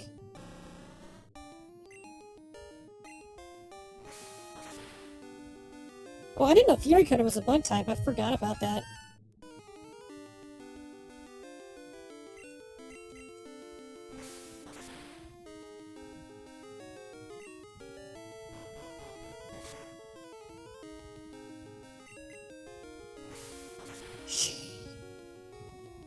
And you get stronger the more times you use it. Meagle, you can actually do damage now. Isn't that crazy?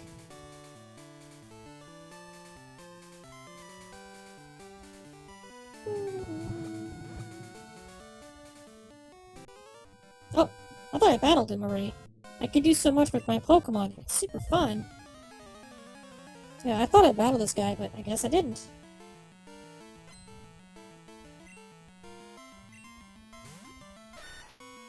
She ain't true. Well, I think it's time for some crab cakes, huh?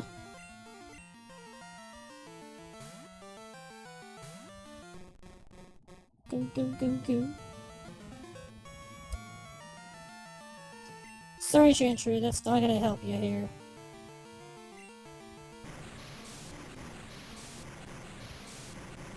Let's go, crab cake.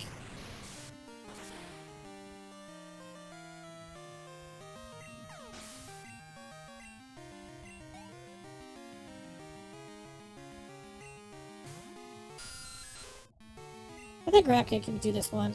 Spice grip's strong.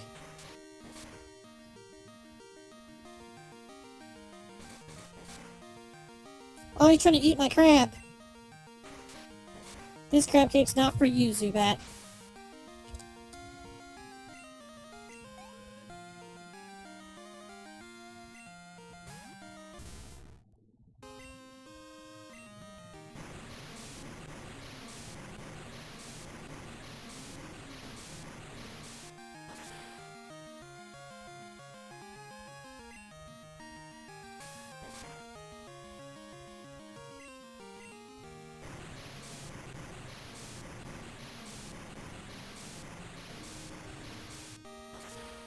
Well, I mean, yeah, Sandshrew and Sandslash are supposed to...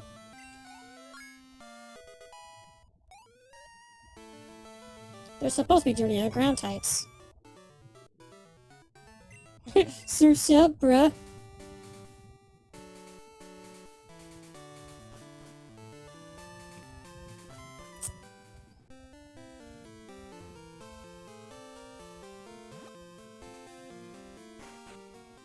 But damn, holy shit. I can't believe I took the gamble and actually got the Gyarados.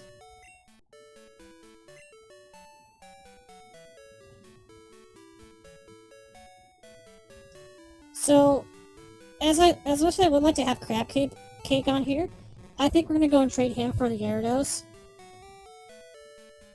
And I actually want to put in Adam as well.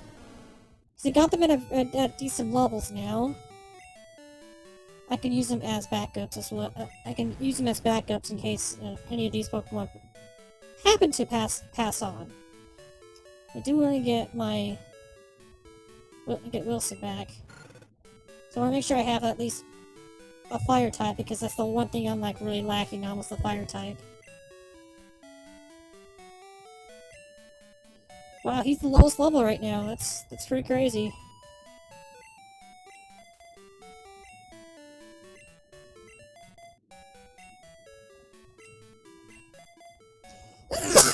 Excuse me.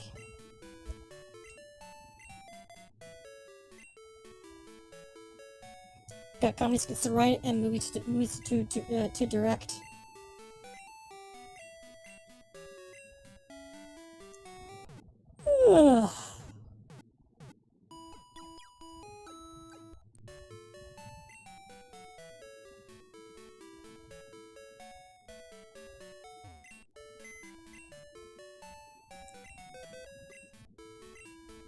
Which are items? Super potion.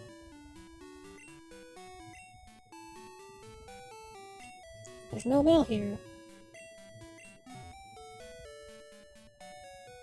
Alright, so now I can head back over to Mr. Pokemon and get the EXP share.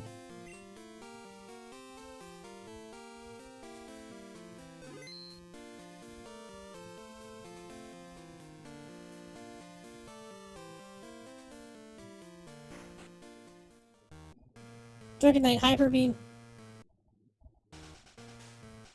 What took you? Just I thought. Strange rodeo signals coming from here. The stairs are right here.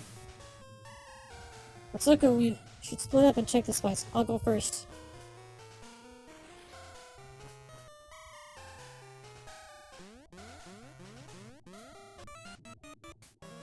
Hey, intruder alert!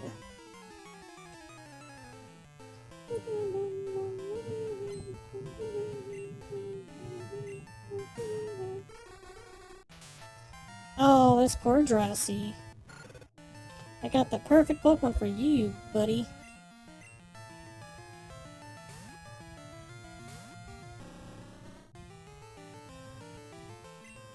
Because I actually have a Bug-type move.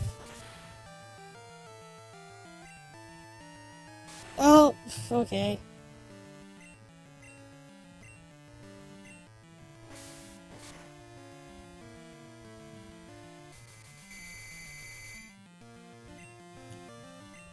That's okay. I have a backup plan.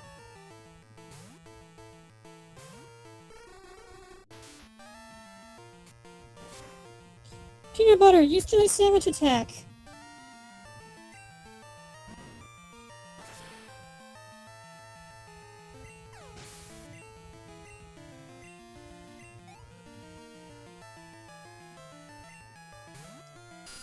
Zubat.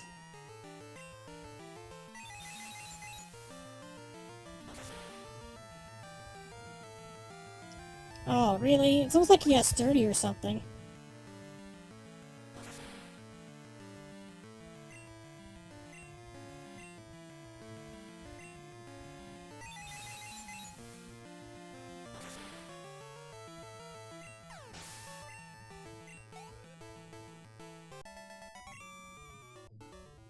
Dang, I failed.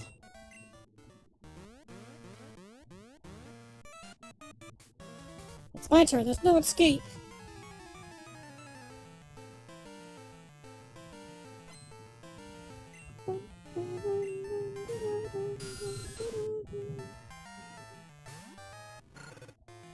I think Wilson will be fine with this one. Burn the bat.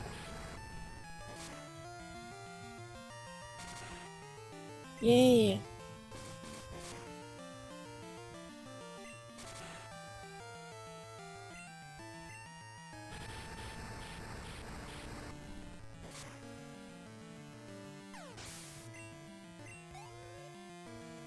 Yeah, I'm going it for a little bit longer just because of the grinding that we did. So...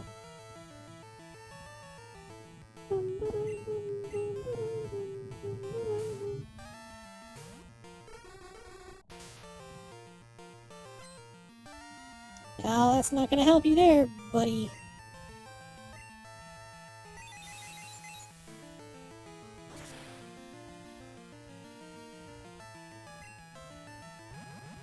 Sludge.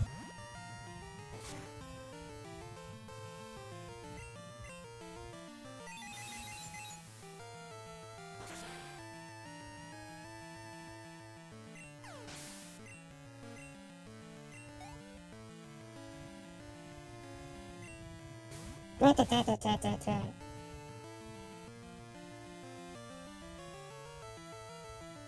We are farmers.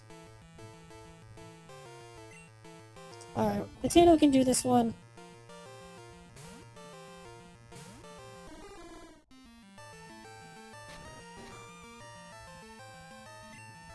Man, what a strong Potato here.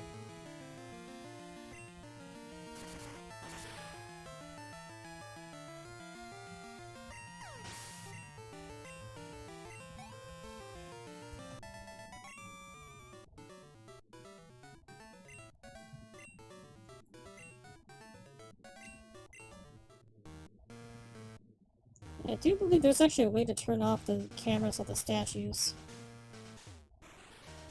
I don't remember. We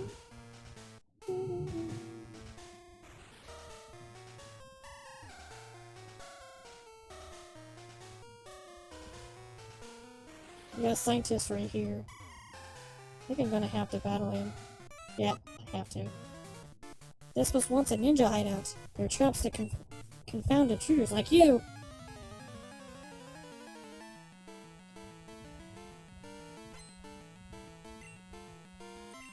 Scientist Jed. Oh, this poor Magnemite. I'm sorry.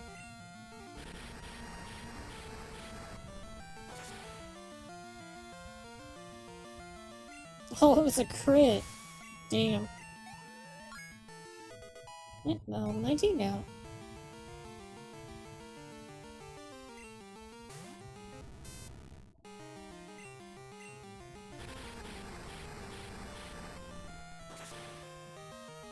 God, that was so metal.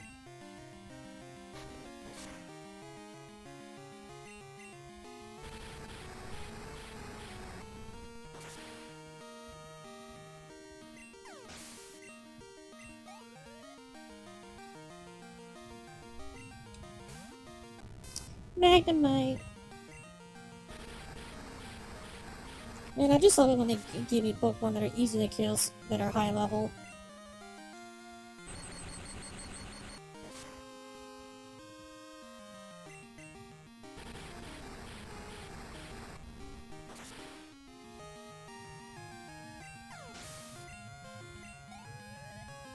Oh, so close to level 20. I get it. Alright, I'll divulge a secret about our hideout. That thing on the floor up ahead is a warp panel. If you step on it, you'll be warped back to the entrance.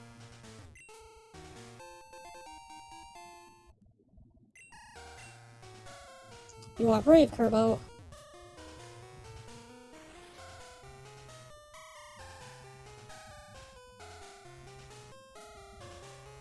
Okay, so I do want to get the item right here, but I'm gonna have to trigger the alarm, so... Intruder alert!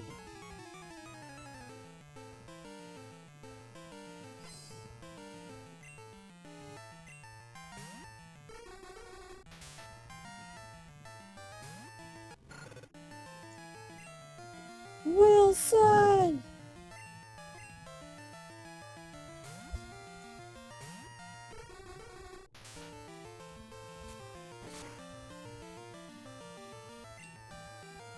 Shadow Ball.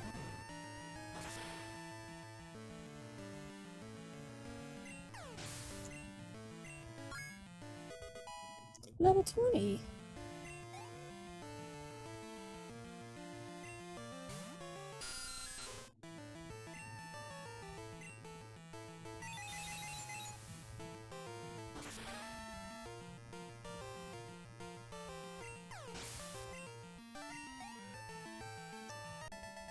I one-shot it with my mind. Boom, boom, boom, boom, boom.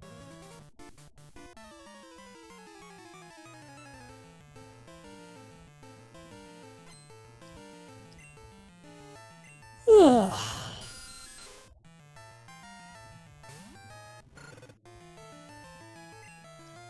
That's okay. Snoozy, you can come back out. Because you're really close to 26 and you'll evolve at 26. Oh, that might hurt a little bit.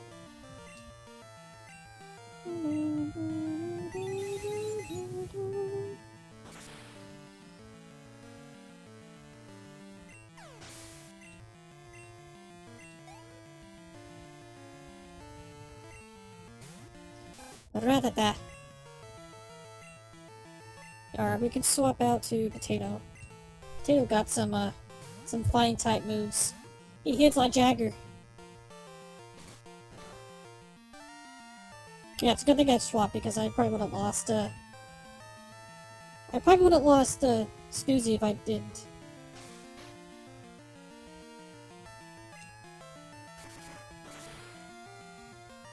Ta-ta-ta. One kick Potato!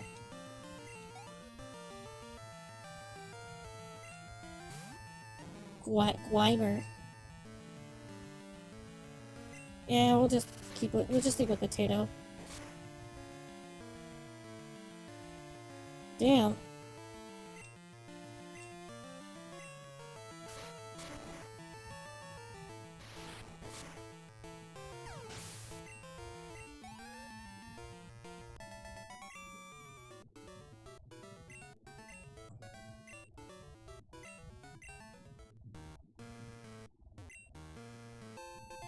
It's a hyper potion.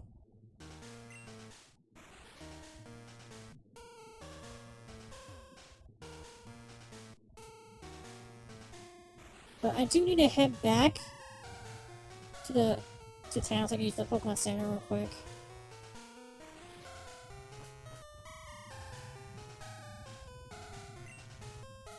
Oh, you found the secret stairway.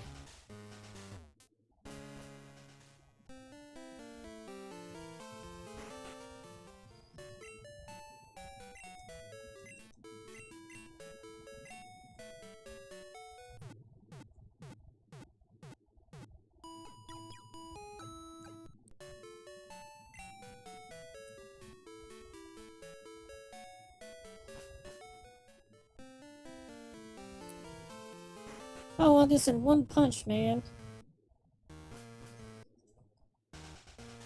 Hmm.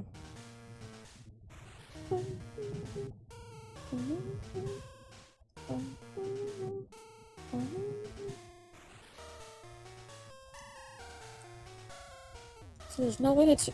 I never really figured out how to actually... Because I know there's a way to turn them off, but I don't remember how. Don't do it, please let it end.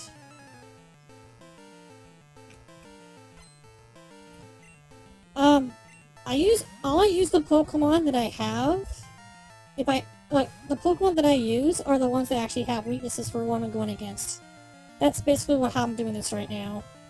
So I could do Beagle right here and try to do Fury Cutter some more.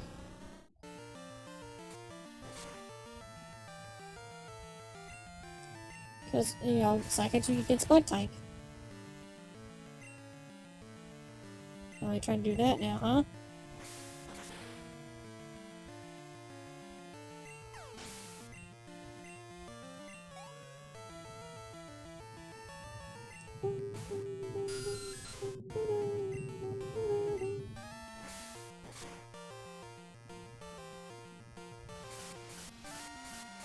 I don't like this, though.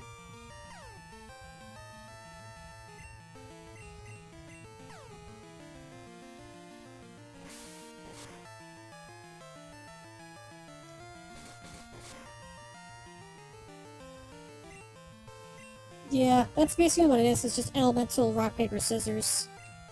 That's really all it is. I don't like this confusion.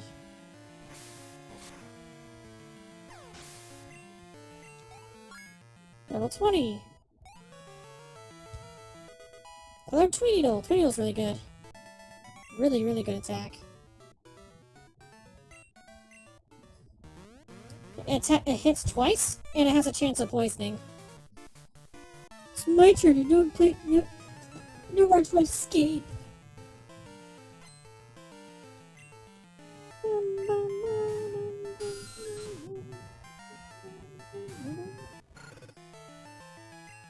Alright, Snoozy.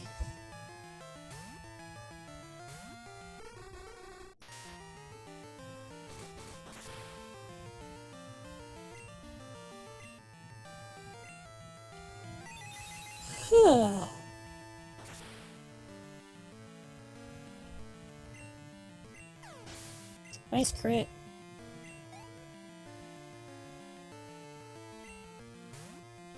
Ratata. Shadow Ball's not gonna do anything, so I'll have this confusion. But I want Snoozy to actually get the kill on this one, so he can get the full EXP, or she can get the full EXP.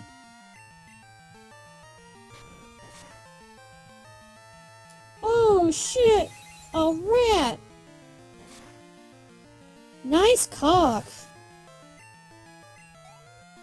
Oh, come on! Alright, this isn't easy.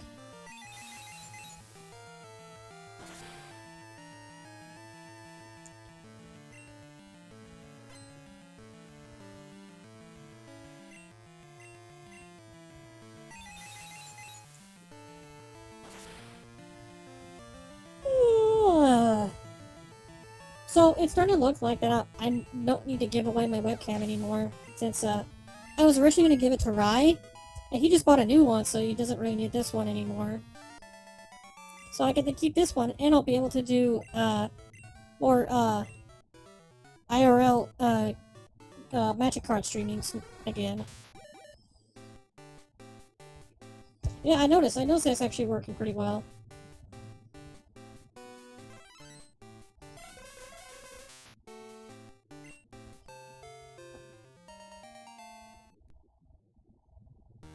But the reason why I was giving it to you is for you to use it for I could have sworn I told you that I was gonna give it to you so you can use it for VTube Studio and have better tracking. But since you already got a webcam, you don't need to do that anymore, yeah? You won't need that. You won't need anymore.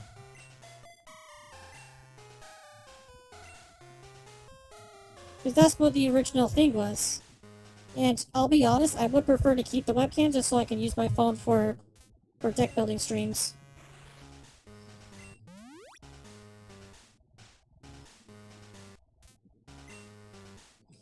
I mean, just do what I do. Use your phone. That's what I use my phone to capture my desk. So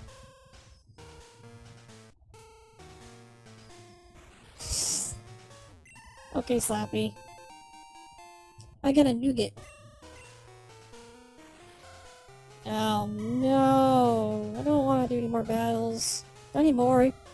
Because Snoozy is actually Hypno now, so some pretty good stats too.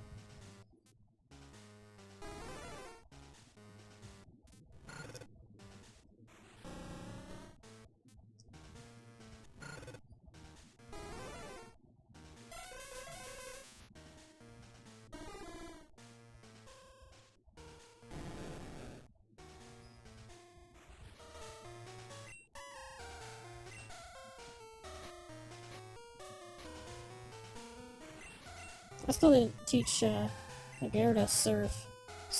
Sniper. Yes. I am probably going to get rid of maybe Thrash. Yeah, I'm gonna get rid of Thrash.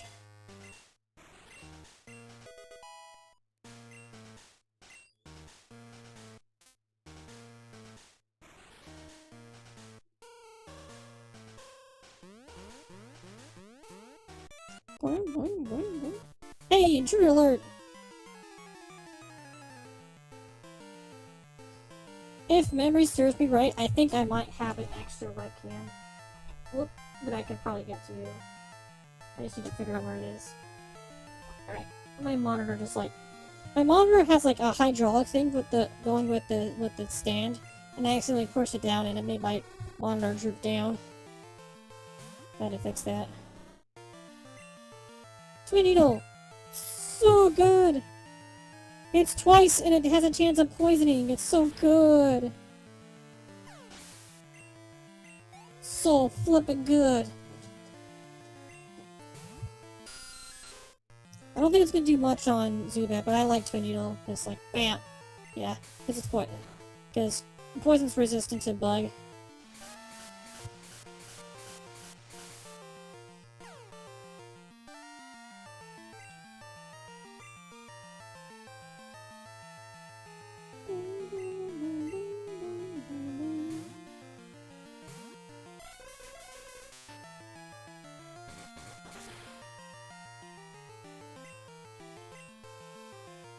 I mean, yeah, I know what your original plan was, but you're basically just doing it to kill two birds with one stone here, because you get a new webcam that's actually better for tracking when you're originally going to use it for, you know, death capture. But it's like you basically are getting a good value for getting this new webcam because you have more uses for it. It's my turn. Nowhere to escape. That's okay, just give me all them EXPs, please.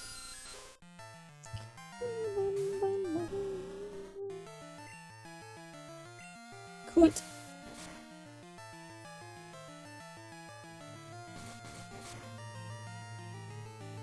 Sorry, you're too slow. Too slow to get that bite in.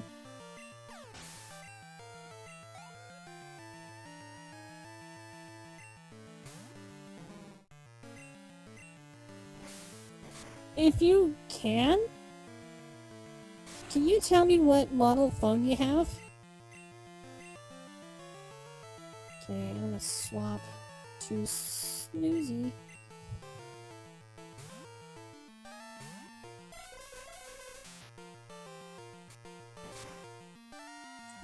Betty Croc is blasting off again.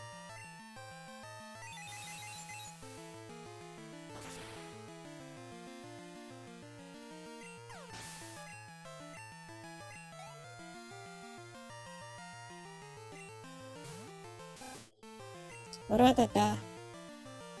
Okay. Alright, Potato. Your turn again.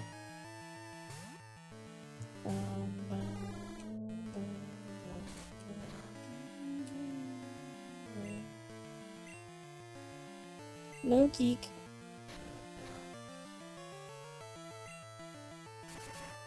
Cha cha cha.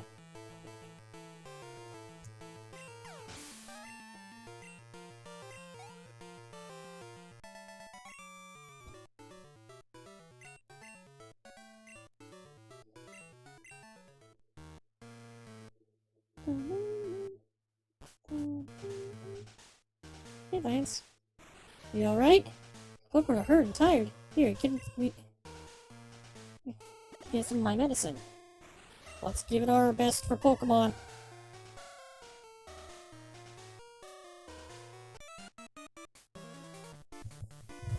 You rotten little pest.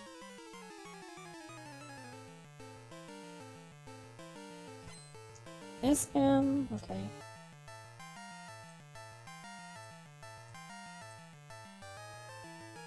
That one does sound familiar, let me see.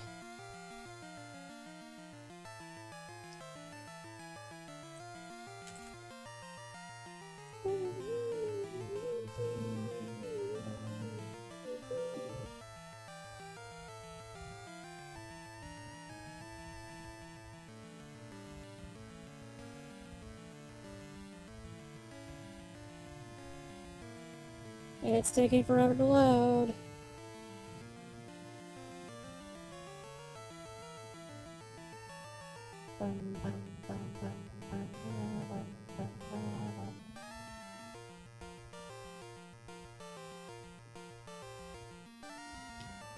Front camera is 5 megapixels, and the main camera is 13 megapixels. Really, it's actually not that bad.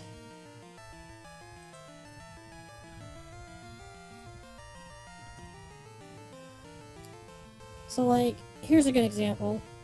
Let me pull up the stats for my phone, which is the Galaxy S21. Let me look at the camera. Let me see what the camera does.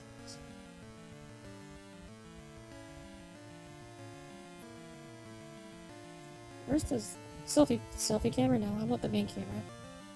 Triple camera, which that's just its main feature. So 12 megapixels, 64 for telephoto, hyper zoom, optical zoom. So mine can do 64 megapixels, but that's just because it's supporting 4K with recording, so that's the only reason why. But with having a main camera of 13 megapixels is actually not bad. 13 megapixels is actually really good. So your phone would be just fine using it as a camera for just, you know, capturing your desk. It's more about having fuck, what was I trying to say? The setup, like you want to have like a mount for your phone and everything, which they're not getting a phone mount's not that expensive.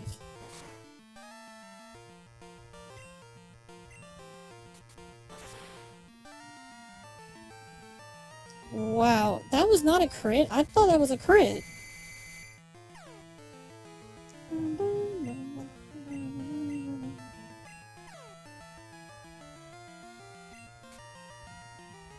God, that's annoying. Confusion sucks because it never works for me.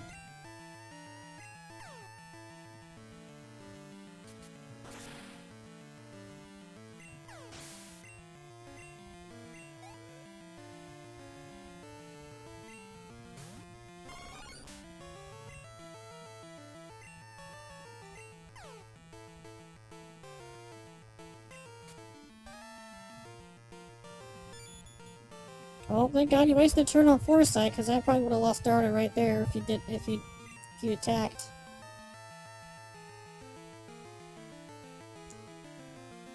I'm just gonna do potato for now.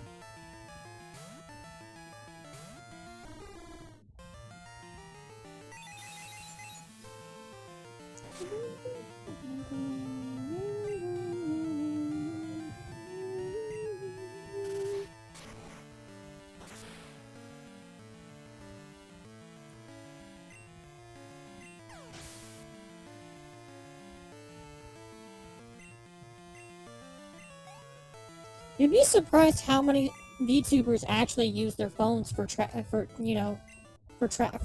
their model. Like, if I remember correctly, Iron Mouse just uses her iPhone for her tracking. She doesn't use a webcam at all. From what I understand, iPhones are actually really good for tracking. But that's just because of the way they what was it, the Retina display or whatever, what it was? I don't know what the feature is. 200 hit points, god damn.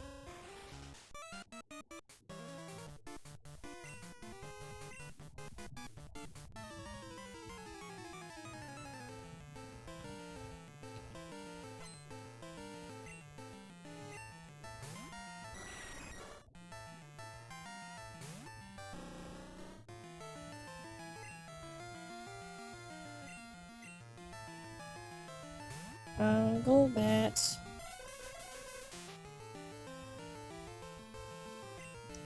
But it failed.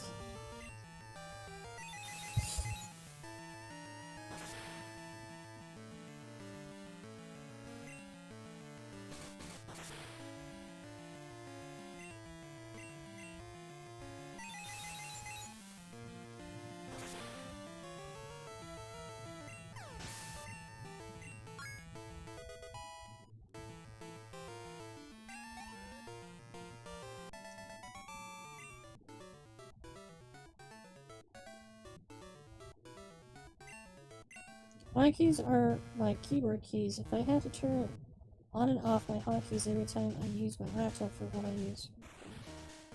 Wait, what are you talking about? Wait, what hotkeys for what?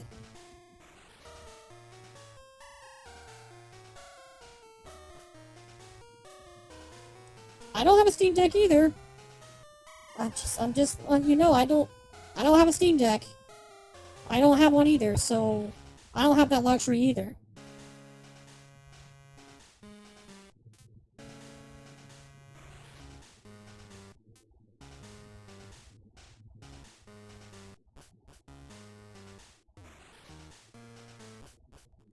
You technically could do a second keyboard. Hell, you can even do get a 10-key keypad you can use for hotkeys.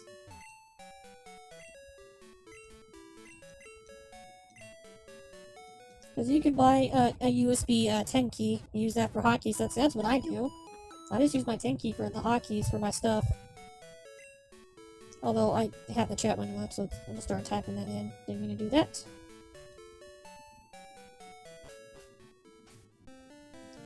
Okay, but the thing still... You still gotta understand, you're getting a new computer for crying out loud. We were talking about it with Eagle a couple weeks ago that you were gonna get his old computer, and we actually discovered it is future-proofed, because you're gonna be getting some of my old parts. But we're gonna go ahead and stop the stream here. We're going for 5 hours anyways, so let's see if there's anyone available for raiding.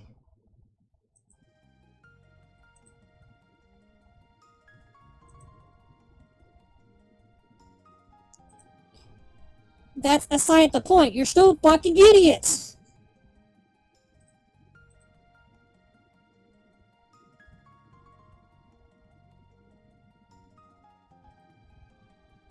The thing is that we're basically trying to get you set up for it once you actually get it.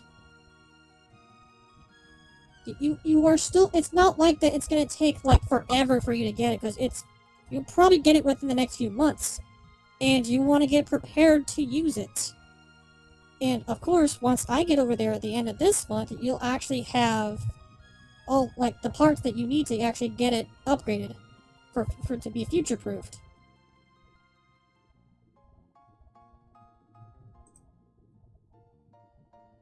Well, Lulu's not showing up on my list for my raid channel thing. I've already raided Lulu a couple times, so I'm gonna try someone out. I'm gonna do someone else.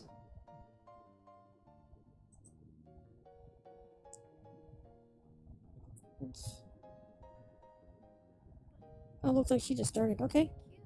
Alright, I know exactly what we're gonna do. I think this will be a good one to do. Uh-oh!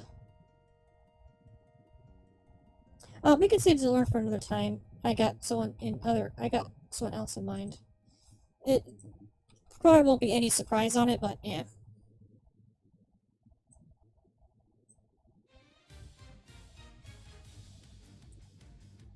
And she's just getting ready to play some Fortnite with Muma. But anyways, take it easy, everyone.